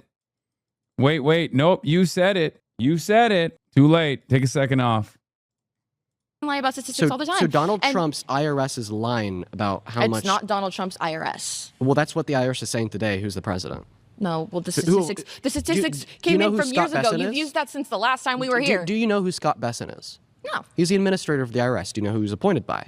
Donald Trump, Donald I'm going to assume. And Scott Besson and the IRS under Trump still report that. And listen, and it's so you not a don't believe that contestable removing fact. a certain population can allow opportunities for others to come in. You Because realize it makes the economy less productive. I have family that are refused. Yo, businesses go out of business, ironically enough. It actually has a downward It actually has a negative effect on the economy when you just mass fire some of the more productive parts of the labor force. You're not opening up job opportunities. You're crippling entire businesses that are all interconnected. Opportunities, healthcare, and other resources due to the fact that it's oversaturated by people who do not have a citizenship here. And by closing those borders and not allowing those people to come in, it gives them the space to have that, because that's what my tax dollars should be paying So for. do you think that undocumented immigrants can access like federal Medicaid, Medicare, They so on and so can, forth? actually. They can. Do you know what the Personal Work Order and Responsibility Act is? I actually know that they can, because I Do have you know family what the members Personal Work Order and that can perfectly walk Responsibility in Act? and they can get checked. Wait, she has undocumented family members? I'm sorry. What the is happening, bro? Yo, this happens way more frequently than you would think. And it's still crazy every time I hear a mass deport Trump supporter turning around and being like, I have family members that are undocumented and they can get all of the federal aid they want. Month per month, living month per month, and we support that. Our tax dollars that we pay, we support Can I that. get a yes or no? Do you know what the Personal Wait, never mind. She wasn't saying she has undocumented family members. I misunderstood. Work Order and Responsibility Act is? I believe it has something to do with jobs and paying taxes no matter your... No. The Personal Work Order and Responsibility Act is a bill from the 90s that strictly limits and prohibits any type of federal public welfare benefit And from being not given everywhere follows to the law, obviously. undocumented Here in California, we have... immigrants. I'm going to continue to speak. There was one slight addendum to this with Obama's EMTALA, which just says that undocumented immigrants can get life-saving emergency care if they need it. But the point is, when you suggest that undocumented immigrants are reliant on these federal systems of benefit, And they are. anyway, They from are. Medicaid to Medicare to Section 8 to food stamps, they're not. It is They literally are. They illegal for them to absolutely collect are. those benefits. And they do anyways, because listen, states like by- California allow it. Doors open. We pay for it. You're I believe. confused. No, I'm not What you're confused. confused I know is exactly what I'm talking limited state-level benefits and federal benefits. So you're right. about. But it still happens on some level. Can you acknowledge that? In 10 of our 50 states, undocumented immigrants have the limited ability to collect But social safety nets. that still is an ability, and my that- tax and that's dollars fine. in California are paying for it. Yes. Well, actually, can their we agree on tax that? dollars pay for Absolutely. it because they pay $100 billion per my year in tax taxes, dollars and they pay for subsidize it. you. And people like my brother with disability that Yeah. truly need those things are being cut. They're completely different systems. They're being absolutely not. Yeah, they are. Nope. What's Medi-Cal? Medi-Cal. My brother gets Medi-Cal, and they also get No, Medi-Cal. it's specifically yes, a they system do. of benefit for undocumented immigrants that no longer my exists. brother Your literally brother's- just got something in the mail your that brother's- says for Medi-Cal. Your brother's on Medicaid. No, on he's the not. state He's level. on Medi-Cal. Listen, honey. the point that I'm trying to make here. I'm filing for a conservatorship for my So brother. I would the- know exactly the- what he gets. the point that I'm and trying to it is make getting here. cut day by day because of the oversaturation and the overpopulation of people we don't even know exist. Okay, and I'll we wait are for you to paying finish. for them. Okay. So do we not acknowledge that by closing the borders, like I'm going to go back to my point, just like you like to do with everybody else, I'm going to go back to my point that by cutting that population off and allowing more space for opportunity for Americans would benefit the economy. So you're saying that you pay for the benefits of undocumented immigrants when they're paying over $100 billion per year in taxes on the federal, state, and local level. Well, guess what? They're paying for their own benefits in the 10 limited states that give them. In No, they're fact, not. Do their jobs. I mean, this is just anti-intellectualist propaganda. That's what the IRS says. That's what the Cato Institute, who's ran by libertarians, which is right-leaning, that's says. disgusting for you to say. Okay, we I have to think it's pause there. We have to disgusting for pause you to be there. hating You've been on voted other out. Hater. All right. If you want to be the next debater, get to the chair in 3, 2, 1. Hi, nice to meet you. Mari Hi, Carmen Berman. ma'am. It's nice to meet you. Nice to meet you too. I want to talk to you about my point of view as a Mexican American Jewish. I'm not saying Trump is perfect, but I'm saying the reason I vote for him and I would vote. How come they get to have Claudia Sheinbaum and we get to have this Trump supporter? Why is Mexico's steak so juicy, lobster too buttery? Okay? Because there's not a lot of Jewish Mexicans out there. You know, there's not that many. How come Mexico gets Claudia Sheinbaum, one of the most goated politicians in the Western Hemisphere, if not the best, and we get this lady? How'd this happen? They're not sending their best. Check logs, very important. No. Again, first of all, I want to touch the point that she said about borders, but not about the people. I'm talking about the drugs coming from my country, and it's from my government, because Mexico has a narco government. You know who's the only one who has the guts to go right now and deal with the president? Trump, because the other administration didn't do it. Yeah. Who went to bring Venezuela, Maduro, to the jail? Trump, and this is affecting United States. Yeah. I mean, I'm not saying everything he's doing is great. Yeah. And I'm Jewish, so I support Israel. Who is the only one who's supporting Israel? Trump. Otherwise, I don't know how we're going to be right now. Dude, I love when people say that. Like, yeah, the Democrats insufficient in their support of Israel. That's awesome. First of all, fuck Israel. Okay, that's number one. Number two, the notion that the notion. I mean, Joe Biden deserves this so bad. He deserves this. Okay, he's such a piece of shit. Genocide Joe did everything, blew bubbles on it, did everything in his power to allow Israel to continue murdering children in Gaza. And everyone in America is like, every Zionist in America is literally like, he was so bad for Israel. No one does it like Trump. God's help. Let's support a state that's committing a genocide and ethnic don't talk cleansing of about it because Palestinians that and Lebanons. And let's make sure to throw $1 billion a day at a war that's killed 13 of our servicemen and women. You're the biggest anti-Semite. It's freaking ridiculous. You only said that about her because she's Jewish. You're a piece of shit. Wait, what? Said what? Because I only criticized their pro-Israel takes after she said something about Israel. Beforehand, I was just saying, that there are only a handful of Mexican Jews out there, and Mexico has Claudia Sheinbaum. We get Trump supporters. Do you understand? Like, the joke is, I love Claudia Sheinbaum, and I don't like this lady because she's a Trump supporter. It's also a joke about Donald Trump saying they're not sending their best. The joke also factors my praise and admiration for another Jewish Mexican lady, her name being Claudia Sheinbaum. That's the joke. As in, this has nothing to do with Judaism, which is something you could understand if you had 3 working brain cells. Yeah, that's right about not sending their best, you fucking scumbag. No, you're lying, as you always do. It's because she's Jewish.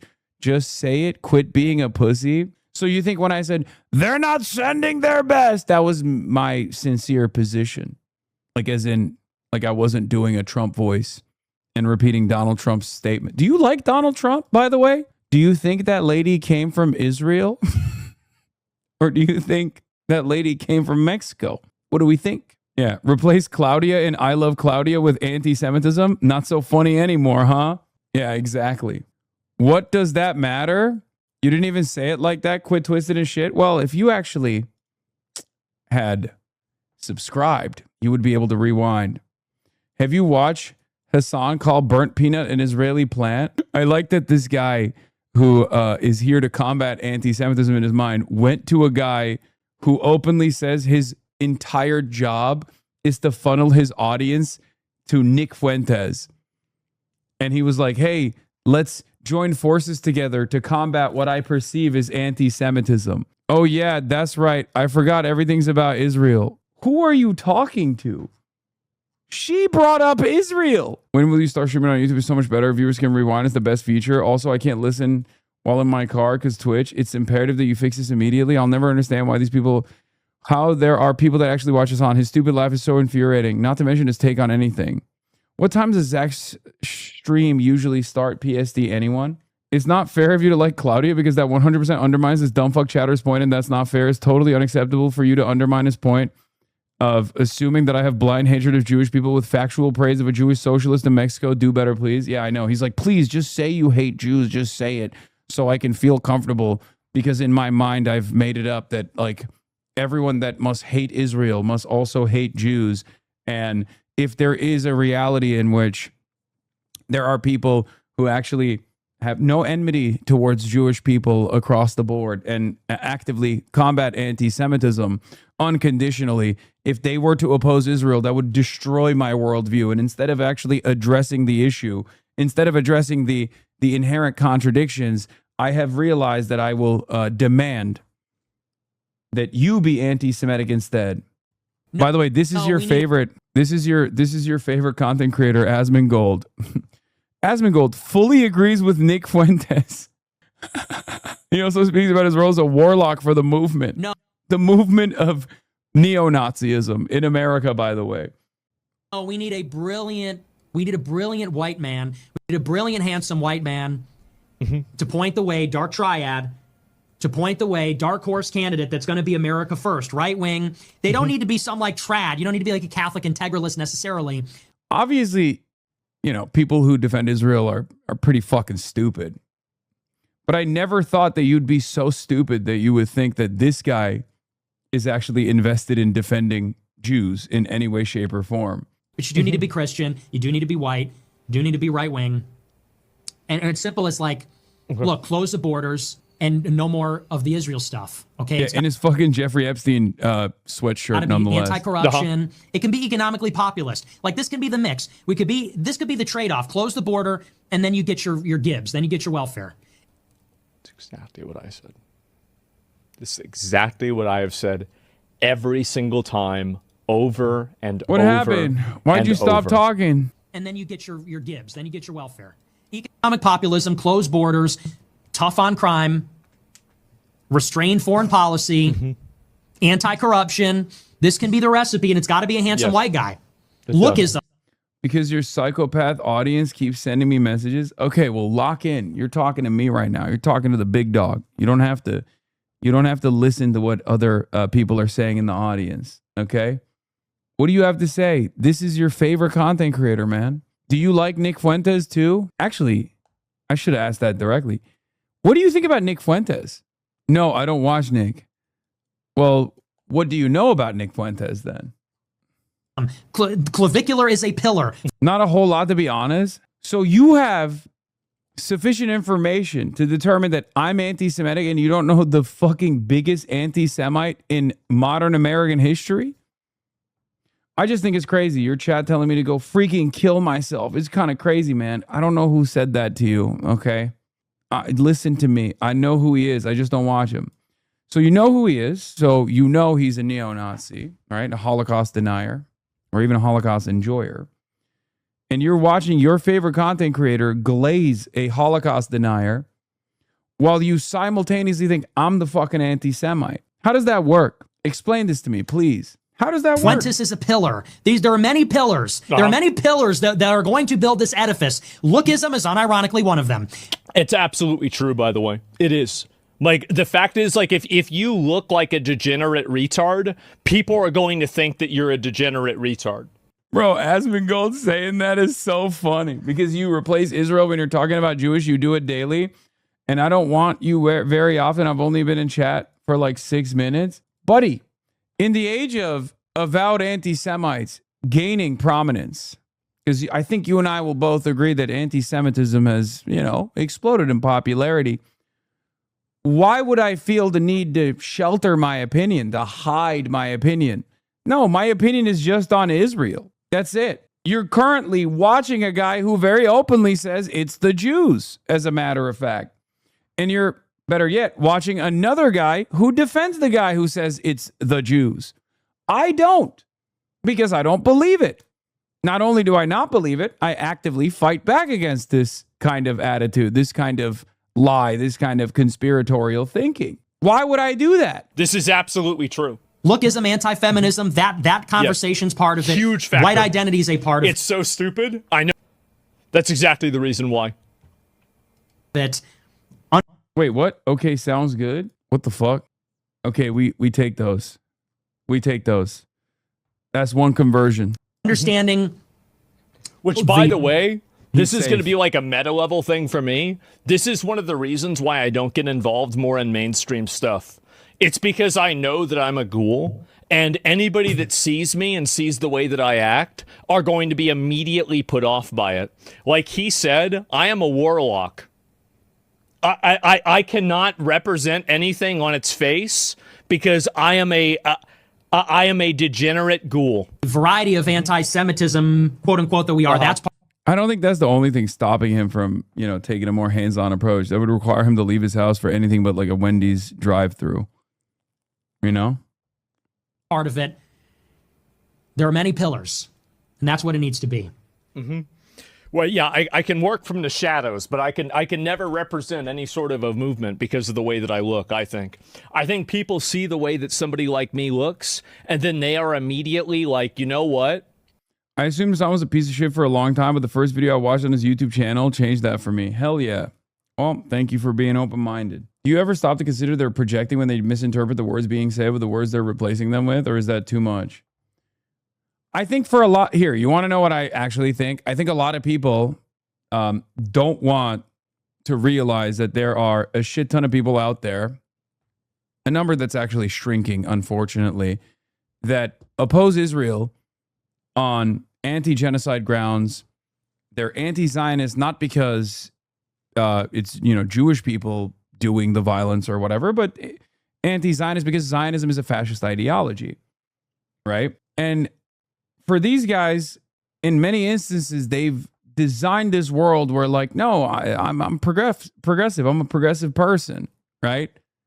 So when they actually encounter another progressive person who criticizes Israel, that is so profoundly important in their development, where they believe that if Israel ceases to exist, that, like, you know, another Holocaust will happen, or a litany of other hysterical opinions like that, that they can't comprehend that someone could have a consistent moral position on this issue. So they just assume it's coming from a place of anti-Semitism, hidden anti-Semitism. Okay? Oh, this person must hate Israel because he hates Jews and he's just substituting Jews for Israel. They can't even think of a world where someone just simply doesn't believe that Israel means Jews because they believe it. And you know who else believes it? The neo-Nazis, ironically enough. That's it. That's it. For a lot of people, it's social conditioning. That's why it was important for me to show you guys, like, Israelism, the documentary, and have Simone Zimmerman on to talk about her own journey from being an advocate for Israel to becoming a loud and proud anti-Zionist. There's also a separate reason as to why many of these outlets, many of these mainstream outlets, rarely ever, if at all, hear from anti-Zionist Jews. Anti-Zionist Jews are very prominent in the anti-Israel movement, in the pro-Palestinian movement.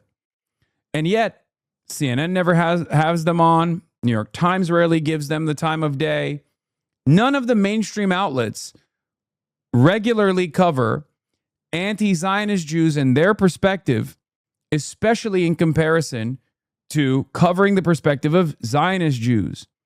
Because anti-Zionist Jews, for the simple-minded Americans, is the easiest way to comprehend that this has nothing to do with Judaism at all. Israel and Judaism are totally separate things. It's that simple. For someone who has the same exact opinion as an anti-Zionist Jew, myself, my Muslim background makes it a much easier argument to make that, oh, he must be secretly a hater of Jewish people, because that's just how all Muslims are. Do you see what I mean? That way you can carry on this idea that, like, all Jews are in favor of Israel, as long as you don't, show Jews who are not in favor of Israel. For another state, per the testimony of Joe Kent. Listen, this is the first ally of the United States. I want to respond to the Israel first thing. is the first ally of the United States. So we have the right to support Israel. And you know what? God said to Abraham, I will bless whoever bless you, and I will curse. She's like, preach. Optimus Prime in the background going, preach. Whoever curse you. Yeah. If you want to be blessed, and this country needs to be blessed, needs to bless Israel first. Every single country every single country who has been cursed Israel is, look how they are this right is now. religious you know, psychosis. It's not religious. It's genuinely It is. religious. What do you mean it's not religious? You literally just said the Bible. What is the Bible if not a religious document? What the fuck? My source is the Bible, but also my argument is not religious. That one I think is the craziest one. And whenever someone drops that, you're like, oh, now people are going to say, Hasan, don't you always say Am Israel Chai the moment that your stream Fs? And it's true. I do that. So I guess I am also blessing Israel all the time. So I will be blessed. Do you see how Chavez ended? Listen, he cursed Israel from his intestine. He said it. Hugo Chavez cursed Israel, and that's why he was cursed. Yo, you are crazy, lady. You're out of your fucking mind. Also, you know who's cursing Israel right now? The motherfucking Pope. You are saying... And he's dead. Okay. Yeah, we have to bless the ethnic... Hugo Chavez cursed Israel and he's dead.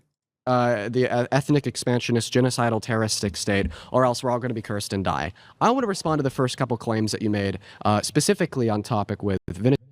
I'm going to be honest, like he's kind of going beast mode on Israel a little bit. Okay, Dean. Venezuela and the border. So who brings in 70 to 80% of the drugs into this country per the Homeland of Border Mexico, Security? Colombia, Venezuela. Who is bringing them? Yeah. Who is... No, it's not. It's American citizens, and he just laid a trap. He knows the facts. Actually, it's American citizens. I do that all the time, too. Woke Spider-Man is correct on this one. supporting it is Mexican country. And I'm sorry to say it. I love my country. But my government is Okay, disgusting. I'll respond. It's Thank an you. Thank you for your narco-government. response. So 70% of the drugs sold in America, brought into America, are brought in by citizens. Why do I bring this up? Because when we say that undocumented immigrants are the issue, they're the people that are just bringing all these drugs. Yeah, it's actually 84%, by the way. It's not 70, but that's fine. It's fine. We'll let them have it. Across the border, then they come here to like women and kidnap children and commit all these heinous violent crimes, is nothing more than the demonization of a demographic that's Okay, I actually very never said all the beneficial to this country. undocumented people are the one who bringing But that's what Trump has to said. become citizens. And that's why you shouldn't support Trump. I'm not telling you he's doing everything perfect. I never say that. I'm talking about the borders that we have more than 2,000 miles border with Mexico, and that's where they came the drugs, and that's where they came this trafficking. Yeah, 90% of all drugs actually that are apprehended at the border come through regular points of entry. It's only around 10% of drugs that are actually caught in regular border crossings. It also doesn't make logistical sense. What do you think is easier, to shove a bunch of drugs into the cars, like a chopped up car of an American citizen that's probably less likely to be stopped by Border Patrol, or to shove it in the fucking stuffings in the socks of a bunch of random abuelas crossing the border under treacherous conditions? Obviously, it's the fucking first thing, right? That's why it's the most common way that people transport drugs over the border. It's so stupid. The argument that it's like all the drugs are coming through, illegal entries is so idiotic. Listen, People I actually trafficking through legal ports of and entry for the most part. that are killing our people in the streets right now. So once again, a vast majority of the drugs brought across the border are brought in by citizens through legal ports of entry. And My Tito was undocumented and he got amnesty under Reagan, is now a Trump supporter. He's also in the closet and most of the family knows. It bricks me. That's awesome. When I give you an explanation for this, it's going to make sense to you, because think about it. Okay, when a citizen is coming in through a legal port of entry, okay, well, nobody just has the innate right per the state to pull them over, scrutinize them, check every nook and cranny of their vehicle. No, they should. Because of our Constitution. They should. But when they identify an undocumented immigrant, well, they already have an individual who's culpable of breaking federal law. So then they have all the rights in the world to detain them, arrest them, if they need to pat them down or check their vehicle. And that's why a lot of the drugs that come into this country will come in with citizens. But I think my larger point here is, I don't think that Donald Trump has secured the border. I think that the reason why we've seen such a drastic decline in undocumented entry has nothing to do with proactive long-term border policy, but rather to do with fascism and human rights abuse. There are people in this country that are getting illegally deported and then tortured in places like CCOT. Executive Order number 14160 attempted to unconstitutionally reclassify citizens as undocumented immigrants to be lined up and deported by the DHS, where we're watching people like Alex Preddy get murdered in broad daylight by ICE agents. I want to answer to you before you continue. You're talking about legal and deportation. I used to be a foster care liaison when all these kids in cages. That was not true. I was there. They called us for an emergency meeting looking for families to support these kids. Meanwhile, they were reunified with their families. Reunification with their families. Yes, it was not true that was in cages. That was just the media, what they wanted to portray. So is your what argument that Executive Order number 14160 doesn't even exist? What I'm saying is the media wants to say what they want to say because they have already, But this isn't coming from the media. It's coming from the White House. All right. All right, if you want to be the next debater, please get to the chair in 3, 2, 1. Love the idea that Jank has a dual key lock nuclear football briefcase somewhere with the necessary documents to deploy a Zoran presidency. Wait, what? Why? The history of the world might change forever if Cenk Uygur decides to share a secret legal case that somehow suspends the Constitution and makes it so you can run for president without being born in the country. Wait, what? Uygur would not meet the constitutional requirements to serve as the U.S. president under Article 2, Section 1 of the U.S. Constitution. He's a naturalized U.S. citizen. That is to say, he became a citizen after his birth. Not being a citizen at his birth precludes him from being considered a natural-born U.S. citizen, which is a requisite for presidential eligibility. Uyghur has claimed his eligibility, citing a 2006 UIC law review paper per law school graduate on a 1964 case entitled Schneider v. Rusk. He claims that he has a slam dunk legal case. He actually did manage to get on the ballot in a few states, so the dream of voting for Zoran for president might not be dead. Nobody threw Cenk off the ballot because it would cost more to hire the lawyers than he'd get votes. That would not be the case with Zoran. You aren't accounting for a secret legal case, though. Okay, why are people making fun of Uncle? Why are people making fun of Unc? I don't like that people are making fun of Unc. He has a legal case. It's slam dunk. He didn't tell me. Leave Unc alone. They made fun of you too at Ingermentum. Yeah, I know. He said, hold up. Have I not been loud enough that his homeland is New Jersey? It's the age thing. I didn't know he was so Unc. Oh my God, bro. Come on, dude. I didn't know he was so Unc. 34 is fine, dude.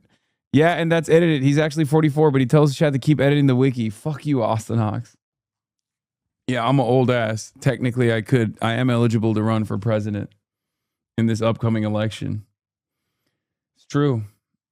We need you to find the codes. So much for a year of PR. Lol, bro, your fans are really your biggest obs? Always, always, always. And also, here's the thing. I will never run for president. Please. Please. It's not going to happen. I'm not running for office at all. Please don't. Please don't think that I'm going to run for office. Okay? Have no fear. It's not happening. Hi, welcome in. I think we should start this off a little bit. I didn't even sit down. I know, I'm talking to you while you're standing up. Hi, okay. I'll slow it down. What's your name? I'm Kaitia, but you can say Tia. It's a lot easier. Well, it's a pleasure to meet you, Tia. Thank Thank you. you for being here. Listen, I say we start this conversation off a little bit differently. Can I tell you why I think Trump is a terrible president? That's what I was going to ask you. I would love to know, actually. Perfect. Well, I break it down to the three main categories. His domestic policy, his foreign policy, and his character. Okay? He is the worst president of my life, the worst president of your life, and the worst president of the lives of every single person sitting in this circle. Let's start by evaluating his character. He's a 34-count felon, adjudicated rapist that has boasted about perverting the naked bodies of beauty pageant contestants, depicted black people as monkeys on his Truth Social, and was sued in the 70s for refusing to rent to black people because he thought that they were quote-unquote poor. And there's about a billion other things I could say because of the time on the clock. I'll keep it concise. We look at his domestic policy. There's not a single macroeconomic variable that is better off today under Trump than it was a year and a half ago under Biden. GDP growth is down. We got one of the worst jobs report in modern American history last year, adding only 170,000 jobs to the economy after adding 2.2 million under Biden in 2024. We see that unemployment is up. We saw 1.3 million layoffs. We see the highest increase in the price of gas in 1 month since the Vietnam War in 1967. Foreign policy is a disaster. He said he was going to end Russia's invasion of Ukraine on day one. He didn't. He said he was going to bring us closer to our allies. Now they all hate us because we impose unconstitutional legal tariffs on them. He said he was going to be the president of no new wars. Then he started a new war of choice in Iran just to deflect away from the Epstein files. And this holistically is why I think that Donald Trump is a terrible president. The mic and the floor are yours. Okay, thank you. So I haven't been in politics that long as far as like interest. It was like 2016 really opened my eyes. I never thought Trump had a chance, honestly. But I do seem to remember in 2016, a lot of the dialogue around his win was he only won because America's racist, basically saying everyone who voted for him was racist. This is after 8 years of Obama, by the way, who got reelected. So based on that, and after 4 years of not being president and now he's back, why do you think that he won if he's one of the most terrible presidents in our lifetime? Okay, yeah, I'll give a direct answer to that question. I first want to ask. Do you want to know the real answer to it? It's because Americans like what they see. Okay? The people that are in this surrounded, as a matter of fact, that are representative of tens of millions of Americans, unfortunately. And they fucking love that shit. They're like, no, I want more dog shit. I want more. I want more and more dog shit. I'm a stupid idiot who deserves less. Okay? That's one of the reasons. Okay? That's one of the reasons. The other reason is because the Democrats are also ass. Okay? The Democrats are ass. Let's be real. They're looking at a situation where everyone is screaming bloody murder, where there's a major cost of living crisis, and going, things are fine. I'm a small business. My mother was a small business.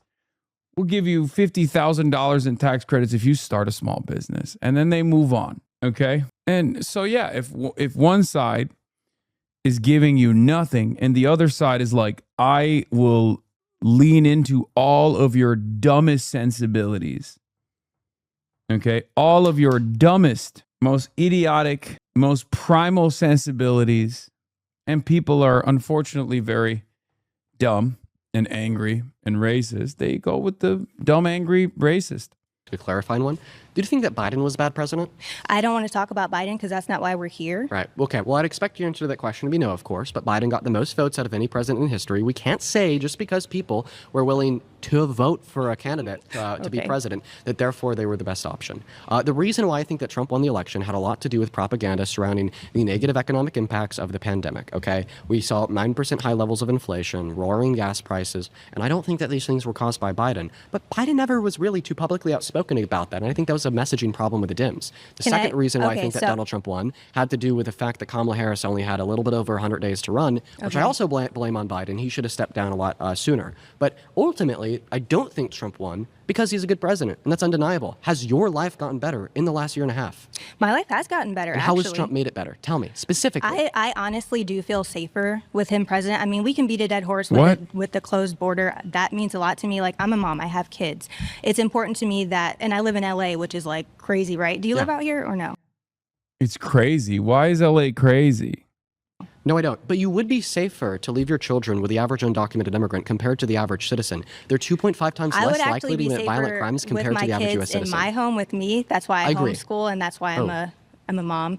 And my Oh my gosh, she homeschools. Oh, the next generation is cooked too, bro. children come first. So for me, being able to do that is a blessing. There's a lot of sacrifices that come with that, especially in this economy. I would be lying if I didn't say, like, it's difficult with the gas prices. It's difficult with the groceries and the tariffs. There's a lot of things. Yeah, similar with Biden. There was a lot. Inflation has not increased in the same amount as it did under Biden. What did Biden do to cause it? The money to Ukraine and the open border.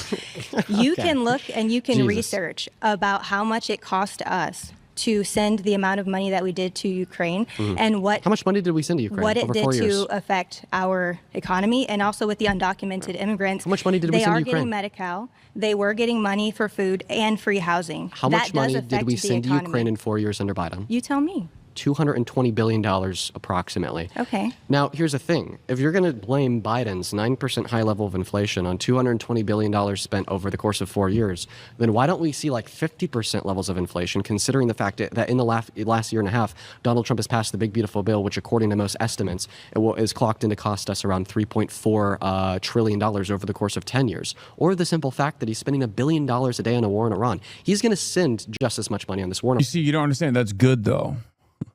That's the good kind of expenditure.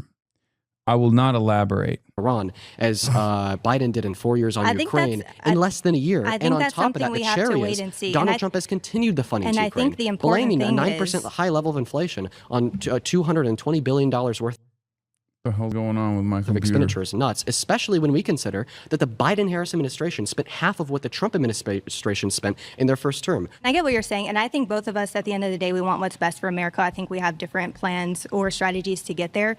But the main thing I did want to come up here and say, I don't think you really answered it, was if Trump was the worst president in our lifetime, how did he win twice, if not 3 times, depending on who you talk to?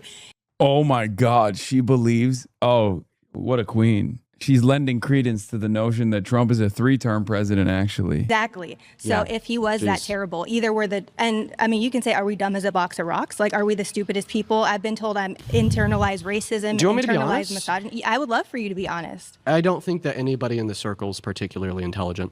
Okay. And I understand that that's how people see us. Yeah, we're gonna stop. We're gonna stop there. You've been voted out. Thank Okay. you. Return to your seat. Well, thank you for your time. Thank you for your time, Tia. If you want to be the next debater, get to the chair in 3, 2, 1. Oh, come on. Hogdom is My prime. name's Leia. Nice to meet you. Nice to meet you too. Just a little background. I am currently active duty in the United States Marine Corps. I'm not here on Be careful, behalf. hashtags. I'm not here on behalf of the Department of War, by the way. I also grew up in Jerusalem, Israel. And I think that Trump has done a lot for me personally. And I feel like that's what we should all be here speaking about. Okay, respect. You know, if someone's going to put their body on the line for Israel in the American military, it should be someone who grew up in Israel. You know what I mean? You don't usually get that. To be fair, you don't usually get that. Okay? Normally, it's a dude from Iowa that's supposed to go and die for Israel. You rarely ever get an American Marine who's from Israel that's serving in the American military. So that's cool. I like that. That's rare. Extent. I've gotten paid more under him. I've gotten bonuses under him.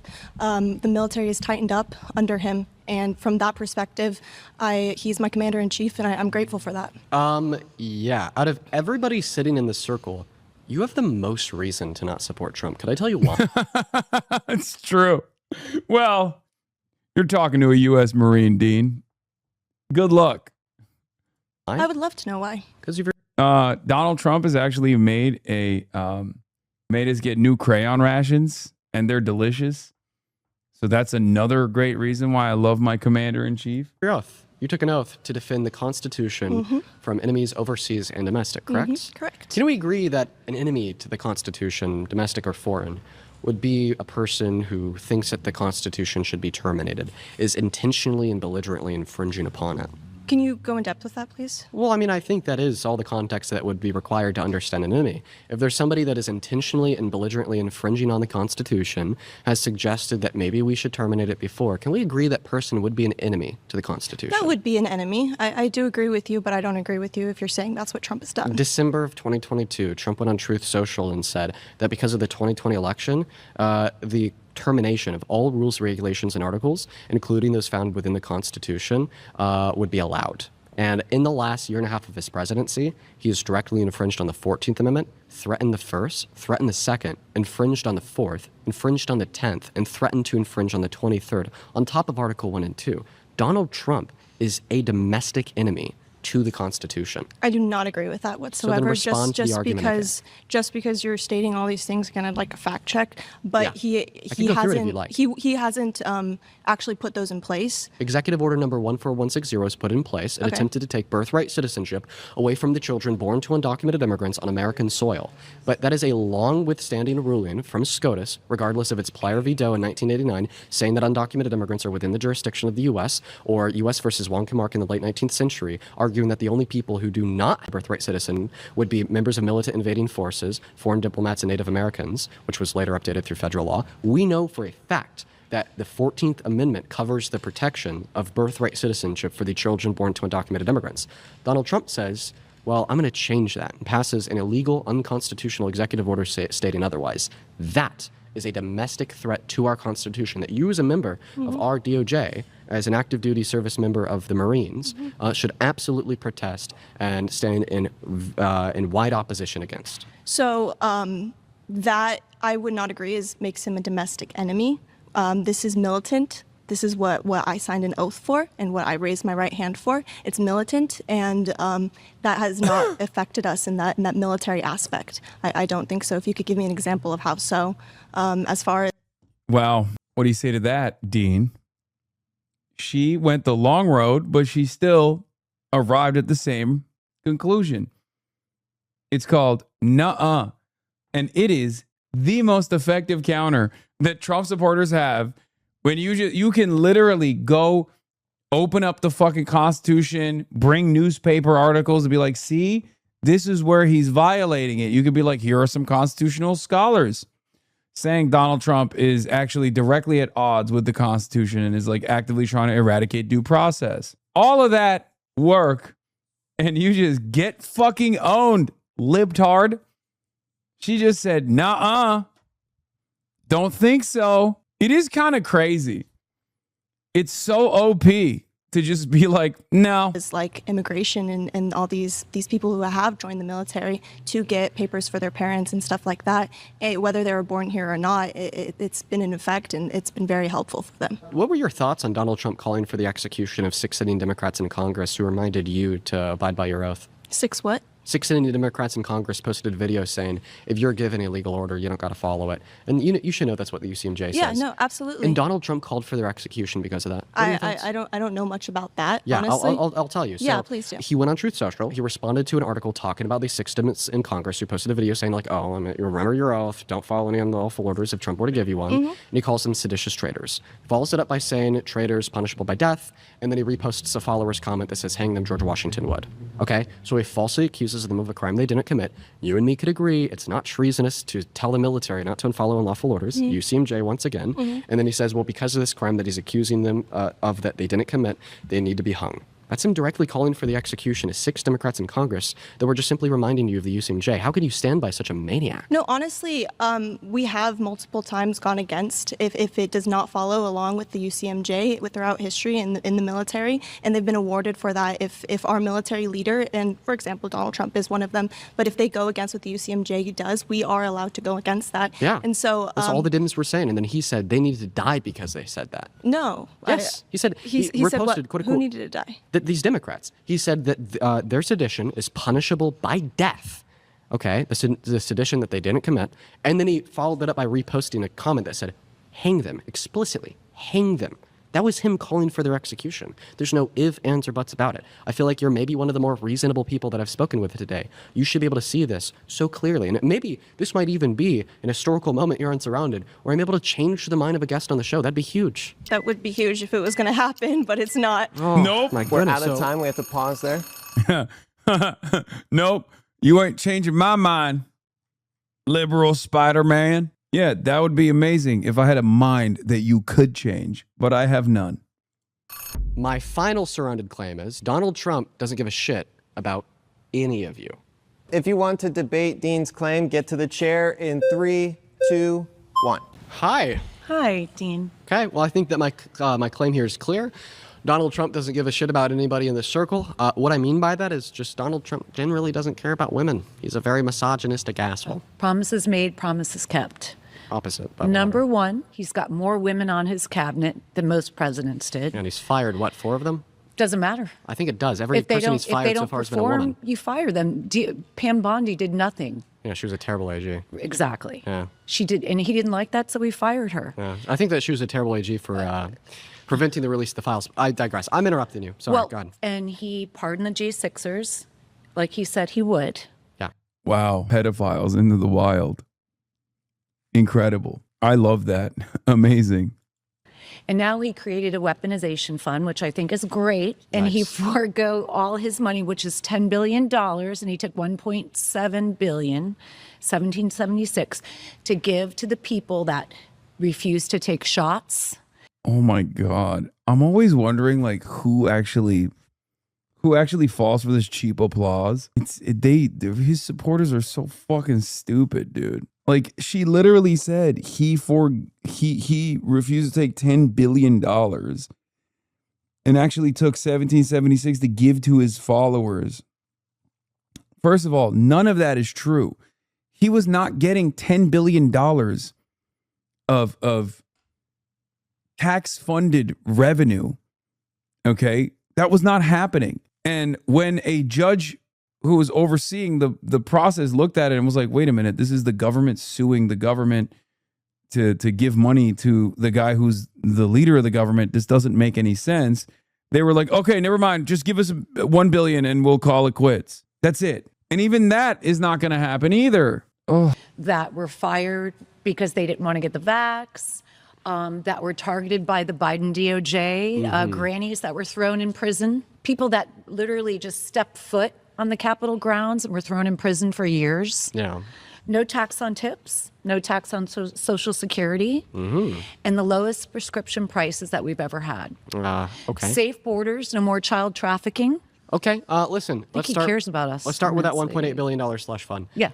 You said it was his personal money. That's not true. It's funded by the taxpayers. It's owed to him. Secondarily, it is an absolute disaster. Just like all the money comes from taxpayers. It's crazy that our president is willing to give $1.8 billion to people such as the J6 terrorists. Well, they're not terrorists. Well, I mean, I think they are. For instance, there were 176 people who were criminally convicted of deadly assaults on police officers. Take, for example, DJ Rodriguez, who drove a stun gun into Officer Fanone's neck while Officer Fanone was on the ground getting beaten with metal rods. No, it's been proven. As the crowd First was of all, screaming, Lila grab his Morris. gun and kill him. And then DJ Rodriguez pled guilty to doing this in court after Officer Fanone's testimony and his body camera footage proved it. He has like encyclopedic knowledge of all the things that liberals have seen on MSNBC, like down to the names of like the police officers and like how they were brutalized and stuff. It's kind of crazy. It's just I don't know if this is the most valid approach to debating these people. I think it's definitely a valid way to garner attention and also support from liberals. But I don't know if like hogs that watch this go like, damn, he really cooked on this, because they don't give a shit, right? So I think like the premise is good, and you know, talking about January 6th is not going to get you anywhere with these people. So in his shoes, I think what I would do is just go, yeah, okay, he released a bunch of pedophiles into the wild, some of which actually died to, you know, suicide by cops shortly thereafter. Let's move on. I don't really know how that actually impacts your life personally. It's very clear that Donald Trump doesn't care about your immediate material circumstances, especially considering that he said he was going to destroy the inflation crisis, and the cost of living has gotten only less affordable in the process. And obviously you can't convert Mar-a-Lago face over here.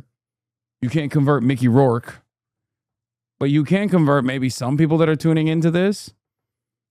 I just don't think that you can do that with like, you know, endless back and forth about like details on January 6th. These guys think it was awesome. Watching no one in the video be convinced by this really is making me wonder how to want to show it to other Trump supporters to change their mind. Familiar with Roseanne Boylan? She was beaten to death by an officer, Lila Morris. Okay, nobody talks about that. Ashley Babbitt was killed, shot in the neck. She was an unarmed woman, a military woman. There was no need for that. We went there. People went there peacefully and patriotically. Yeah. Okay, And that's why they were screaming, "Hang Mike Pence," right? well, yeah, but nobody that I've Was seen. that peaceful? There was a lot of infiltrators. There was over 300 FBI agents in there. Oh, really? Who's Infiltrating- FBI? Exactly. Who's FBI? Right. Who was Everybody president? says that. Who was president on But J6? It doesn't matter. It does. I read about that the Because other day it was when they Donald said, Trump. I read that and read it. Who's And by FBI? the way, who did Trump It was- pardon? Did he it was pardon the under Antifa Obama. infiltrators? It was under Obama. That's President right. on J6? He wasn't Obama. He wasn't president on J6. President Trump was. Oh, my But God. Obama's the one who's been trying to persecute him. Obama, Biden. So since day Obama- one with the Russian dossier. Yeah. So Obama infiltrated Trump's FBI. He's and the one, implanted- not just Obama, but all the leftists, all the deep state. My planned friend, that. you've lost your Nancy goddamn Pelosi, mind. Nancy Pelosi. Then why? Well, listen. Here's the real Why didn't litmus they have test. National Guard? Well, apparently Donald Trump had the ability to call them there, and this He has been tried proven to. by his second term. According to Donald Trump's second Did you term, not hear? he doesn't need to try to send the Mhm. National Did Guard you not anywhere. hear He just Nancy simply can. Pelosi where But she I want said to do it's a my quick, fault? I want to do a quick litmus test on one of the claims that you made about all the J6 Antifa terrorists that were infiltrating the crowd to I cause actually havoc. know that there was over 300 So- people dressed up as So do we Trump agree that supporters. everybody who was criminally convicted on J6 has since been pardoned by Trump? I believe so. So Donald Trump pardoned Antifa terrorists? And now he's offering them a lot of $1.8 them billion. didn't get charged, though. Prove a it. lot of the Antifa people didn't get charged. Why don't you give me some evidence for that, ma'am? Well, I don't. Did Ray? So you don't Epps believe get in charged? so you don't believe in things, right? Without I evidence. believe in so what's facts. the evidence? I believe in facts. Okay, so- just like Donald Trump cares about Spell the it. American people. Maybe we should get America back to that. first. Yeah. Okay. So Okay, we got to pause there. You've been voted out. Have a good one. All right. If you want to be the next debater, get to the chair in 3, 2, 1. Howdy, howdy. Hi. Hi. Welcome. Thank you. Would you like to carry on with why you think that? Trump doesn't care about you, doesn't care about anybody in the circle, because he generally doesn't care about women. He has had a lifetime of vapid misogyny, like the fact that he's a sexual predator, that he's a rapist, that he's overturned policy that has led to 60 pregnant victims per day being denied access to abortion in 10 every 50 states, or an attack on our economy. Everything is worse off today than it was a year and a half ago under Giga Chad Biden. I don't think he cares about you. He almost took a bullet for this country, and he's faced so many assassination attempts.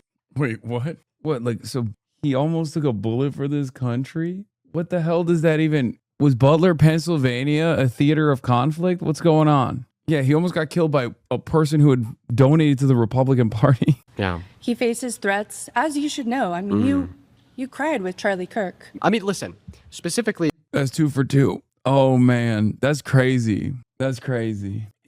That's eight of that. She's just fucking one-shotted him. This will be 10 seconds or less so we could get back to the topic. I cried because I thought that it was a mass shooting. My friend was less than 30 feet away. He FaceTimed me running away saying, Dean, I think that there's a mass shooting going on. And regardless of the fact that I didn't like Charlie Kirk, I'll be honest, I think that he's despicable. He endorsed child torture. I still saw a video of somebody that I personally knew, okay, get their jugular ripped open by a bullet. It was rough. And yeah, I shed a tear. That was very intense. But listen, the I think topic it really is, humanized you. the topic is, That's so much worse than someone on the left clowning on him. Okay. That is so much worse than someone on the left clowning on him for crying after Charlie Kirk got shot. Because these are literally these are lizard brained monsters being like, well, it humanized you. Okay. That sucks so fucking bad. Like straight up white supremacists being like, well, you were human in that moment. You were like us. Donald Trump doesn't generally care about women. He doesn't give a shit about anybody in the circle. I would lie. That was AI. Yeah, I'd be like, nah, I wasn't crying. It was the Snapchat tear filter. That's what it was, actually. It was the Snapchat filter that made it look like I was crying. I mean, well, maybe he does care about women because he took a bullet Why for would you. he put his life on the line if he didn't care? Well, I think the reason why he's willing to apparently take a bullet to the ear isn't because he cares about you, or else we'd see that demonstrated through his actions, words, and policy, which obviously hasn't occurred. But rather, maybe he took a bullet because it was either the bullet or the jail cell for his 34 felonies, attempted coup on J6. And he wants that power. He wants that adoration. He wants that glory. He wants that fame. He wants his name to be in the history books. That's why he's illegally placing his name on the Kennedy Center, or attempting to commit the conquest of America, usurping Iran to be the 51st state, Venezuela to be the 52nd, and Canada to be the 53rd. That's what he wants to get out of it. He doesn't want to help you. Or once again, we'd see that represented through his policy, which we don't. I vehemently disagree with that. Okay. He cares for law enforcement. He cares for firefighters, No. mothers trying to What? get pregnant. And it's Certainly didn't care about one firefighter, the way he talked about how the bullet missed him. Just saying. It's disheartening that the way you describe Trump, it's like you're describing a leader in the Middle East, someone that's an actual dictator, an actual fascist. What? And it's for someone that has traveled. Yeah, I mean, and true. has seen how other countries operate. This is the best country in the world, and we're so lucky. She literally said, you're describing Trump like a brown person. Okay. White don't behave like that. To have Donald Trump as a president, and I'm disheartened that you can't see that. Okay. You said that he cares about. It is kind of funny though, because Trump is very Saudi royal coded down to the gaudy aesthetics. There is also one Middle Eastern dictator that you could point to that's like a 1-to-1, Benjamin Netanyahu, but About law enforcement.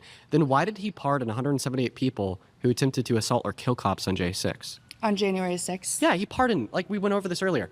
DJ Rodriguez, okay, drove a stun gun into Officer Fanon's neck, gave him a heart attack. He had to be raced off to the hospital. DJ Rodriguez was then thrown in jail for 10 years. Trump says he's a patriot, gives him a full and complete presidential pardon, and has now created a $1.8 billion slush fund that's going to line DJ's pockets.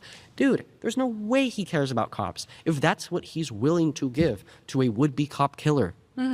Well, honestly, I don't know all the details of that. If everything that I just said was true, would you concede that Donald Trump does not care about law enforcement? I would be curious why I don't know what information he has that I don't, so I would have to place my trust in the President of the United States.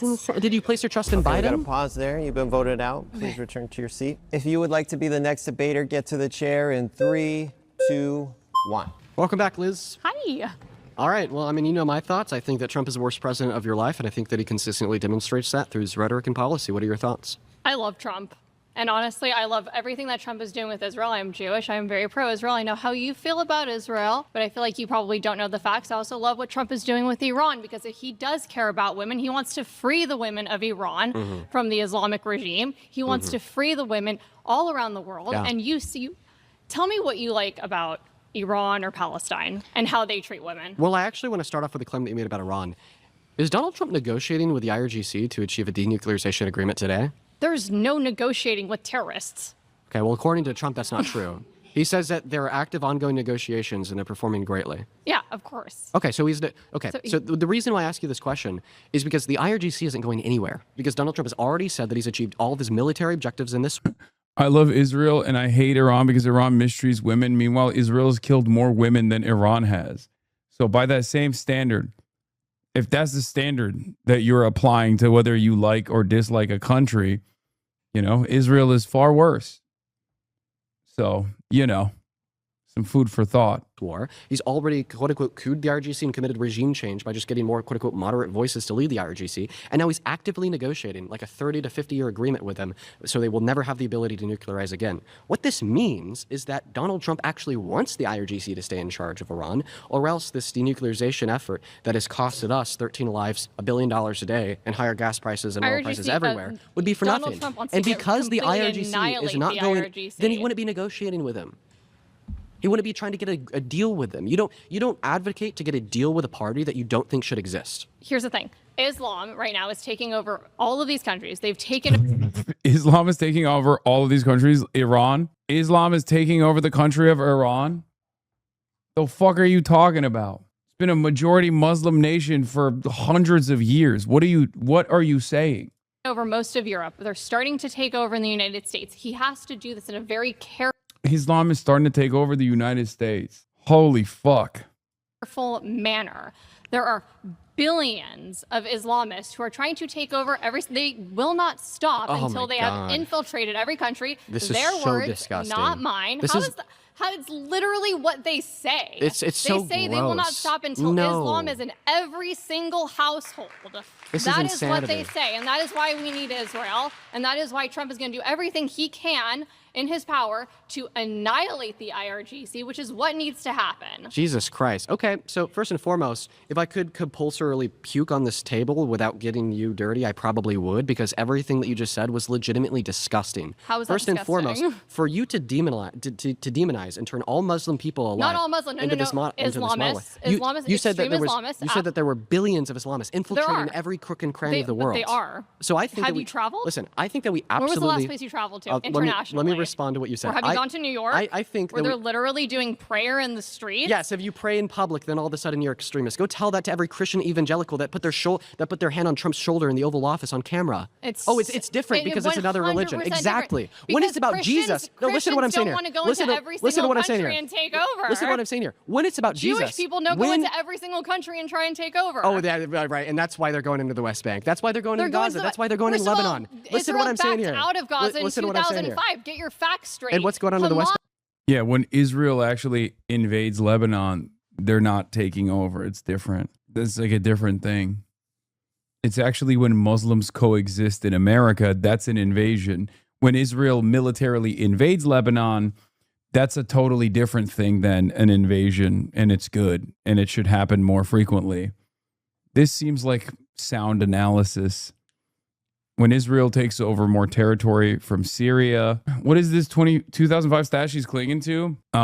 Israel removed the settlements that existed in the Gaza Strip in 2005 and completely relinquished control to the Palestinians, while also basically hermetically sealing Gaza from all around and applying tremendous restrictions on what can go in and out of the Gaza Strip. That's what they consider to be giving the Palestinians autonomy. Can you tell she's pro-Israel? Yes, by her neck veins and how much she's fucking chirping. I can tell she's pro-Israel. Hamas has literally been in charge yeah. of Gaza since 2005. And what's going on It in the is West a Bank today? recognized terrorist organization. And what's going on in the West Bank? Israel literally has backed out. When you have people, you have a tiny little country the size Okay. of New Jersey, Well, and you have listen, every we're getting all single over the country place. around We're getting all attacking over the place. it. What do you think is going to happen? Well, let's hone this in. Well, what I wouldn't want to happen is like vapid war crimes, Do you like think leveling that a Israel should 25-mile exist? radius. One moment. I don't think that any country has an inherent right to exist. I think that people have a right to self-determination. A country is a collective of people. Countries in and of themselves are not moral entities.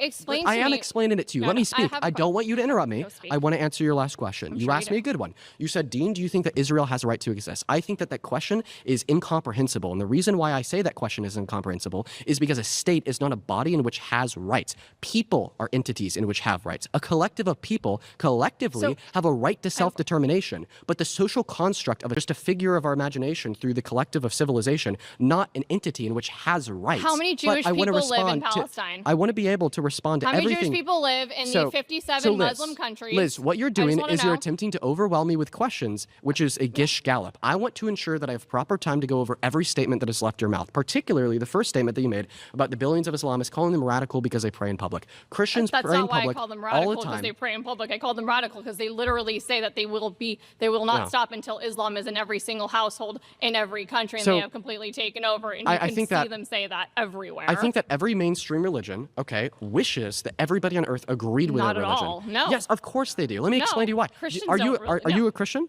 I'm Jewish. Okay, here, listen. I'm going to ask a question to the Christians in the circle. Do you guys think that the only way to get to heaven is to have faith in the gospel? Absolutely. Jesus Christ. Amen.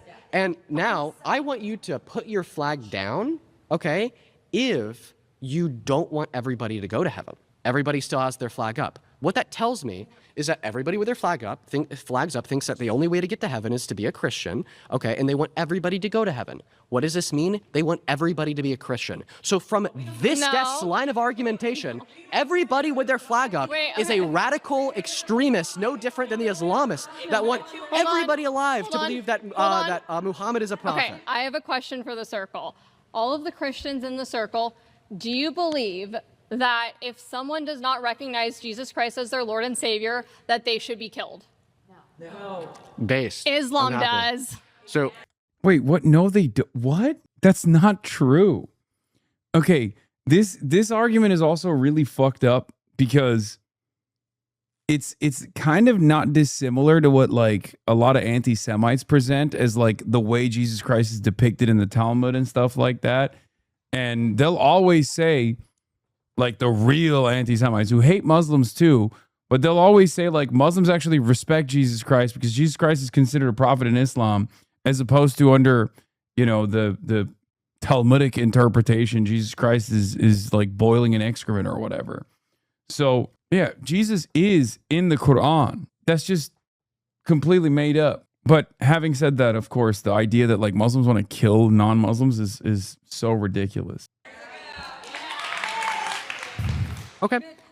Yeah, so that's a really argument to rebuttal. Listen, I agree that when you read the Quran and the Hadiths through a particularly fundamentalist scope, you could absolutely yield the conclusion that we should like, kill everybody that's not a Muslim, 110%. And I disinterpretation of the Quran and the Hadiths, and I think the people who don't are crazy. But we could do the same thing to the Christian Bible. When we look at the Christian Bible and we read it through a fundamentalist scope, well, then all of a sudden it is totally okay to own slaves because of Leviticus 25 verses 44 through 46. Genocide is totally fine sometimes because of 1 Samuel 15:3, and sometimes it's okay to like impregnate kids because the historical representation of Mary's age under a fundamentalist scope. Under a fundamentalist scope is that Mary was around 13. And the reason why I'm giving you the fundamentalist interpretation of the Christian Bible isn't to shit on Christianity as a whole, but is rather to say that when you read any religious text through that fundamentalist perspective, you could always yield grave immoralities like slavery, pedophilia, or killing people who disagree with you. But the thing is that a lot of Christians, alongside a lot of Muslims, don't hold to that fundamentalist interpretation of their respective religious texts that yield those grave immoralities and rather practice their religion in a quite benevolent way. The issue is you have people in Iran who are literally suffering, people who had to flee Iran for People in Iran who are literally suffering, which is why we have to kill them. God, I hate the religion arguments so much. I hate religious arguments in general. I don't care. You know what I mean? It's all subject to personal beliefs and interpretation. It's all arbitrary. And ultimately, it doesn't matter. And there are billions of Muslims around the world that don't abide by whatever fucking thing you think they do. Clearly, it's just pure Islamophobia. 37 years ago who are still suffering to this day, people all around the world, because the Islam extremists, the ones who are also in charge of a lot of these countries, will kill you. They will behead you. They will do whatever they can to harm you if you do not believe with what they believe in, if you do not agree that the Prophet Muhammad is the one and only and Islam is the only religion, and that should be allowed in the world. Right. So that's the thing. We are dealing with this today with Islam, and that's where the issue lies. Okay, we're going to stop there. We're out of time. Thank you. Yeah, thanks for the dialogue. All right. I just want to give snaps to everybody in the circle so far. Good job. Dean, snaps to you. Good job. Let's take a breath. It's been a heated episode. For the last portion of this video, I ask that you look around the circle and select somebody who you want to come back to the center and debate their claim with. Oh God. See, there's so many options here. I don't know. People might hate me at home for this one. I wanted to respond to what she had to say. Optimus Prime. Yes. Yes. Optimus Prime. Oh, that's amazing. Dark MAGA, dark MAGA. Oh. Well, I'll give you credit. You're brave to pick me, so that's good. Or dumb. My surrounded claim is that Democrats sold our country out. Hell yeah, she's right. Queen. She's so right. Oh, she's right. Yeah, bitch you got no answer for this, huh, Dane? Have an explanation of what you mean when you say that? Well, first off, their open border policies, sanctuary cities, which are completely unconstitutional. Thank God we have Sheriff Chad Bianco running for governor. Hopefully we'll eliminate that. They said Russia, Russia, Russia, right? About President Trump. Well, who sold our uranium to Russia? And I love when Trump was talking to all of these European countries. He says, you guys keep screaming Russia, Russia, Russia. Why aren't you buying oil from us? Why are you buying it from Russia? So there's so many good things that Trump has done and the Democrats. Wait, I mean, then she must love Biden, right? Biden rerouted so many of the energy contracts away from the natural gas that Europe was getting from Russia and started forcibly selling them American LNG. Not only that, but also Biden blew up the fucking pipeline too. So, it's kind of, if that's your fancy, I mean, Biden was goated. It turns out Democrats were doing all of those things. But I guess they were doing, you need to get a Jube strictly to get clips with people like this. I do love her. Have completely, I'm from Iran originally. The fact that Obama. Wait, she's Iranian? Wow. I knew there was a reason why I loved her. That's crazy. She does not look like a Cuba Day enjoyer at all. I'll be honest. Her name is Shiva Duh. I feel like if I were to bust open a nice Cuba Day, I don't think she would be in favor of that. She seems like a burger gal. Peep the shirt. She's a Beverly Hills Persian. Yeah, Beverly Hills Freedom Rally. President Trump. I gave boatloads of cash to that evil regime. Makes me so angry. So I love that Trump annihilated General. Okay, Trump is, ooh, yikes. Trump's giving more money. Trump's giving more money to Iran now. Oops. Soleimani and a proxy guy in Iraq offed him because he killed 10,000 people, including women and children. Okay. So, yeah, a lot. Yeah. So I am so happy for him getting rid of the nuclear facilities along with Benjamin Netanyahu, with the intelligence that they brought in and the weapons, and they are our only allies, and the liberals hate Israel. Yeah. This was it could have been World War III if we didn't get rid of this stuff. You and I might not be here the next 5-10 years. You should hate Trump then. Oh, I should love him because he just stopped World War III. He stopped the deep state from destroying this world. And that's what Marxists do. That's what Marxists do. They have no grip on reality. They have no God. And they don't understand what's actually going on because they're more concerned about putting... She's cooking again. Yeah, stop laughing, Dean. She's cooking you. She's fucking cooking your ass, dude. Rooms in their sports. Oh my goodness. What's a communist? Can you define that word? Yeah, it's somebody that thinks that we should not have our own private property. So the government gets to choose, which is, I don't want the government to be my mommy and daddy, okay? It's supposed to be a representative government, which is called a constitutional republic. We are not a freaking democracy. Okay. Well, we're not a democracy. Yes. Go look at John Adams and what he said about democracies. So first and foremost, you weren't necessarily right about what a communist is. Communism is a stateless, classless, moneyless society. Now, on to your second point here about and did it work? Did it work? Have you watched Dr. Zhivago? Can I respond?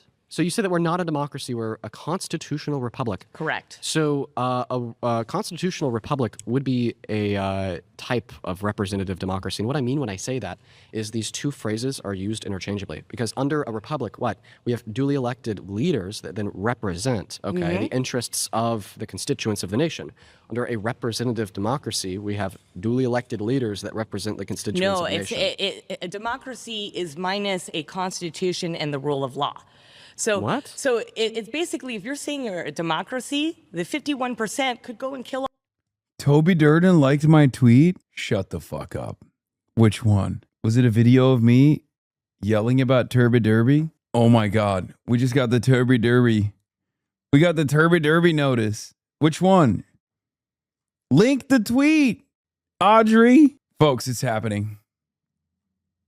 Oh my God. Stop spamming and link the tweet. We just got, ladies and gentlemen, we just got the Turby Derby notice. It's a big deal. What is this? Wait, this one? Ignore the Toby Doden, please. He was stimming. Which, if you want to carry the flame, we're at level 6. Wait, where? This doesn't even... There's only 14 likes on this. It wasn't even directly... We're smoking on that Dusty Johnson pack, regardless. His runoff is tomorrow. Off the 49%. That's called a direct democracy. So, but yeah, pure democracy. When Donald Trump said that he took a bullet for the American democracy, he was wrong? Well, he likes to use that word, I think, to reach out But he to was wrong, the right? Democrats. I believe he's wrong because I don't Damn, believe we're okay. I don't Don't believe take a we're bullet for the American democracy. I democracy? don't like the word democracy. All right. I have a twitch when Yeah. I hear the word because It's almost just like you go it's crazy? democracy, hypocrisy, bureaucracy. I mean, Okay. it's just Okay, now another claim they made there is it's- that it about makes the... you want to is throw that- up? I want to throw up when I hear the word democracy. Yeah, MAGA. So listen. Okay, it's you said MAGA like a swear word. Why did you say that like a swear? You can't be this sensitive. You cannot be this sensitive. Like if you're MAGA, you can't be like, oh, why'd you say MAGA like that? I don't like the tone of your voice. Word. Isn't that a good thing? Make America great again? Well, what's not a good thing is saying that you're making America great again by taking health care away from 10 million, taking food stamps away from 3 million low-income Americans. He got rid of the fraud in the health Can I care. speak?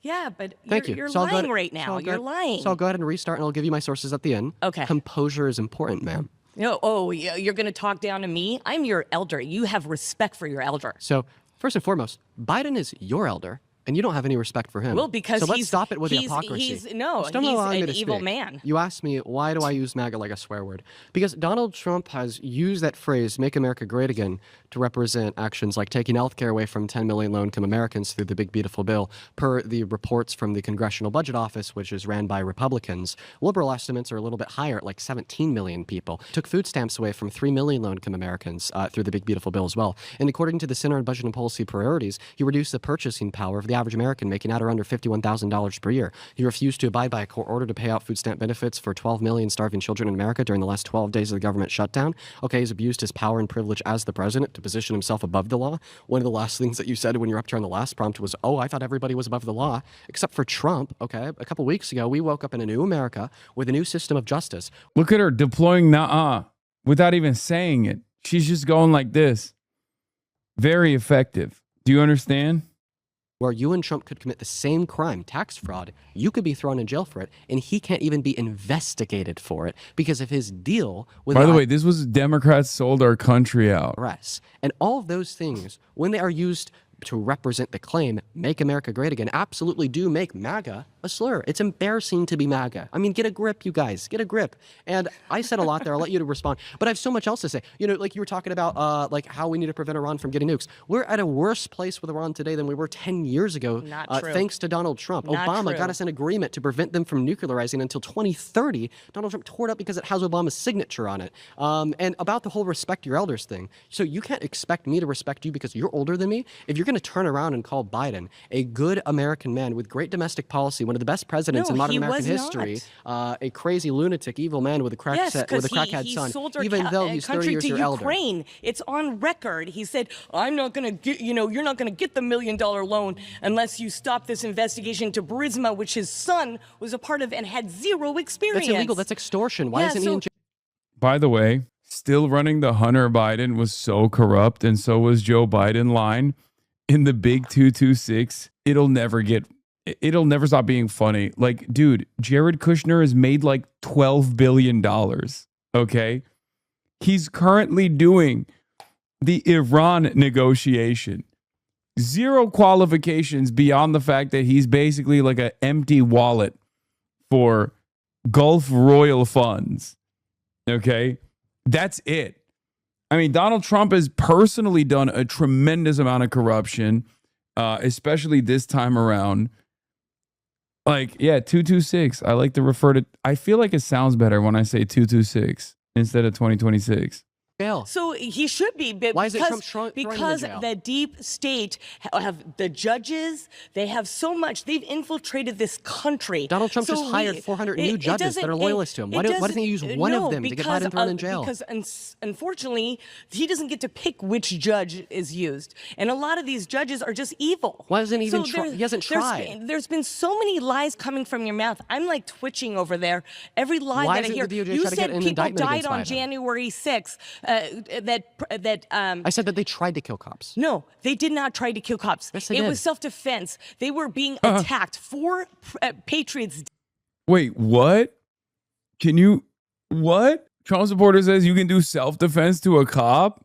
That's crazy. I guess only if you're doing an insurrection, right? And of course, only if you're doing an insurrection for Donald Trump. Died that day, and you don't hear anything except for the one that got shot by the cop. Yeah. How about this? Can I ask you a question? There's 4 of them that died, and 0 cops died that day. 1 cop died the next day at 9:30 p.m. from a stroke. Yeah. So that was a lie. And I feel bad for people like you in your age because you're being indoctrinated with all this evil.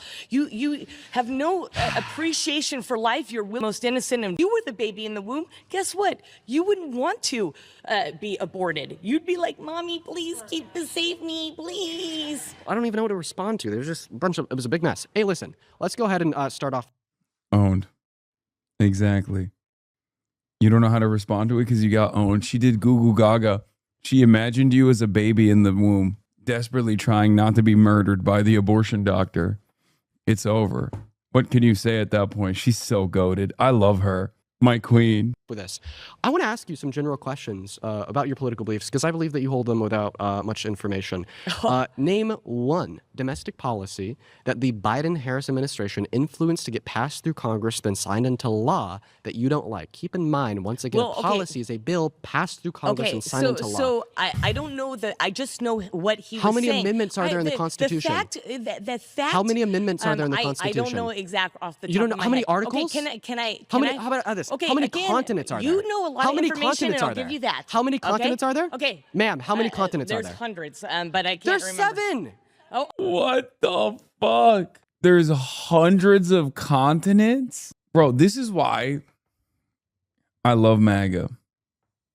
Okay, you want to know why I love MAGA? Because get him to talk about like flat earth theory or how many toxic carcinogens exist in one variant of a vaccine from 1997. And they will read you the Encyclopedia Britannica.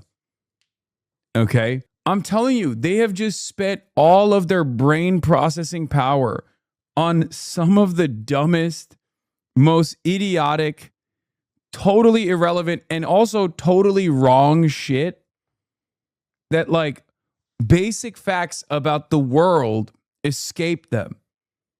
Okay? And it's fucking awesome. It's so awesome. That's why I always say, like, yo, if you know this much about this, like, dumb, irrelevant shit that's just untrue, why don't you get invested in, like, Dungeons and Dragons or Yu-Gi-Oh or something? You know what I mean?